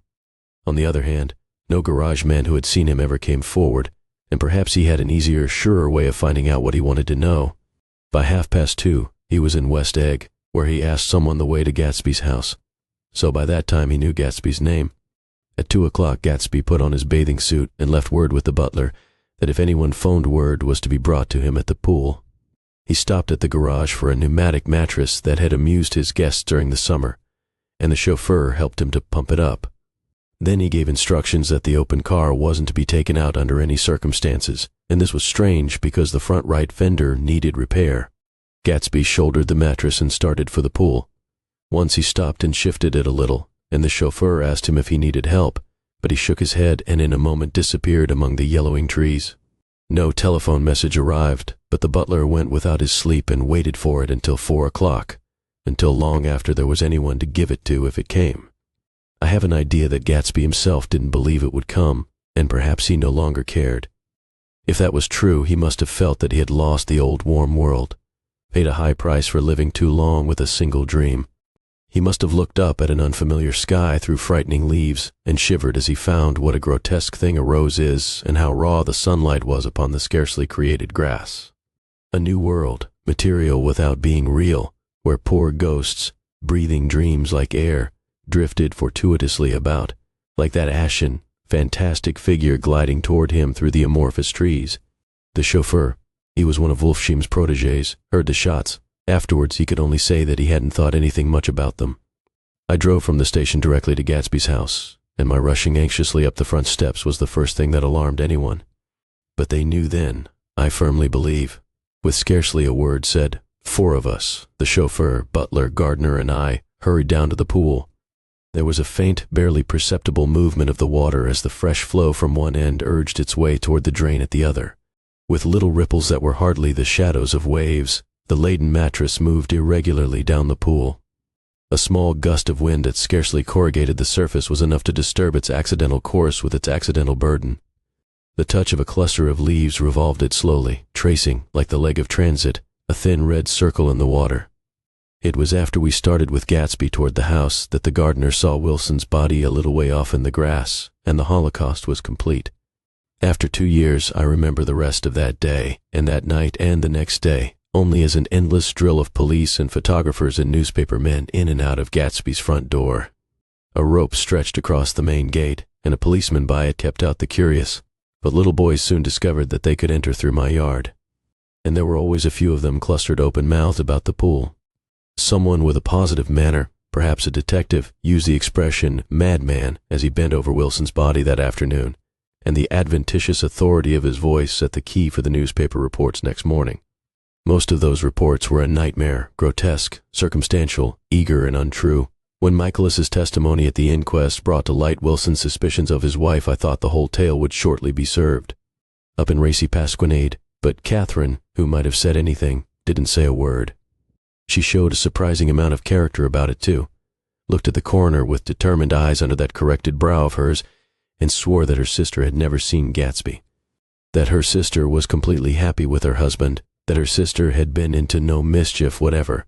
She convinced herself of it, and cried into her handkerchief, as if the very suggestion was more than she could endure. So Wilson was reduced to a man deranged by grief in order that the case might remain in its simplest form. And it rested there. But all this part of it seemed remote and unessential. I found myself on Gatsby's side, and alone. From the moment I telephoned news of the catastrophe to West Egg Village, every surmise about him and every practical question was referred to me. At first I was surprised and confused. Then, as he lay in his house and didn't move or breathe or speak, hour upon hour, it grew upon me that I was responsible because no one else was interested. Interested, I mean, with that intense personal interest to which everyone has some vague right at the end. I called up Daisy half an hour after we found him, called her instinctively and without hesitation, but she and Tom had gone away early that afternoon and taken baggage with them. Left no address? No. Say when they'd be back? No. Any idea where they are? How I could reach them? I don't know. Can't say. I wanted to get somebody for him. I wanted to go into the room where he lay and reassure him. I'll get somebody for you, Gatsby. Don't worry. Just trust me and I'll get somebody for you. Meyer Wolfsheim's name wasn't in the phone book. The butler gave me his office address on Broadway, and I called information. But by the time I had the number, it was long after 5, and no one answered the phone. Will you ring again? I've rung 3 times. It's very important. Sorry, I'm afraid no one's there. I went back to the drawing room and thought for an instant that they were chance visitors, all these official people who suddenly filled it. But though they drew back the sheet and looked at Gatsby with shocked eyes, his protest continued in my brain. Look here, old sport, you've got to get somebody for me. You've got to try hard. I can't go through this alone. Someone started to ask me questions, but I broke away, and going upstairs looked hastily through the unlocked parts of his desk. He'd never told me definitely that his parents were dead. But there was nothing, only the picture of Dan Cody, a token of forgotten violence, staring down from the wall. Next morning I sent the butler to New York with a letter to Wolfsheim, which asked for information and urged him to come out on the next train. That request seemed superfluous when I wrote it. I was sure he'd start when he saw the newspapers, just as I was sure there'd be a wire from Daisy before noon, but neither a wire nor Mr. Wolfsheim arrived. No one arrived except more police and photographers and newspaper men. When the butler brought back Wolfsheim's answer, I began to have a feeling of defiance, of scornful solidarity between Gatsby and me against them all. Dear Mr. Carraway, this has been one of the most terrible shocks of my life to me. I hardly can believe it that it is true at all.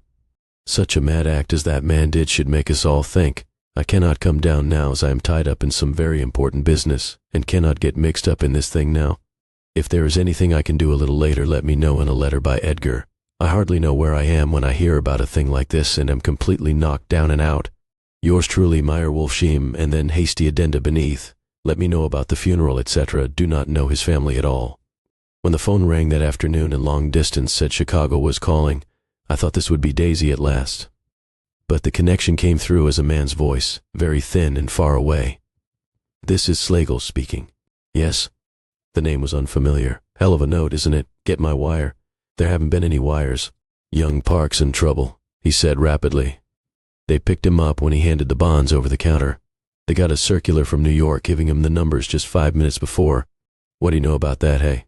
You never can tell in these hick towns." "Hello," I interrupted breathlessly.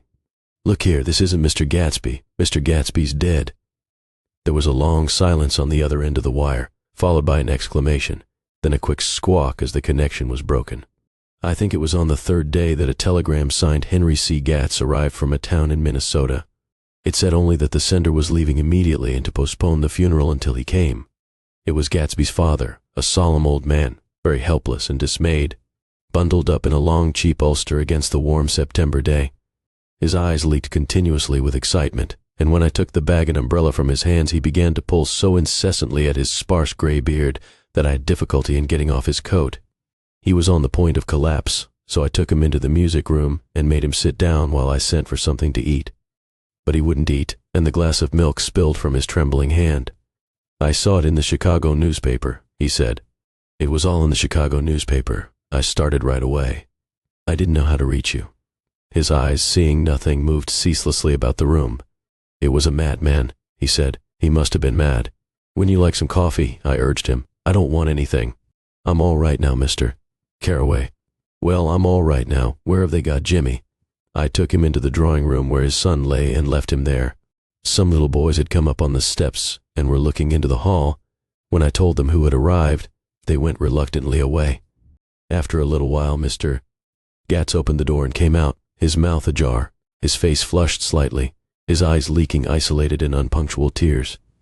He had reached an age where death no longer has the quality of ghastly surprise, and when he looked around him now for the first time, and saw the height and splendor of the hall, and the great rooms opening out from it into other rooms, his grief began to be mixed with an awed pride. I helped him to a bedroom upstairs, while he took off his coat and vest. I told him that all arrangements had been deferred until he came. "I didn't know what you'd want, Mr. Gatsby. Gatz is my name. Mr. Gatz, I thought you might want to take the body west." He shook his head. "Jimmy always liked it better down east." He rose up to his position in the east. "Were you a friend of my boy's, Mr.? We were close friends. He had a big future before him, you know. He was only a young man, but he had a lot of brain power here." He touched his head impressively, and I nodded. "If he'd have lived, he'd have been a great man. A man like James J. Hill, he'd have helped build up the country." "That's true," I said, uncomfortably. He fumbled at the embroidered coverlet, trying to take it from the bed, and lay down stiffly, was instantly asleep. That night, an obviously frightened person called up and demanded to know who I was before he would give his name. "This is Mr. Carraway," I said. "Oh," he sounded relieved. "This is Klipspringer." I was relieved too, for that seemed to promise another friend at Gatsby's grave. I didn't want it to be in the papers and draw a sightseeing crowd, so I'd been calling up a few people myself. They were hard to find. "The funeral's tomorrow," I said. 3 o'clock, here at the house. I wish you'd tell anybody who'd be interested." "Oh, I will," he broke out hastily. "Of course I'm not likely to see anybody, but if I do—" His tone made me suspicious. "Of course you'll be there yourself." "Well, I'll certainly try. What I called up about is—" "Wait a minute," I interrupted. "How about saying you'll come?" "Well, the fact is, the truth of the matter is that I'm staying with some people up here in Greenwich, and they rather expect me to be with them tomorrow. In fact, there's a sort of picnic or something. Of course I'll do my best to get away."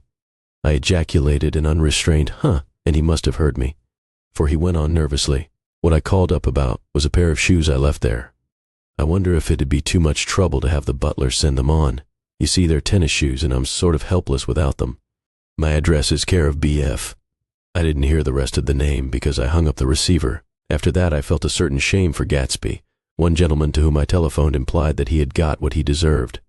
However, that was my fault, for he was one of those who used to sneer most bitterly at Gatsby on the courage of Gatsby's liquor, and I should have known better than to call him. The morning of the funeral I went up to New York to see Meyer Wolfshim. I couldn't seem to reach him any other way.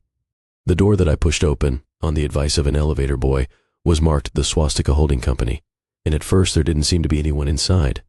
But when I'd shouted "hello" several times in vain, An argument broke out behind a partition, and presently a lovely Jewess appeared at an interior door and scrutinized me with black hostile eyes.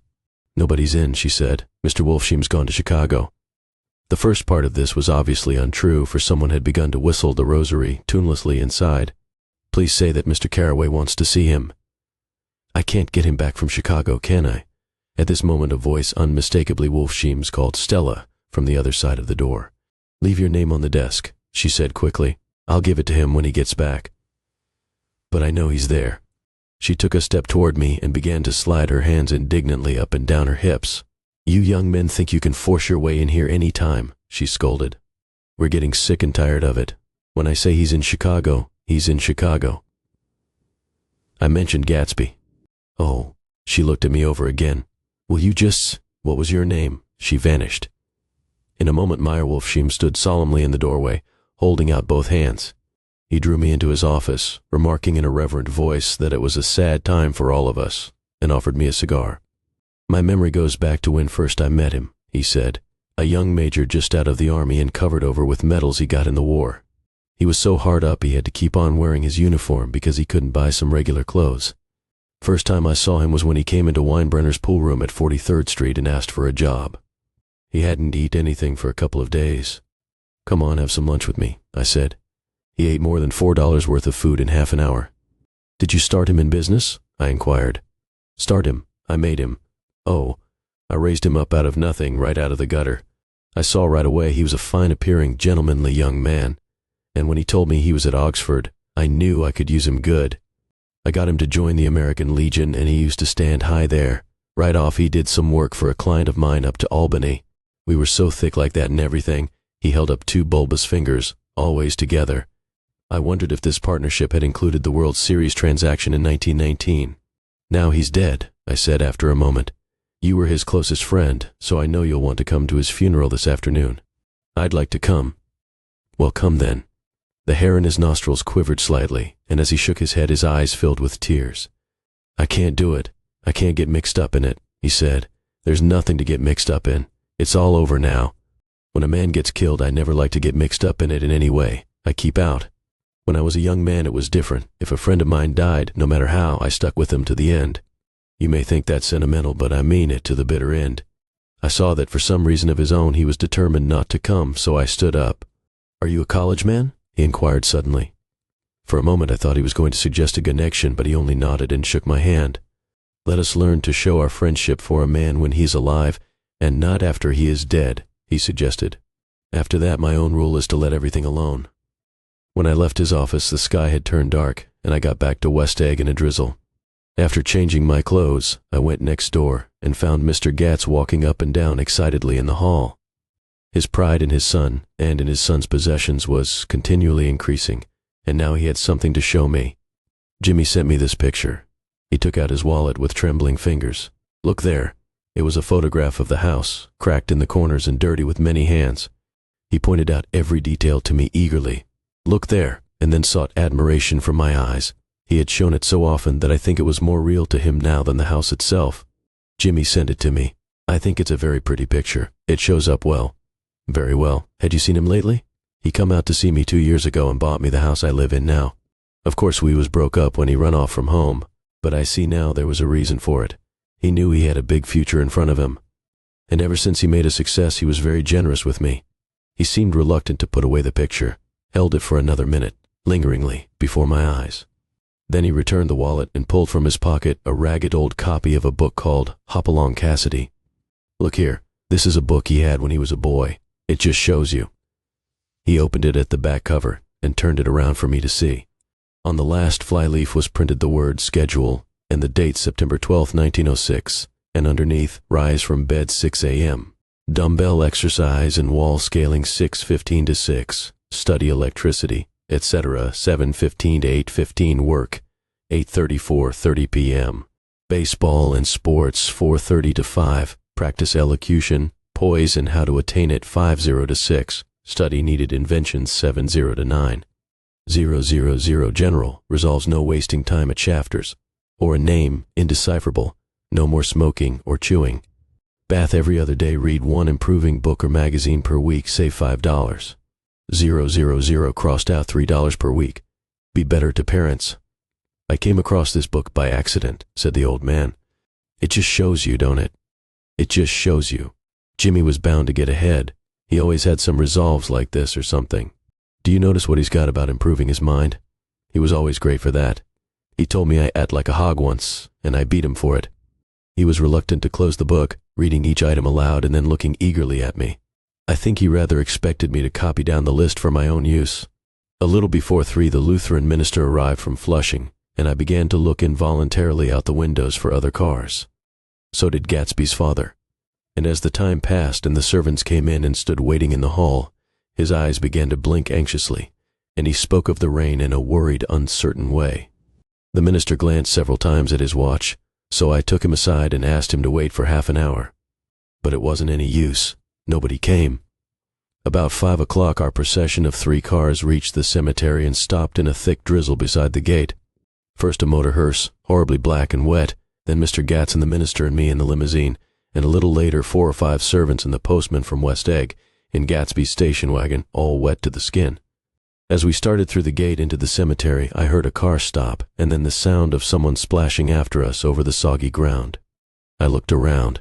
It was the man with owl-eyed glasses whom I had found marveling over Gatsby's books in the library one night 3 months before. I'd never seen him since then. I don't know how he knew about the funeral, or even his name. The rain poured down his thick glasses, and he took them off and wiped them to see the protecting canvas unrolled from Gatsby's grave. I tried to think about Gatsby then for a moment, but he was already too far away, and I could only remember, without resentment, that Daisy hadn't sent a message or a flower. Dimly I heard someone murmur, "Blessed are the dead that the rain falls on," and then the owl-eyed man said amen to that in a brave voice. We straggled down quickly through the rain to the cars. Owl Eyes spoke to me by the gate. I couldn't get to the house, he remarked. Neither could anybody else. Go on, he started. Why, my God, they used to go there by the hundreds. He took off his glasses and wiped them again, outside and in. The poor son of a bitch, he said. One of my most vivid memories is of coming back west, from prep school and later from college at Christmas time. Those who went farther than Chicago would gather in the old dim Union Station at 6 o'clock of a December evening, with a few Chicago friends, already caught up into their own holiday gaieties, to bid them a hasty goodbye. I remember the fur coats of the girls returning from Miss This or That's, and the chatter of frozen breath, and the hands waving overhead as we caught sight of old acquaintances, and the matchings of invitations. Are you going to the Ordways? The Herseys? The Schultzes? And the long green tickets clasped tight in our gloved hands. And last, the murky yellow cars of the Chicago, Milwaukee and St. Paul Railroad looking cheerful as Christmas itself on the tracks beside the gate. When we pulled out into the winter night, and the real snow, our snow, began to stretch out beside us and twinkle against the windows, and the dim lights of small Wisconsin stations moved by. A sharp, wild brace came suddenly into the air. We drew in deep breaths of it as we walked back from dinner through the cold vestibules, unutterably aware of our identity with this country for one strange hour, before we melted indistinguishably into it again. That's my Middle West, not the wheat, or the prairies, or the lost sweet towns, but the thrilling returning trains of my youth, and the street lamps and sleigh bells in the frosty dark, and the shadows of holly wreaths thrown by lighted windows on the snow. I am part of that, a little solemn with the feel of those long winters, a little complacent from growing up in the Caraway house in a city where dwellings are still called through decades by a family's name. I see now that this has been a story of the West after all. Tom and Gatsby, Daisy and Jordan and I were all Westerners, and perhaps we possessed some deficiency in common which made us subtly unadaptable to Eastern life. Even when the East excited me most, even when I was most keenly aware of its superiority to the bored, sprawling, swollen towns beyond the Ohio, with their interminable inquisitions which spared only the children and the very old, even then it had always for me a quality of distortion. West Egg especially still figures in my more fantastic dreams. I see it as a night scene by El Greco, 100 houses, at once conventional and grotesque, crouching under a sullen overhanging sky and a lusterless moon. In the foreground, 4 solemn men in dress suits are walking along the sidewalk with a stretcher on which lies a drunken woman in a white evening dress. Her hand, which dangles over the side, sparkles cold with jewels. Gravely the men turn in at a house, the wrong house. But no one knows the woman's name, and no one cares. After Gatsby's death, the East was haunted for me like that, distorted beyond my eyes' power of correction. So when the blue smoke of brittle leaves was in the air and the wind blew the wet laundry stiff on the line, I decided to come back home. There was one thing to be done before I left, an awkward, unpleasant thing that perhaps had better have been let alone. But I wanted to leave things in order and not just trust that obliging and indifferent sea to sweep my refuse away. I saw Jordan Baker and talked over and around what had happened to us together and what had happened afterward to me, and she lay perfectly still, listening in a big chair.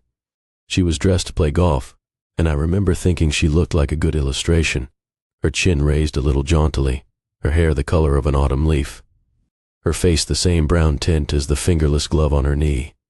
When I had finished, she told me without comment that she was engaged to another man. I doubted that, though there were several she could have married at a nod of her head, but I pretended to be surprised. For just a minute I wondered if I wasn't making a mistake. Then I thought it all over again quickly and got up to say goodbye. "Nevertheless, you did throw me over," said Jordan suddenly. "You threw me over on the telephone. I don't give a damn about you now, but it was a new experience for me, and I felt a little dizzy for a while." We shook hands. "Oh, and do you remember," she added, "a conversation we had once about driving a car?" "Why, not exactly, but you said a bad driver was only safe until she met another bad driver. Well, I met another bad driver, didn't I? I mean, it was careless of me to make such a wrong guess. I thought you were rather an honest, straightforward person. I thought it was your secret pride." "I'm 30, I said. "I'm 5 years too old to lie to myself and call it honor." She didn't answer. Angry and half in love with her, and tremendously sorry, I turned away. One afternoon late in October, I saw Tom Buchanan. He was walking ahead of me along Fifth Avenue in his alert, aggressive way, his hands out a little from his body as if to fight off interference, his head moving sharply here and there, adapting itself to his restless eyes. Just as I slowed up to avoid overtaking him, he stopped and began frowning into the windows of a jewelry store. Suddenly he saw me and walked back, holding out his hand. "What's the matter, Nick? Do you object to shaking hands with me?" "Yes. You know what I think of you." "You're crazy, Nick," he said quickly. "Crazy as hell. I don't know what's the matter with you." "Tom," I inquired, "what did you say to Wilson that afternoon?" He stared at me without a word, and I knew I had guessed right about those missing hours. I started to turn away, but he took a step after me and grabbed my arm. "I told him the truth," he said. "He came to the door while we were getting ready to leave, and when I sent down word that we weren't in, he tried to force his way upstairs. He was crazy enough to kill me if I hadn't told him who owned the car. His hand was on a revolver in his pocket every minute he was in the house," he broke off defiantly. "What if I did tell him? That fellow had it coming to him. He threw dust into your eyes just like he did in Daisy's, but he was a tough one. He ran over Myrtle like you'd run over a dog and never even stopped his car. There was nothing I could say except the one unutterable fact that it wasn't true. And if you think I didn't have my share of suffering, look here. When I went to give up that flat and saw that damn box of dog biscuits sitting there on the sideboard, I sat down and cried like a baby. By God, it was awful. I couldn't forgive him or like him, but I saw that what he had done was, to him, entirely justified. It was all very careless and confused. They were careless people, Tom and Daisy. They smashed up things and creatures and then retreated back into their money or their vast carelessness, or whatever it was that kept them together, and let other people clean up the mess they had made. I shook hands with him. It seemed silly not to, for I felt suddenly as though I were talking to a child. Then he went into the jewelry store to buy a pearl necklace, or perhaps only a pair of cuff buttons, rid of my provincial squeamishness forever. Gatsby's house was still empty when I left. The grass on his lawn had grown as long as mine. One of the taxi drivers in the village never took a fare past the entrance gate without stopping for a minute and pointing inside. Perhaps it was he who drove Daisy and Gatsby over to East Egg the night of the accident, and perhaps he had made a story about it all his own. I didn't want to hear it, and I avoided him when I got off the train. I spent my Saturday nights in New York because those gleaming, dazzling parties of his were with me so vividly that I could still hear the music and the laughter faint and incessant from his garden and the cars going up and down his drive. One night I did hear a material car there and saw its lights stop at his front steps, but I didn't investigate. Probably it was some final guest who had been away at the ends of the earth and didn't know that the party was over. On the last night, with my trunk packed and my car sold to the grocer, I went over and looked at that huge, incoherent failure of a house once more. On the white steps, an obscene word, scrawled by some boy with a piece of brick, stood out clearly in the moonlight, and I erased it, drawing my shoe raspingly along the stone. Then I wandered down to the beach and sprawled out on the sand. Most of the big shore places were closed now, and there were hardly any lights except the shadowy, moving glow of a ferry boat across the sound. And as the moon rose higher, the inessential houses began to melt away, until gradually I became aware of the old island here that flowered once for Dutch sailors' eyes, a fresh green breast of the New World. Its vanished trees, the trees that had made way for Gatsby's house, had once pandered in whispers to the last and greatest of all human dreams. For a transitory enchanted moment, man must have held his breath in the presence of this continent, compelled into an aesthetic contemplation he neither understood nor desired. Face to face for the last time in history with something commensurate to his capacity for wonder. And as I sat there brooding on the old unknown world, I thought of Gatsby's wonder when he first picked out the green light at the end of Daisy's dock. He had come a long way to this blue lawn, and his dream must have seemed so close that he could hardly fail to grasp it. He did not know that it was already behind him, somewhere back in that vast obscurity beyond the city, where the dark fields of the Republic rolled on under the night. Gatsby believed in the green light, the orgastic future that year by year recedes before us. It eluded us then, but that's no matter. Tomorrow we will run faster, stretch out our arms further. And one fine morning, so we beat on, boats against the current, borne back ceaselessly into the past,